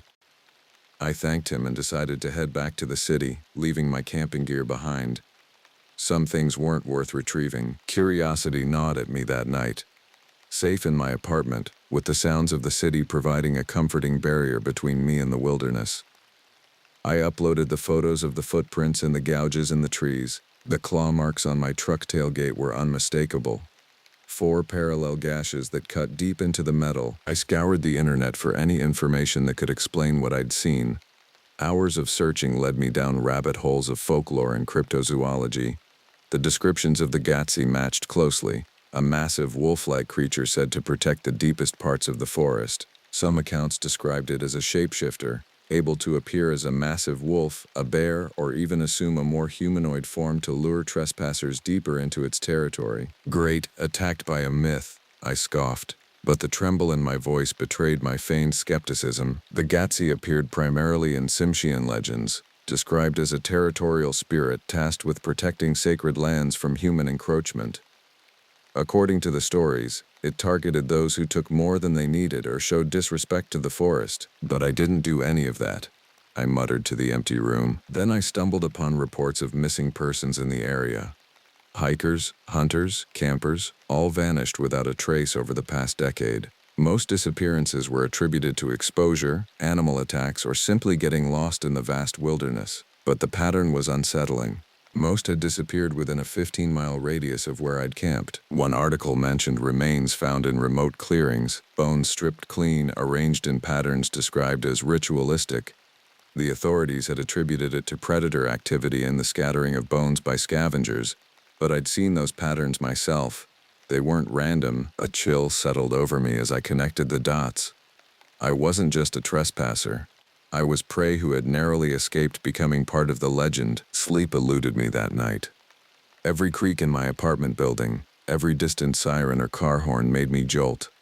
I kept seeing those amber eyes, that massive silhouette moving with impossible speed between the trees. The next day I contacted the local authorities to report what I'd found. They listened politely but seemed skeptical. "Lots of wildlife out there," the officer said, leaning back in his chair. "Bears, wolves, it could be anything. With all due respect, I've worked in these forests for years," I insisted, showing him the photos. This was different. He glanced at them briefly, his expression one of professional indulgence. "These could be from any large predator. And the damage to your truck, well, bears have been known to cause property damage when they smell food. And the clearing? The bones arranged in patterns? Probably just appeared that way. The mind plays tricks when you're alone in the wilderness," he said dismissively. "I'll file the report, but without concrete evidence, there's not much we can do." Frustrated, I decided to let it go. Maybe it was better left alone. Some mysteries aren't meant to be solved, especially those protected by teeth and claws. A week later, I got a call from Elijah. "Hey, did you hear about those 2 guys who went missing near where you were camping?" he asked, his voice tense. My stomach dropped. "No, what happened?" "Couple of fishermen. Their boat was found downstream, but no sign of them. Authorities are searching the area." I knew then that whatever lurked in those woods was real and dangerous. People were disappearing and no one was taking it seriously. You think it's connected to what we saw? Elijah asked. Those tracks? I don't know, I lied, unwilling to burden him with my suspicions. Probably just an accident, but I couldn't leave it alone. That night I dreamed of my grandmother again. She stood in the clearing of bones, her expression grave. You've seen it now, she said. The Gatsy doesn't forget a face. What does it want? I asked. It wants what has always been its right, to protect what belongs to it. I woke with a start, her words echoing in my mind. On impulse, I reached out to Dr. Eleanor Whitefeather, an anthropologist specializing in indigenous folklore who had come to speak at the fisheries department the previous year. I sent her the photos and a detailed account of what I'd experienced. Feeling a sense of responsibility, I compiled all my findings, the photos, the articles about missing persons, my own account, and sent them to her, hoping for some insight. A few days passed before I received a response. Thank you for the information, the email read. Your experience aligns with multiple reports we've received from the region. The Gatsy is one of several guardian entities in indigenous folklore that have seen an uptick in sightings as development encroaches on previously untouched areas. We advise against returning to that area. Further investigation is underway. That was it. No dramatic revelations, no team of experts swooping in to save the day. Just a polite acknowledgement and a warning. She included several academic papers on territorial spirits and Pacific Northwest indigenous cultures, along with a request to use my account anonymously in her research. I agreed, hoping it might help prevent others from experiencing what I had, or worse. Life went on. I returned to work, trying to focus on mundane tasks, water quality assessments, salmon population counts, environmental impact studies, but every so often I'd catch myself glancing toward the distant mountains, wondering if the Gatsy was watching, waiting for its next unsuspecting victim. The dreams continued, becoming more vivid.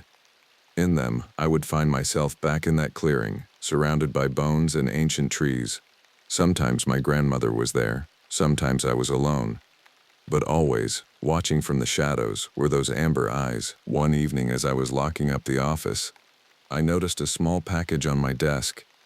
There was no return address, no indication of how it had gotten past security. Inside was a carved wooden figurine, a depiction of the creature I'd seen, down to the elongated limbs and ash-colored fur. The craftsmanship was exquisite, each detail rendered with painstaking accuracy. A note accompanied it. Respect the guardians, and they may spare you. Well, that's comforting, I muttered, turning the carving over in my hands. The wood was cedar, old and dark with age. It had been polished smooth, except for the creature's eyes, which had been inlaid with some sort of amber-colored stone that caught the light with an unsettling gleam. I placed the carving on a shelf at home, a reminder of the mysteries that still lingered in the wild places of the world. Who had sent it? How did they know about my encounter? The questions multiplied, but answers remained elusive. Weeks later, news broke of a logging company granted permission to clear sections of the forest near where I'd camped. Protests erupted from local indigenous groups and environmental activists, but the plans moved forward. The company, Northwest Timber, promised sustainable practices and minimal environmental impact. I followed the news with growing unease. My dreams became more intense, filled with warning and foreboding. In one particularly vivid nightmare, I saw the clearing transformed. Trees uprooted, the sacred cedar toppled, machines tearing into the earth. And watching from the edge of destruction, the Gatsy, its amber eyes reflecting flames. I woke gasping, the dream so real I could smell diesel fumes and burning wood. That same day, reports began to surface of equipment malfunctions at the Northwest Timber Works site. Chainsaws failed inexplicably, hydraulic lines burst, engines seized. Then came the accidents. A worker severely injured when a tree fell in an impossible direction. Another hospitalized after claiming something had tried to drag him into the underbrush during a night shift. Tools went missing, found later arranged in those same ritualistic patterns I'd seen in the clearing. Some workers claimed to hear unsettling noises, whispers in the dark, footsteps circling their temporary housing units. A few quit on the spot, refusing to return. It seemed that the Gatsy, or whatever it was, wasn't pleased with the encroachment. It's defending its territory, I murmured to myself, standing before the wooden carving one evening. The amber eyes seemed to glint in agreement. The final straw came when a night watchman disappeared. His flashlight was found the next morning, the beam still on, pointing toward the deeper woods. A search party followed his presumed path and discovered his clipboard nearly a mile into the forest. Beyond that, nothing. In the end, Northwest Timber pulled out, citing unforeseen complications and hostile working conditions. The forest was left untouched, at least for the time being. I couldn't shake the feeling that I was somehow connected to these events. The timing, the logging company's arrival so soon after my encounter, seemed too coincidental. Had I triggered something by trespassing into the Gatsi's territory? Or had it always been there, watching and waiting for threats to its domain? Driven by a need to understand, I delved deeper into Tsimshian lore, consulting with elders who still remembered the old stories. Most were reluctant to speak of the Gatsi directly, referring to it only as the guardian or the forest's teeth. But one elder, a woman named Sarah whose eyes reminded me of my grandmother's, was more forthcoming. "The Gatsi isn't evil," she explained, her weathered hands wrapped around a mug of tea. "It's a protector, tasked with safeguarding sacred places from those who would desecrate them." "But it kills," I said. "So does a bear if you corner it. So does a river in flood. Nature isn't cruel or kind, it simply is." She studied me over her glasses. "You saw it, didn't you?" I nodded, unable to deny it. "And yet you live," she murmured, almost to herself. "It chose to let you go. Why? Perhaps because you took only what you needed. Perhaps because your blood carries memories of respect for the old ways." She shrugged. "Or perhaps you were simply lucky. The Gatsi's thoughts are not for us to know." Her words stayed with me, a puzzle I couldn't quite solve. As the months passed, I chose to stick closer to home, finding solace in urban parks and city life. The pull of the wild still called to me, but I knew better than to venture uninvited into territories guarded by ancient forces. I kept the carving on my shelf, a reminder of how thin the veil between our world and the unknown truly is. Sometimes, late at night, I could swear the amber eyes followed me across the room, and the shadow it cast seemed larger than it should be. After months of research and piecing together local legends, I discovered that the Gatsi was indeed more than just a myth. It was a protector with a name rooted in Tsimshian lore, tasked with safeguarding the sanctity of the land from those who would exploit it. Its motivations weren't malicious but stemmed from a primal duty to maintain balance. The bones, the patterns, they weren't random acts of violence, but warnings.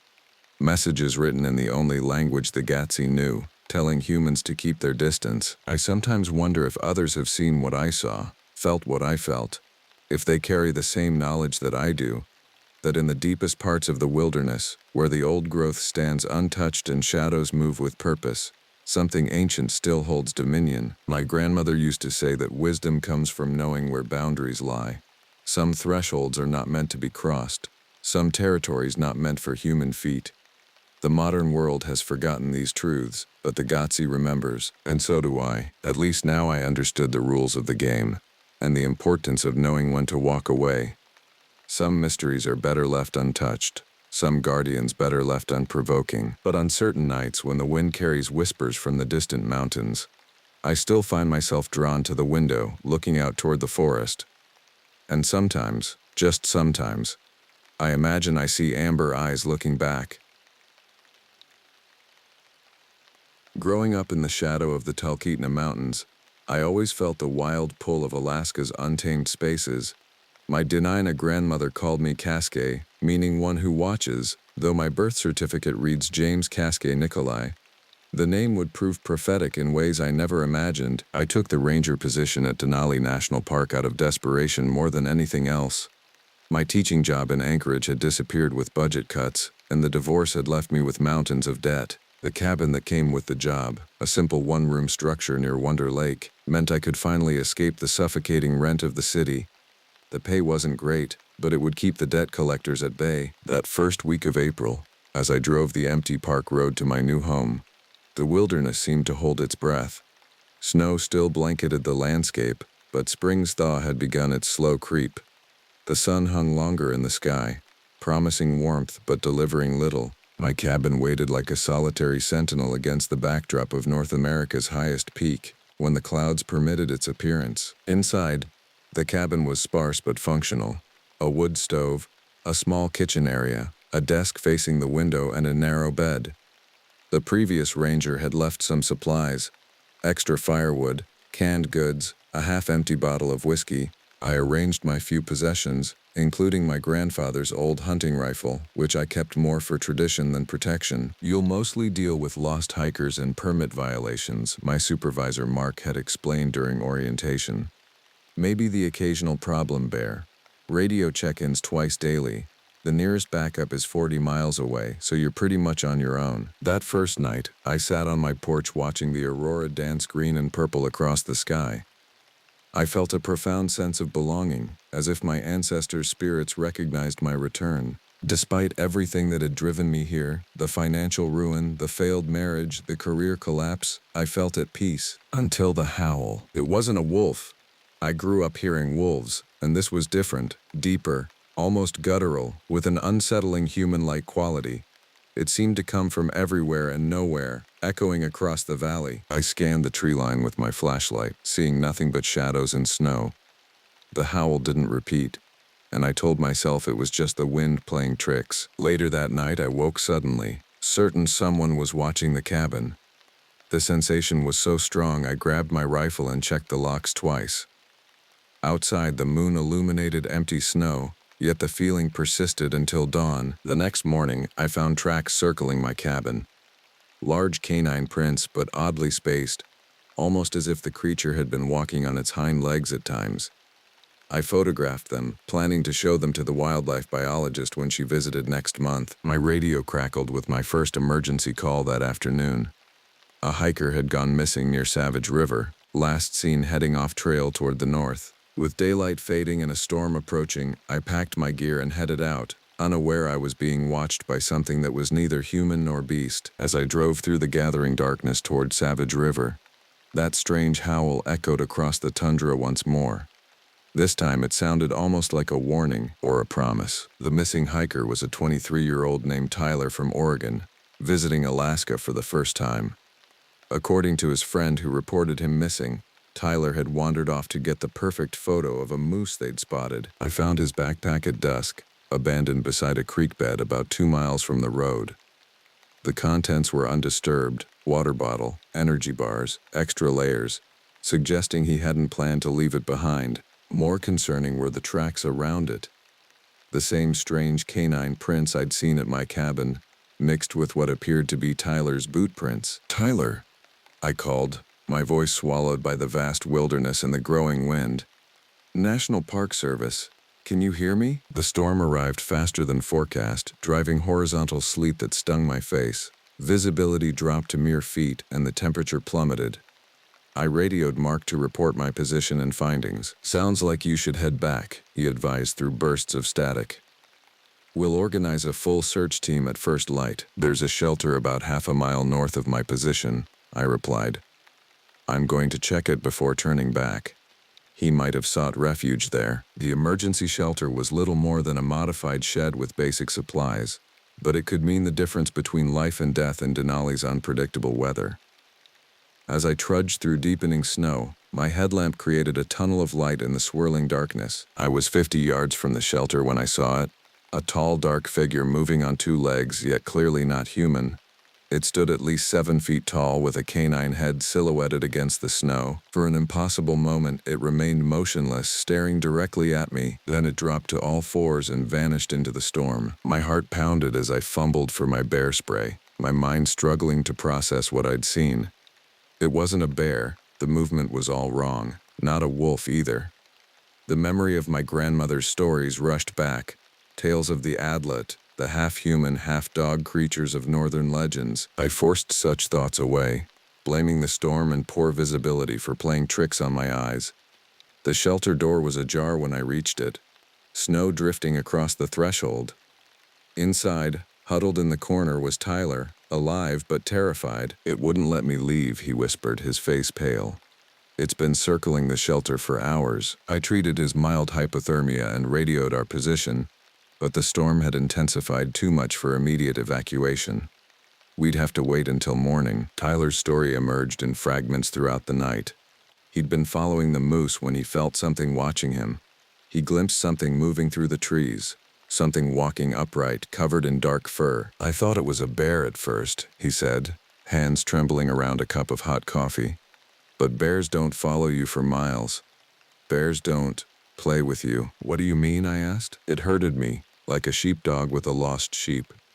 Every time I tried to head back toward the road, it would appear ahead of me, forcing me to change direction. It guided me here." I kept the rifle across my lap as Tyler eventually fell into exhausted sleep. Outside, the wind carried that distinctive howl again, closer now, almost triumphant. At first light, the storm had passed. The search helicopter spotted us quickly, and Tyler was evacuated to Fairbanks for medical evaluation. I didn't mention the bipedal canine creature in my official report. Instead, I listed possible wolf activity and disorientation due to weather. Back at my cabin that evening, I found my door wide open, though I was certain I'd locked it. Nothing was taken, but everything had been examined. Drawers pulled out, books opened, food containers sniffed. On my desk lay a dead hare, its neck broken but otherwise untouched. A gift. Or a message. That night, I barricaded the door and kept the rifle loaded beside my bed. Sleep came in fitful bursts, interrupted by sounds of movement outside the cabin, the crunch of snow under heavy paws, and occasionally the unmistakable sound of bipedal footsteps on my porch. In the morning, I found a circle of those same tracks surrounding my cabin, as if something had been pacing all night, studying its prey. After the incident with Tyler, I began researching local folklore at the park's small library. The Koyukon and Dena'ina peoples had stories of dogmen, creatures caught between worlds, neither fully animal nor human. Some tales described them as protectors of the wilderness. Others depicted them as vengeful spirits who punished those who disrespected nature's laws. My grandmother had told me similar stories when I was young, speaking in hushed tones about the Kushtaka of the Tlingit people or the Adlet from farther north. I'd always assumed they were just cautionary tales meant to keep children from wandering too far from home. Now I wasn't so sure. 2 weeks after Tyler's rescue, I received a visitor, an elderly Athabascan man named Thomas who worked as a cultural liaison for the park. He arrived unannounced, his weathered face serious beneath his wool cap. "I heard about what happened," he said without preamble as he accepted the coffee I offered. "And about what you saw." I hesitated. "I didn't mention anything unusual in my report." Thomas nodded. "But you told the boy's friend who told his sister who works with my niece." He shrugged. "Alaska is a small place in some ways." He pulled out a worn leather pouch and removed what looked like a small carving of a wolf standing upright on human legs. The craftsmanship was exquisite, the details unsettling. "My grandfather made this," he explained, "after his own encounter in 1932. Not far from here, actually." I examined the figure, noting the elongated limbs and strangely proportioned body. "What are they? Guardians, some say. Or judges?" Thomas sipped his coffee. "They appear when the balance is disturbed, when humans forget their place." "And what place is that?" I asked. "As guests," he replied simply. "This land was never meant to be owned or controlled. The old ones believe these creatures remind us of that." After Thomas left, I found myself drawn to my grandfather's journals, leather-bound books filled with observations from his years as a hunter and trapper. I'd brought them with me more for sentimental value than anything else, but now I searched them with purpose. In an entry from November 1978, I found what I was looking for. Saw it again today. The Urayuli, as the upriver people call it. Standing at the edge of the spruce line, watching. Not threatening, but not hiding either. Making its presence known. Left a young caribou on my doorstep last night. Not killed by teeth or claws, but by human hands. A warning, or an offering. The elders say they appear in times of change, when the old ways are threatened. The entry continued with detailed sketches of tracks identical to those I'd been finding around my cabin. That night, I left a small offering outside my door. A bundle of dried salmon and spruce tips, arranged in the traditional way my grandmother had taught me. By morning it was gone, replaced by a perfectly preserved eagle feather. Rare and protected, illegal for most people to possess. The message seemed clear. An acknowledgement, perhaps even an acceptance. For several days after, the howl stopped, and I found no tracks around my cabin. I began to wonder if the creature had moved on, or if my small gesture had somehow appeased it. Then came the second disappearance. A family of 4 had ventured beyond the marked trails near Polychrome Pass. The parents and young daughter were found quickly, cold and frightened but unharmed. The teenage son, however, remained missing. He ran ahead, the father explained as I coordinated the search effort. He said he saw something moving in the bushes and wanted to check it out. We called for him to stop, but the man's voice broke. He just vanished. The search helicopter spotted unusual movement 3 miles from where the family had last seen their son. As the closest ranger, I was dispatched to investigate. What I found changed everything I thought I knew about these creatures, and about myself. The coordinates led me to a steep ravine north of the park road, an area rarely visited even by the most adventurous hikers. As I approached, that familiar sensation of being watched intensified. The forest had gone silent. No bird calls, no rustling of small animals, just the sound of my own breathing and footsteps. In a small clearing stood a crude structure, not quite a shelter but clearly built with purpose. Branches had been woven together to form a dome-like shape, reinforced with moss and bark. Animal bones decorated the entrance, arranged in patterns that seemed almost like writing. And inside, huddled but unharmed, was the missing teenager, Marcus. "Don't come closer," he warned when he saw me. "It doesn't want anyone else in here." I stopped at the entrance, scanning the surrounding forest. "Are you hurt?" He shook his head. "No. It brought me food. Water, too." He pointed to a collection of berries and what looked like strips of raw meat beside him. "It wants me to stay until dark." "What does?" I asked, though I already knew. "The dog person," Marcus whispered. "It walks like a man but looks like something else. It's been watching me since yesterday. It built this place." I radioed our position, reporting that I'd found the boy alive and unharmed but leaving out the details of the shelter. "We'll wait for the extraction team here," I told him, settling just outside the entrance, rifle ready across my lap. As twilight approached, Marcus became increasingly agitated. "It's coming back," he said suddenly, eyes fixed on something beyond my shoulder. I turned slowly, and there it was, the creature from my grandmother's stories, standing at the edge of the clearing. In the fading light, I could see it clearly for the first time. 7 feet tall at least, with the powerful build of a timber wolf but standing on 2 legs. Its face was the most unsettling part. Not quite wolf, not quite human, with intelligent eyes that held my gaze with disturbing awareness. Dark gray fur covered most of its body, but patches of what looked like human skin showed through in places. For a long moment we simply stared at each other. It made no aggressive move, merely tilted its head as if studying me. Then, deliberately, it placed something on the ground between us, a small object I couldn't identify. The sound of approaching helicopters broke our standoff. The creature's ears flattened, and it melted back into the forest with impossible speed and silence. The extraction team found us moments later, rushing Marcus to safety. In the commotion, I managed to retrieve what the creature had left, a small, smooth stone carved with symbols I recognized from my grandmother's teachings. Protection sigils. That night in my cabin, I spread out my grandfather's journals, the strange carved stone, and my own notes on the encounters. A pattern was emerging. Both Tyler and Marcus had been found unharmed in locations where they could be rescued. Both reported that the creature had provided food and shelter, and both had wandered off the marked trails, disregarding park regulations. Was it possible the legends were true? That these beings were some kind of wilderness guardians? My radio crackled, interrupting my thoughts. "Casquet, you there?" "Over." It was Mark. "Go ahead," I responded. "Just got word from the hospital. Both Tyler and now Marcus are showing the same strange symptoms. Doctors are baffled. They're running tests, but..." He hesitated. "They're asking if they might have been exposed to something in the park. Some kind of toxin or pathogen." A chill ran through me. "What symptoms exactly?" "Elevated temperature, unusual brain activity, heightened senses, and their eyes. The doctors say there's something changing in the pigmentation, becoming more reflective, like animal eyes," I finished, the realization dawning with horror. "Yeah," Mark confirmed.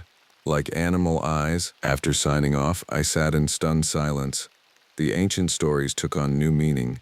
Tales of humans transformed, of boundaries crossed between our world and others. of infection. That night, the howling returned. Not just one voice now, but two. And they were getting closer. The park administration closed Denali to all visitors following what they called unusual wildlife activity. They didn't mention Tyler or Marcus, whose conditions had deteriorated further. According to Mark's updates, both were now in isolation units, exhibiting increasingly non-human behaviors. I spent days combing through my grandfather's journals, searching for any mention of similar cases. In his final journal, dated 1992, I found a cryptic entry: "The change is happening faster now." 3 hunters from Healy showed the signs after their encounter last fall. The elders performed the ceremony, but it was too late for 2 of them. The third survived, but he's different now. He understands their language. He serves as a bridge. A bridge.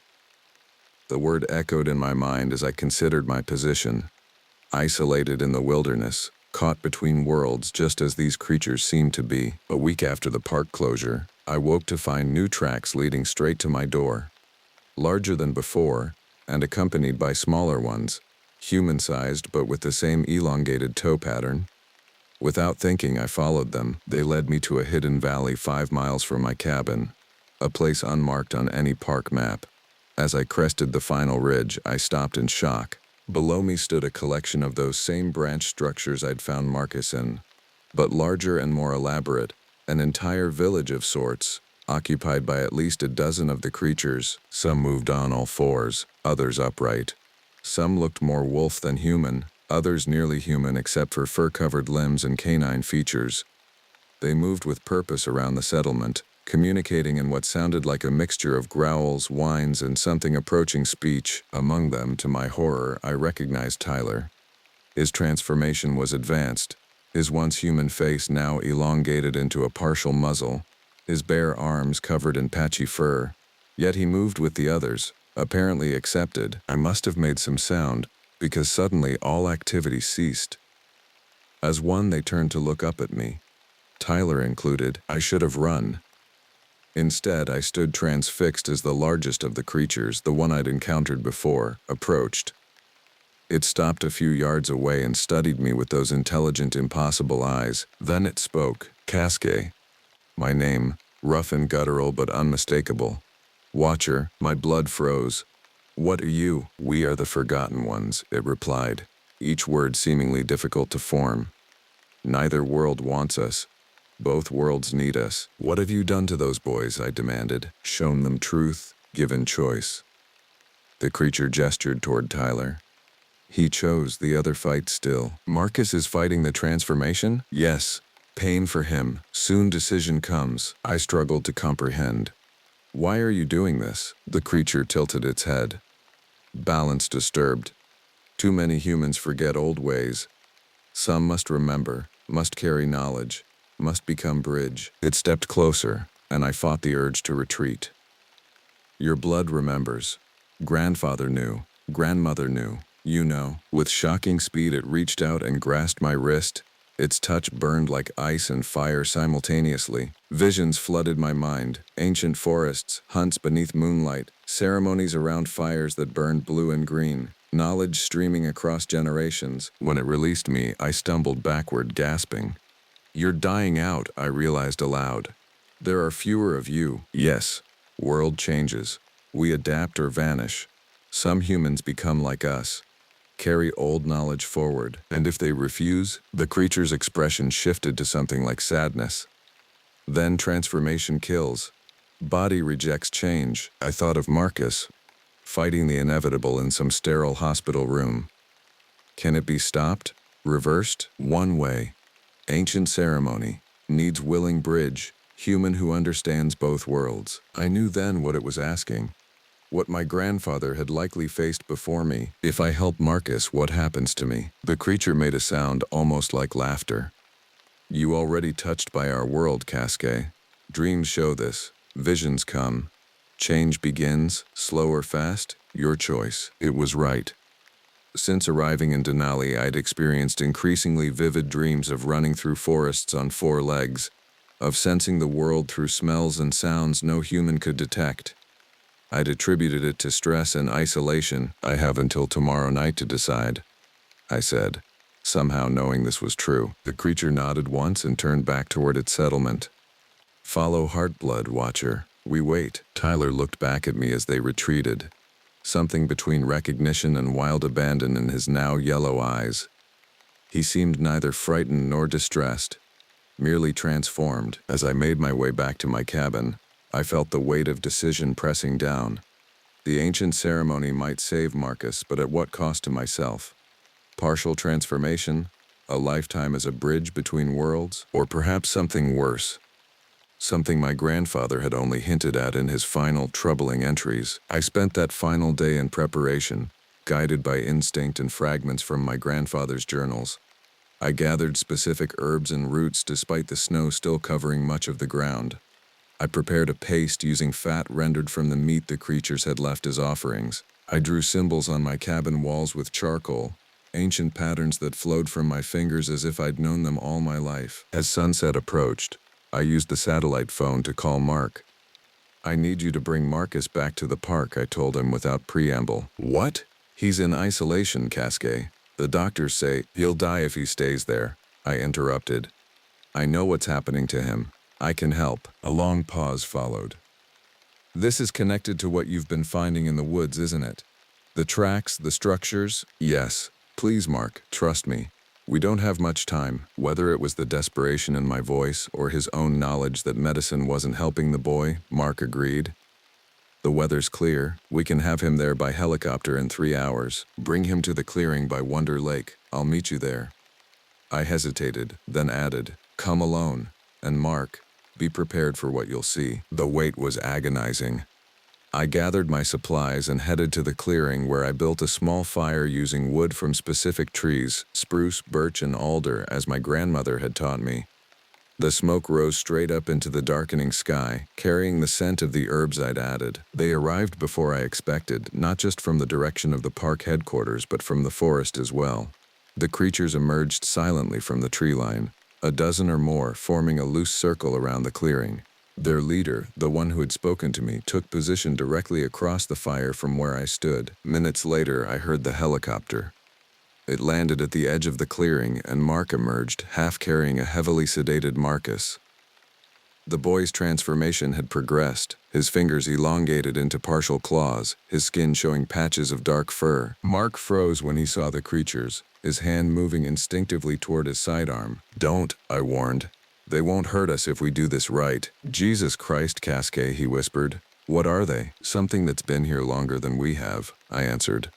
"Bring him to the fire." The ceremony began as if orchestrated by some ancient memory in my blood. I applied the paste to Marcus's forehead and chest, chanting words I somehow knew in a language I'd never studied. The creatures joined, their voices rising and falling in eerie harmony. The leader stepped forward, extending one clawed hand toward Marcus. I nodded to Mark to lay the boy down between us. "What happens now?" Mark asked, his voice tight with fear and wonder. "I become the bridge," I said simply. I placed one hand on Marcus's chest and extended the other toward the creature leader. When our hands met, pain like nothing I'd ever experienced surged through me. As if my very cells were being rewritten, torn apart and reassembled, visions flooded my consciousness. Ancient humans running with wolf companions through primeval forests, shamans shifting forms to travel between worlds, the gradual separation of our species as humans built walls and boundaries, the dogmen retreating deeper into wilderness, becoming legend rather than reality. I saw how some humans, those with certain bloodlines, certain connections to the old ways, could still cross that boundary, could still become bridges. I felt the transformation that had begun in Marcus reversing, flowing through me instead. My senses sharpened painfully, smells becoming overwhelmingly vivid, sounds from miles away suddenly audible. My bones ached as they prepared to shift. How far would it go? Would I become like Tyler, more creature than human? Or something in between, the bridge my grandfather had written about? The fire flared suddenly, sparks spiraling upward in a column of light. The creature released my hand, stepping back with what seemed like respect. "It is done," it said. "The boy lives. Your choice remains." Marcus stirred, his features already returning to normal. Mark knelt beside him, checking his pulse with shaking hands. "He's stabilizing," he reported in disbelief. Whatever you did, I barely heard him. The sensations coursing through me were too intense. The smell of the forest, the sound of mice burrowing under snow 100 yards away, the taste of the air itself. The creature leader approached me once more. Tomorrow night, full moon rises, decision time comes. Join hunt as human with new gifts, join pack with new form, or fight change and perish. What if I leave this place, I asked. Return to the city? Blood awakened now, no going back. It gestured toward the wilderness beyond. You're home now. Choice is how to live in it. As the creatures melted back into the forest, I realized a profound truth. I had always belonged here, caught between worlds. My grandmother had known. My grandfather had faced the same choice. Perhaps this was why I'd been drawn back to Alaska, to Denali, not financial desperation or career failure, but blood memory calling me home. Mark and Marcus departed in the helicopter. The boy stable but confused. I promised to explain everything when I could, knowing that time might never come. That night, alone in my cabin, I felt the changes accelerating. My reflection showed yellowing eyes, canines slightly too sharp. My hearing detected the movement of creatures miles away. My sense of smell told me the leader waited in the forest nearby, patient and watchful. I understood now why the dogman had been targeting certain visitors, those with the potential to transform, to become bridges as bloodlines reconnected with ancient roots. Tyler had embraced it. Marcus had fought it. And I still had to choose. As I write these final words in my grandfather's last journal, I feel my hands changing, fingernails hardening into something else. The full moon rises tomorrow night, and with it my decision. Will I fight this transformation and likely perish? Will I accept partial change, living as a human with one foot in the creature world, a watcher and protector of boundaries?